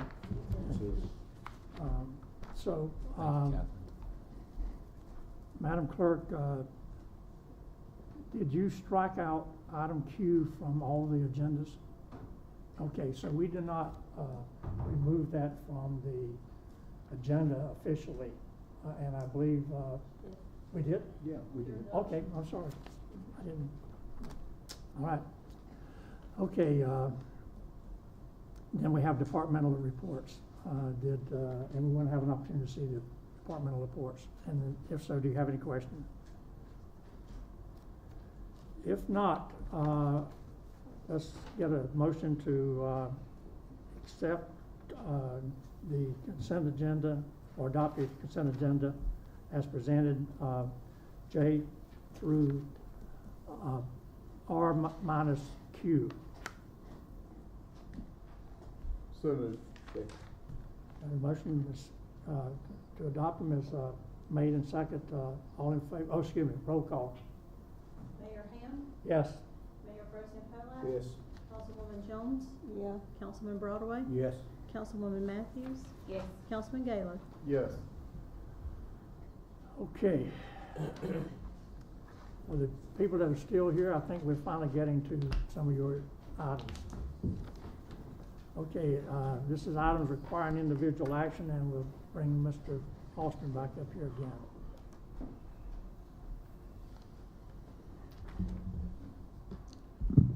So I'll have the first three zoning requests that require individual action. These are under the old process. Due to these already have gone through the public hearing by council, I'm not gonna get into too much detail on these. I'm just gonna hit the key points. This is a straight rezoning request by Z. Van Gien from the general business to the central business district. You can see in the aerial here, it's located on the west side of North George Street between West Oak Street and West Ash Street. The purpose of the central business district, which is the requested zone, is to maintain and strengthen the concentration of commercial, service, residential, and institutional uses that serve the entire community. This proposed rezoning is located within the land use plan designation of mixed use downtown. The proposed zoning district, central business district, is listed as a corresponding and preferred zoning district for that mixed use downtown district. With this being a straight rezoning, again, all uses are to be considered, and recommending to the council that by motion you either accept the recommendation of approval from Planning Commission and find this proposed amendment to be consistent with the land use plan and approve, or adopt an ordinance changing the zoning for the property from general business to the central business district.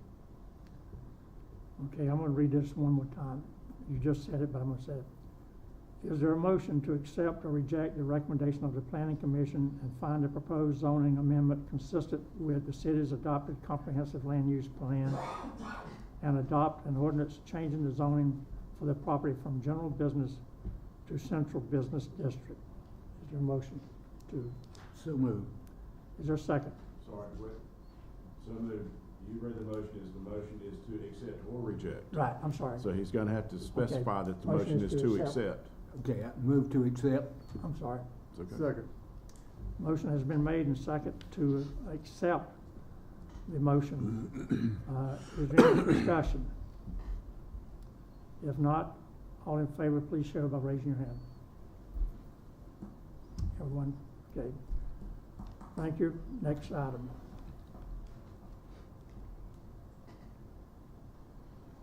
Next item is the rezoning request by the Housing Authority. This is a request to rezone from the residential 6 to the office and institutional zoning district. This one right here is located within the high-density residential designation. The office and institutional zoning district is not a corresponding zoning district with this land use plan designation. Due to the applicant failing to provide a survey to us yet that clearly delineates the portion of this parcel that's being proposed for a rezoning, staff is recommending to council to refer this rezoning request back to Planning Commission for them to only review it at the time when the applicant can provide a survey that clearly indicates which area is proposed for the rezoning. Once they've satisfied this rezoning request will be brought back before council for approval. Any questions? Is there a motion to refer the request back to the planning commission? Motion to refer back to the planning commission. Is there a second? Second. Motion made and second. Is there any discussion? All in favor, please indicate by raising your hand. No one opposed. Go to the next one. Z 1122. This is a straight rezoning request by Ephenesia Storage for the general business zoning district, rezoning from neighborhood business to general business.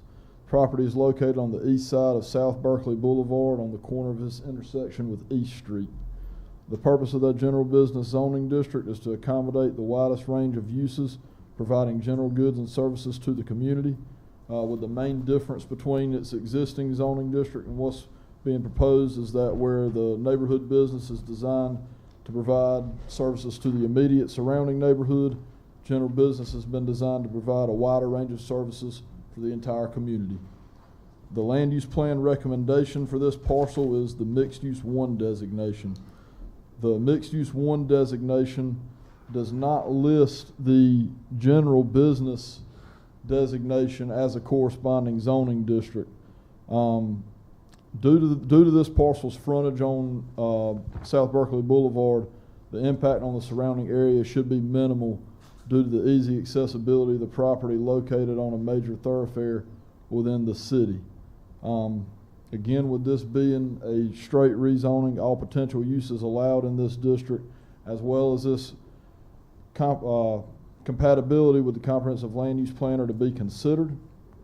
What the Planning Commission and the staff is recommending is that Planning Commission recommended approval, find the proposed zoning amendment inconsistent with the city's adopted comprehensive land use plan, acknowledging that the proposed rezoning would, however, be reasonable and in public interest, and to adopt an ordinance changing the zoning for the property from neighborhood business to general business, and in turn also amending the comprehensive land use map from mixed use 1 to the commercial designation. This is an interesting situation here because you've got a proposed zoning amendment that's inconsistent with the city's adopted, but then again, yes, for the sir. reason you're coming back. So whenever a proposed zoning is not consistent with the land use map, you are required to acknowledge it into your decision, but you don't have to deny something because of its inconsistency. You just have to acknowledge it. If a rezoning is approved to where the proposed zoning doesn't match up with that land use designation, it in effect also changes that land use map to match the new compatible land use district for it. That's why we're, determining that we do find it to be reasonable in public interest based off our evaluation of it to justify our recommendation for approval. Okay, does the council have any questions for Austin? If not, the motion is to accept or reject the recommendation of the Planning Commission and find the proposed zoning amendment inconsistent with the city's adopted comprehensive land use plan, acknowledging that the proposed rezoning would, however, be reasonable and in public interest, and adopt an ordinance changing the zoning for the property from neighborhood business to general business, and a comprehensive land use map from mixed use 1 designation to the commercial designation. So do we have a motion to accept or reject the recommendation of the Planning Commission? Motion to accept. Is there a second? Second. Motion's been made and second that we accept the recommendation. All in favor, show by raising your hand. Okay. Good. Thank you.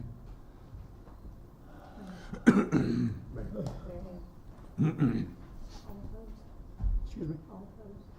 I'm sorry. Were there any opposed to that motion?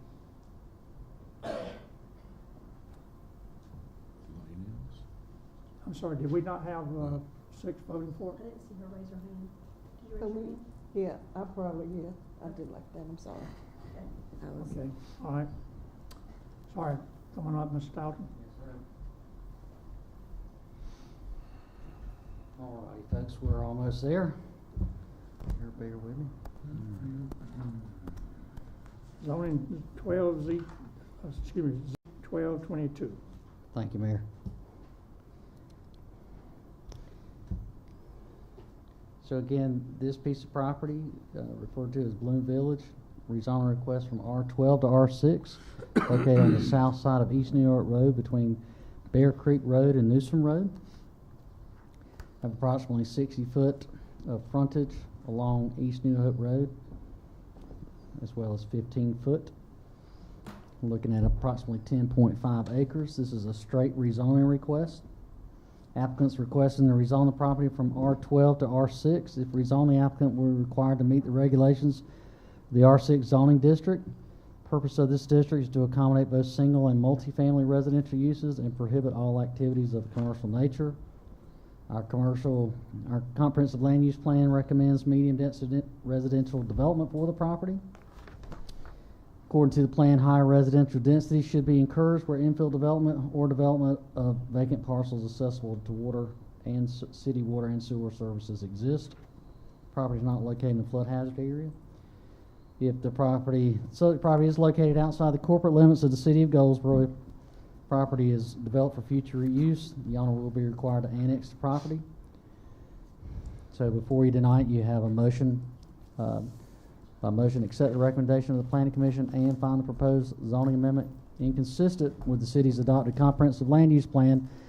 Once again, acknowledging that the proposed rezoning would, however, be reasonable and in the public interest, and that the medium density residential land use designation does indicate as areas receive water and sewer that services at a higher residential density should be allowed. And number two, adopt an ordinance changing the zoning for the property from residential 12 to R6, as well as the comprehensive land use map for medium density residential development to high density residential designation.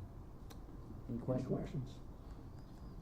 Okay, the motion is to accept or reject the recommendation of the Planning Commission and find the proposed zoning amendment inconsistent with the city's adopted comprehensive land use plan, acknowledging that the proposed rezoning would, however, be reasonable in public interest, and that the medium density residential land use designation does not indicate as areas receive water and sewer service that higher residential density should be allowed, and adopt an ordinance changing the zoning for the property from residential R12 to residential R6, and a comprehensive land use map from the medium density residential designation to the high density residential designation.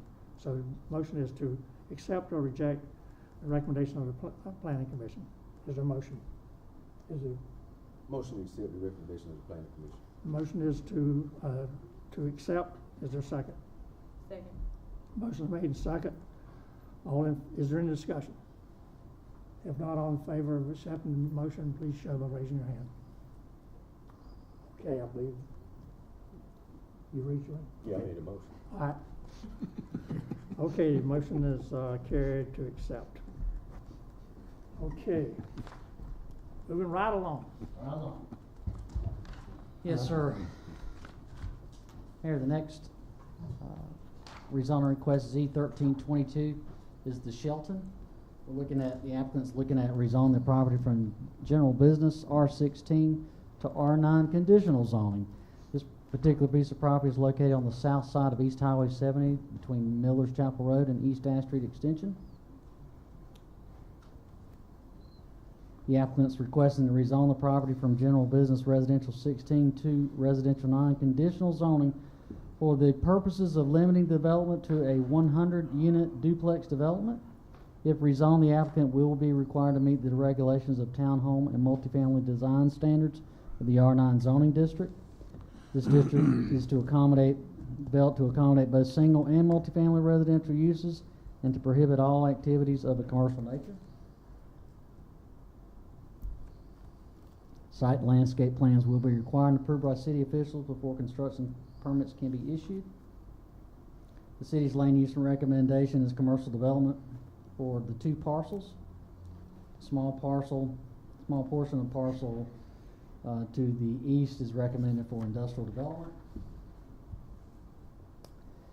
Subject property is not located in a special flood hazard area. City water and sewer is available within 1,000 feet of the subject property along along McLean Street, not East New Hope Road. Seymour Johnson-based officials have been contacted regarding the conditional zoning proposal.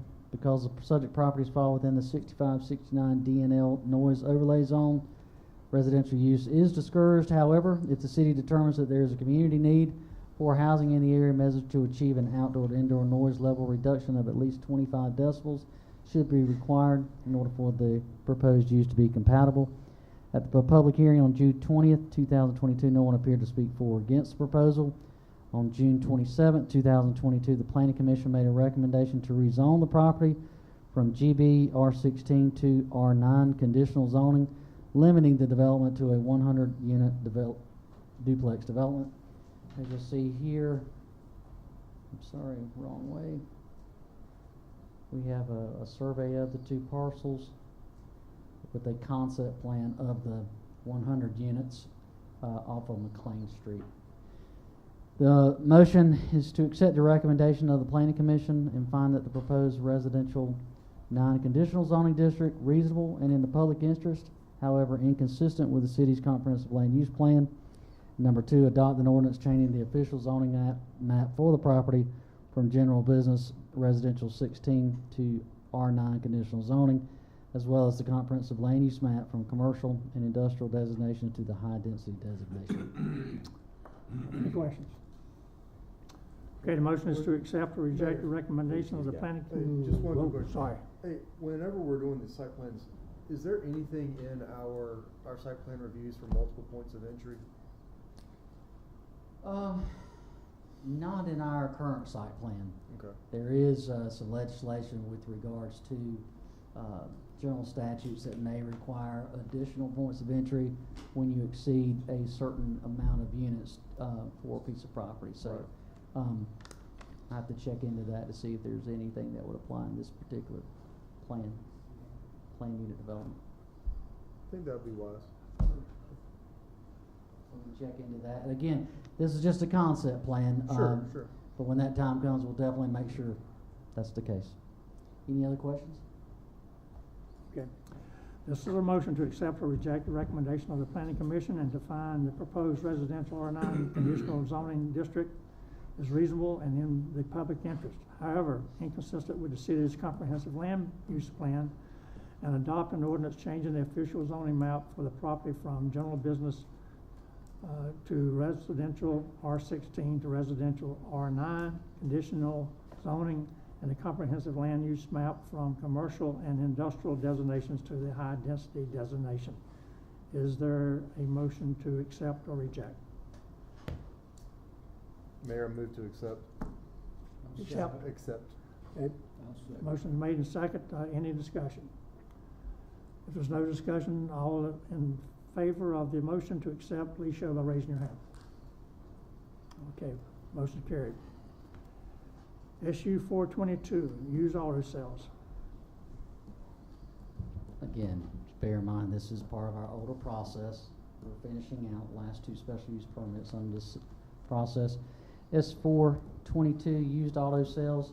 This piece of property is located on the south side of US 117, southwest of the West Arrington Bridge Road and US 117 intersection, northbound side. The owner applicant is Wooten Development Company.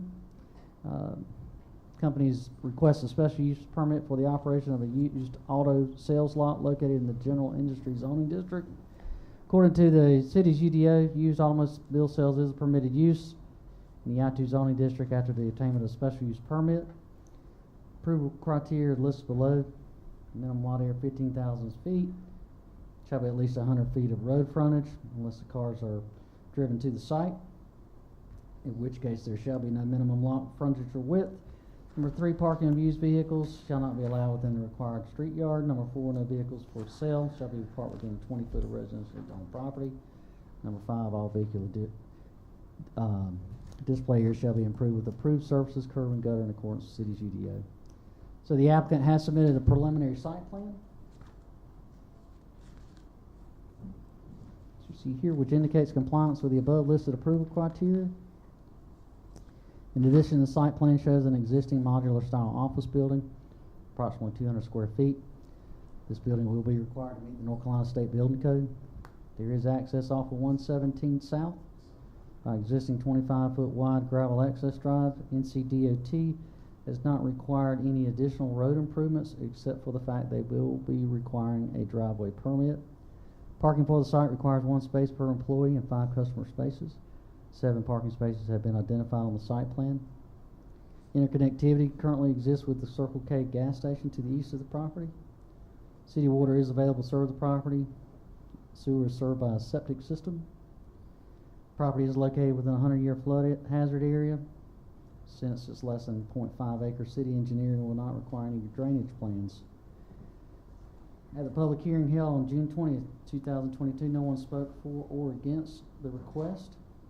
We're asking that by motion accept the recommendation of the Planning Commission and approve the special use permit for used auto sales to be located at 1924 U.S. Highway 117 and within the general zoning I-2 zoning district, and adopt an order approving the special use permit due to the fact that the request does satisfy the general conditions imposed on the council in its deliberations for issuing the special use permit under 2410 of special use permits and 554 special use specific regulations based on the following findings of facts: that the permit is within the review authority according to 5.54 table of permitted uses. The application is complete. Development will comply with the requirements of the UDO. Development will not materially endanger the public health or welfare. Development will not substantially injure the beneficial use of adjoining or abutting property, and development will be in harmony with existing development and uses within the area in which it is located. And lastly, number 8, the development will be in general conformity with the comprehensive plan, thoroughfare plan, or other plan officially adopted by council. Any other questions? Any questions? Okay, this is SU 422. This is a motion to accept or reject the recommendation of the Planning Commission and adopt an order approving the special use permit SU 422 for used auto sales due to the fact that the request does satisfy the general conditions imposed on the council and its deliberations for issuing a special use permit under section 2.4.10 special use permits and section 5.5.4 special use specific regulations. Is there a motion to accept or reject? So moved. Second. Got a motion to accept and second. She didn't say specifically motion to accept. To accept. Sorry. Okay, we've got a motion to accept. I move that we accept. Okay. Thank you for clarifying. Anytime. And we got a second. Okay. Is there any further discussion? If not, please show your approval to accept the motion by raising your hand. Okay. SU 522.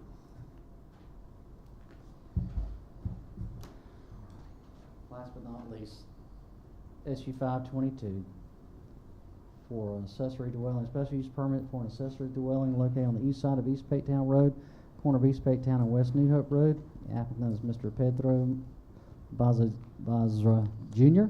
Applicant's requesting a special use permit for an existing accessory structure to be converted into accessory dwelling. Property is within the R16 zoning district. According to our UDO, the special use permit is required and provided the city council votes to issue the permit after the quasi-judicial hearing takes place. Structure is currently utilized as a residential accessory structure. According to the city's UDO, special use permit is required to convert the existing accessory structure into an accessory dwelling, as well as meet the approval criteria in the UDO and the North Carolina State Building Code. Access to the site is off of East Patetown Road. Parking space, 1 required space needed. There are no landscaping requirements. City water are available to serve the site, city water and sewer. At the public hearing on June 20th, no one spoke for or against the request. The motion is to accept the recommendation of the Planning Commission and approve the special use permit for an accessory dwelling to be located at 1100 East Patetown Road and within the residential 16 zoning district, as well as adopt an order approving the special use permit for an accessory dwelling due to the fact that the request does satisfy the general conditions imposed on the council in its deliberations for issuing a special use permit under sections 2410 and section 554, and based on the following findings of fact: that the permit is within its review authority according to 5.4 table of permitted uses. The application is complete. Number 4, the development will comply with the requirements of the UDO. Number 5, the development will not materially endanger the public health or welfare. 6, the development will not substantially injure the beneficial use of adjoining or abutting property. 7, development will be in harmony with existing development and uses within the area in which it is located. Or the development will be in general conformity with the comprehensive plan, thoroughfare plan, or other plan adopted by City Council. Any questions of staff? Any questions? Okay. I have a motion to accept or reject the recommendation of the Planning Commission and adopt an order approving the special use permit SU 522 for accessory dwelling due to the fact that the request does satisfy the general conditions imposed on the council in its deliberations for issuing a special use permit under section 2.4.10, special use permits in section 5.5.4 special use specific regulations. Is there a motion to accept or reject? Mayor, I move to accept. I'll second. Motion has been made and second to accept. Is there any further discussion? If not, please show your vote of acceptance by raising your hand. Amen. Okay, item Q was moved from the agenda, so we'll go to the city manager's report. Yes, sir. I hope everyone had an enjoyable Independence Day weekend. I'd like to thank our service members and their families for their service around the world in defense of our country and our allies. COVID community level of transmission has increased from low to medium, so I would bring that to everyone's attention. Remember the 3 Ps and act accordingly to your threat and risk level. And lastly, I have talked to the mayor about rescinding the voluntary water conservation since we had the recent rain, and he's agreed to do that, so we will do so. That's all I have. Okay. We have a couple of ceremonial documents, so Mr. Pollack, you can start, sir. You have it, Carnell. You have it in your packet? No, sir. Okay. I'll find it for you. Hold it a second. Yes, sir.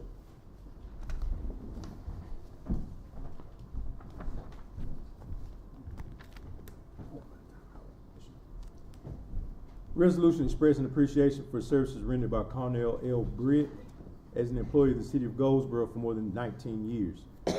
Whereas Cornell L. Britt retired on July 1st, 2022 as a firefighter with the city of Goldsboro Fire Department with more than 19 years of service. And whereas Cornell began his career on January 6, 2003 as a firefighter with the city of Goldsboro Fire Department and has served as such until his retirement. And whereas Cornell has proven himself to be a dedicated and efficient public servant who has gained the admiration and respect of his fellow workers and the citizens of the city of Goldsboro.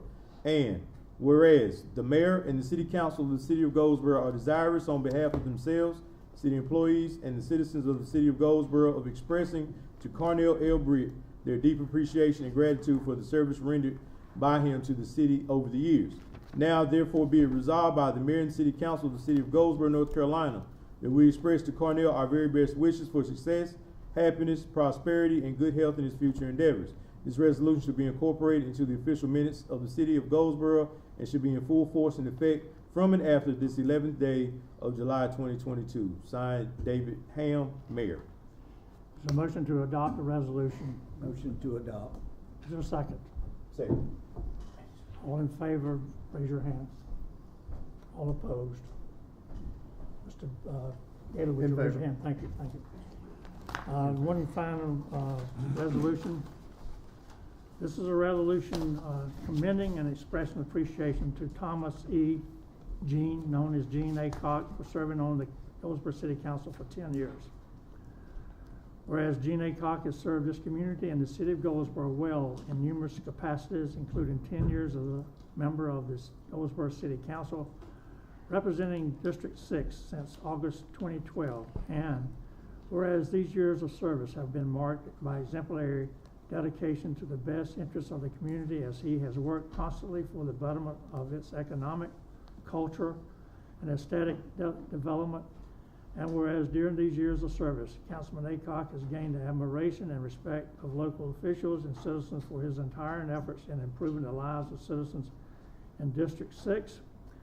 And whereas during his term of office, Councilman Aycock has served as a member of the Transportation Advisory Committee, the Law and Finance Committee, the GWTA Board of Directors, and various other special project committees.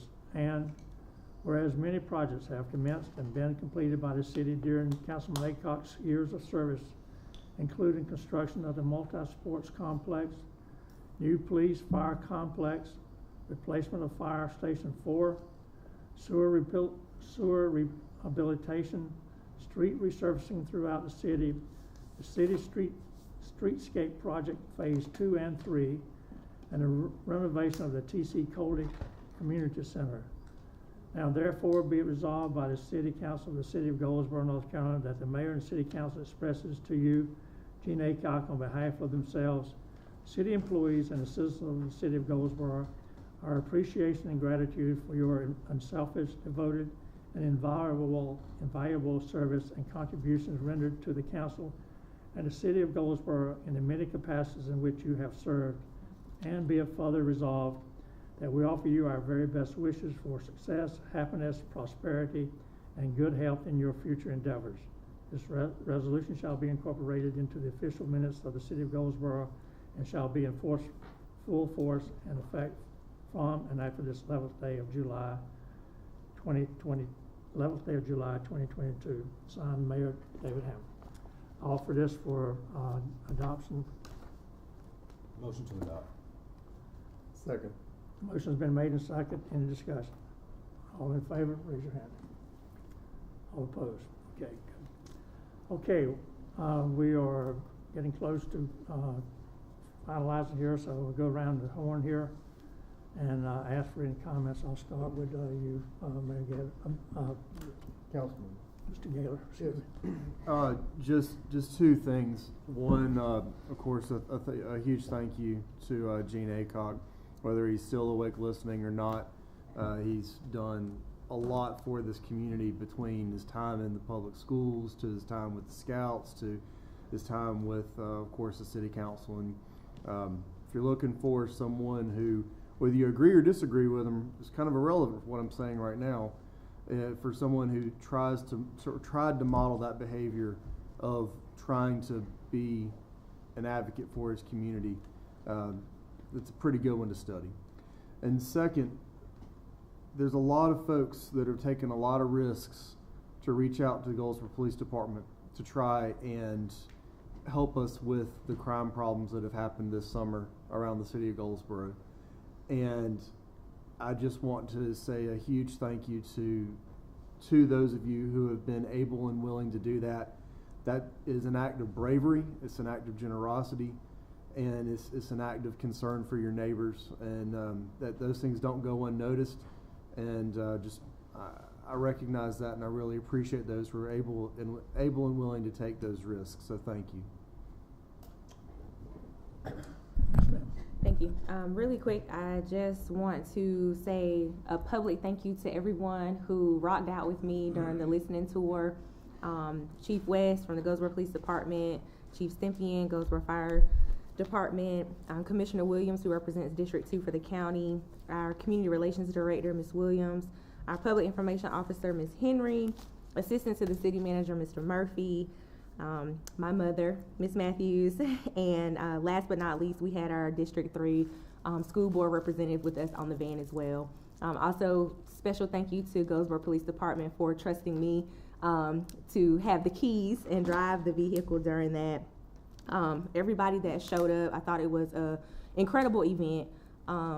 You know, I hope that it shows that we are invested and that we do care about your concerns, and happy to report that staff has already been working to address some of the concerns by providing solutions and or action items that will get us closer to solutions. So again, thank you for those who rode with me, and thank you for all the participants who showed up, and I'm looking forward to the next event that will be announced shortly.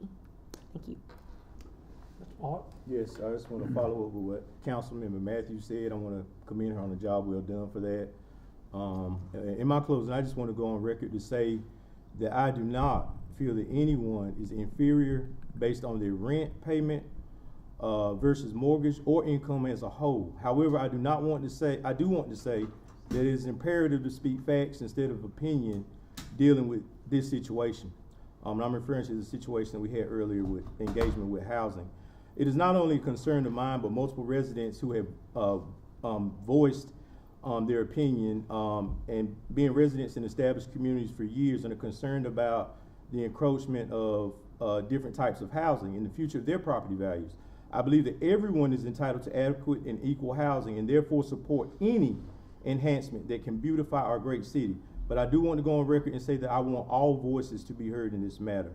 Also, I want to say, and I want to acknowledge the passing of Ms. Patricia Hokut, who was a great asset to this community, to those that knew her.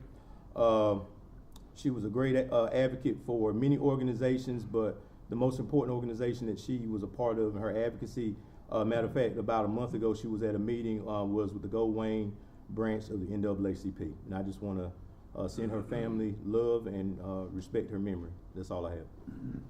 Sir, Mr. Barley? I'd just like Councilman Gaylor, I'd like to thank Councilman Gene Aycock. We were on this council for 10 years, and we went through a lot of ups and downs and disagreements and fusses, but we always ended up as friends. And most importantly, I just hope for him the very best, and I want him to get well and have the best health. And Gene, if you're still listening, if you're still up, good luck. Ms. Jones? Yes, well, I'd like to echo about Mr. Aycock. I've only known him a short while, but I've sang with his wife. But the time that we have shared, I want to thank him for his services. He was always very welcoming. Even though there were times that I disagreed with him and we argued, we still left out parting, being able to talk to one another, and that I want to commend him for and thank him. And I am praying that he is doing well and that he will recover real soon and have some really good days. The other thing that I want to talk about is the Choice Neighborhood Planning Grant. Just briefly, I want it clear that I am for affordable housing, and I want this city to grow. But my concern is displacement. My concern is also talking with the individuals that this impacts. It's very important. It's one thing that my father taught me was that regardless to what position you're in, where you are, everybody is important. And so we need to make sure that we communicate with the residents there. If there are anyone listening, it was said that there's going to be a meeting July the 14th at 11 a.m. and 5 p.m. So please be there to voice your opinions. You've talked to me and you've talked to several others, and we have we really support you. So we don't want you to think that you're just out there, because some people are really afraid, and it's when you think you don't have anywhere to stay, that's threatening. That's very not threatening, but it's in your heart. It makes your heart pound. So let's try to work with the residents in this situation, and I will have a chance to read more and research more. I don't like to make decisions quickly without reading and research. Also, I would like to say, lastly, I am concerned with the level of crime in Goldsboro, and I know that we are doing all that we can, and I ask the community to please continue to help us keep you safe. We want you safe, so help us keep you safe. I am just very concerned about when you have a 3-year-old getting shot. That is just, I just can't. It just really does something to me inside. So let's watch for each other. Let's be a village that keeps each other safe. And like I would always say, there's only one Goldsboro. That is all of us. Thank you. I'd like to add to the comments that has been made tonight about our crime situation and the participation of the residents here in trying to contain that situation. I've spoken often about residential involvement in this. We do need your support, and your support really does have an impact on us being able to address the crime issues here. Also, I want to add a comment about Mr. Aycock. If Gene was watching now, he'd be sitting there cussing at me for reading the resolution, thanking him. He made it very clear he didn't want any accolades or any recognition. But we all know that he's put forth a lot of time on this council. He's not, he resigned for health reasons, and he's been, as I said before, coming to meetings for a year and a half now with health issues. But he drove on, as we say, and put forth this body as a priority, sometimes ahead of his own health. And finally, I want to make one comment. We all know that people are living longer, and we see it all around us. One of the things I do or get called on is to recognize certain people achieving a certain age in their life. And just recently, I've had 3 opportunities to do this. Ms. Maybelle Austin turned 100 on June 7th. And I was out to her birthday party and presented a certificate. Today, I presented Ms. Marion Duffy a certificate for 106 years old. She was 106 on Friday. And I'll tell you something, she was pretty spry, you know. She still drives a car. I went to the bridge club where she plays bridge and presented it. And there's several other things that I could speak to her. I was really, really impressed with her. And Miss Laura Hatch will turn 100 on the 14th of this month, which is Friday, I believe it is. Thursday, Thursday. And I will be going over to present a certificate to her. So, folks, we have some really good people here some people here that have really good histories and stories to talk about. I would love to have invited all 3 of them up here at one time or another for you to meet them. They were all very spry, and they give me a lot of motivation to try to live my life a little better, and hopefully that I can reach that age as well. Anyway, if there is no further discussion, I don't see any, we will recess until 11 a.m. on July 15th. Mr. Lawrence, you're shaking your head? No, sir, that's fine. Wait a minute. No, y'all recess, that's fine, you can recess till then. I don't know if you want to call a special meeting, that was my question, but that's fine. Recess is fine. We're recessing.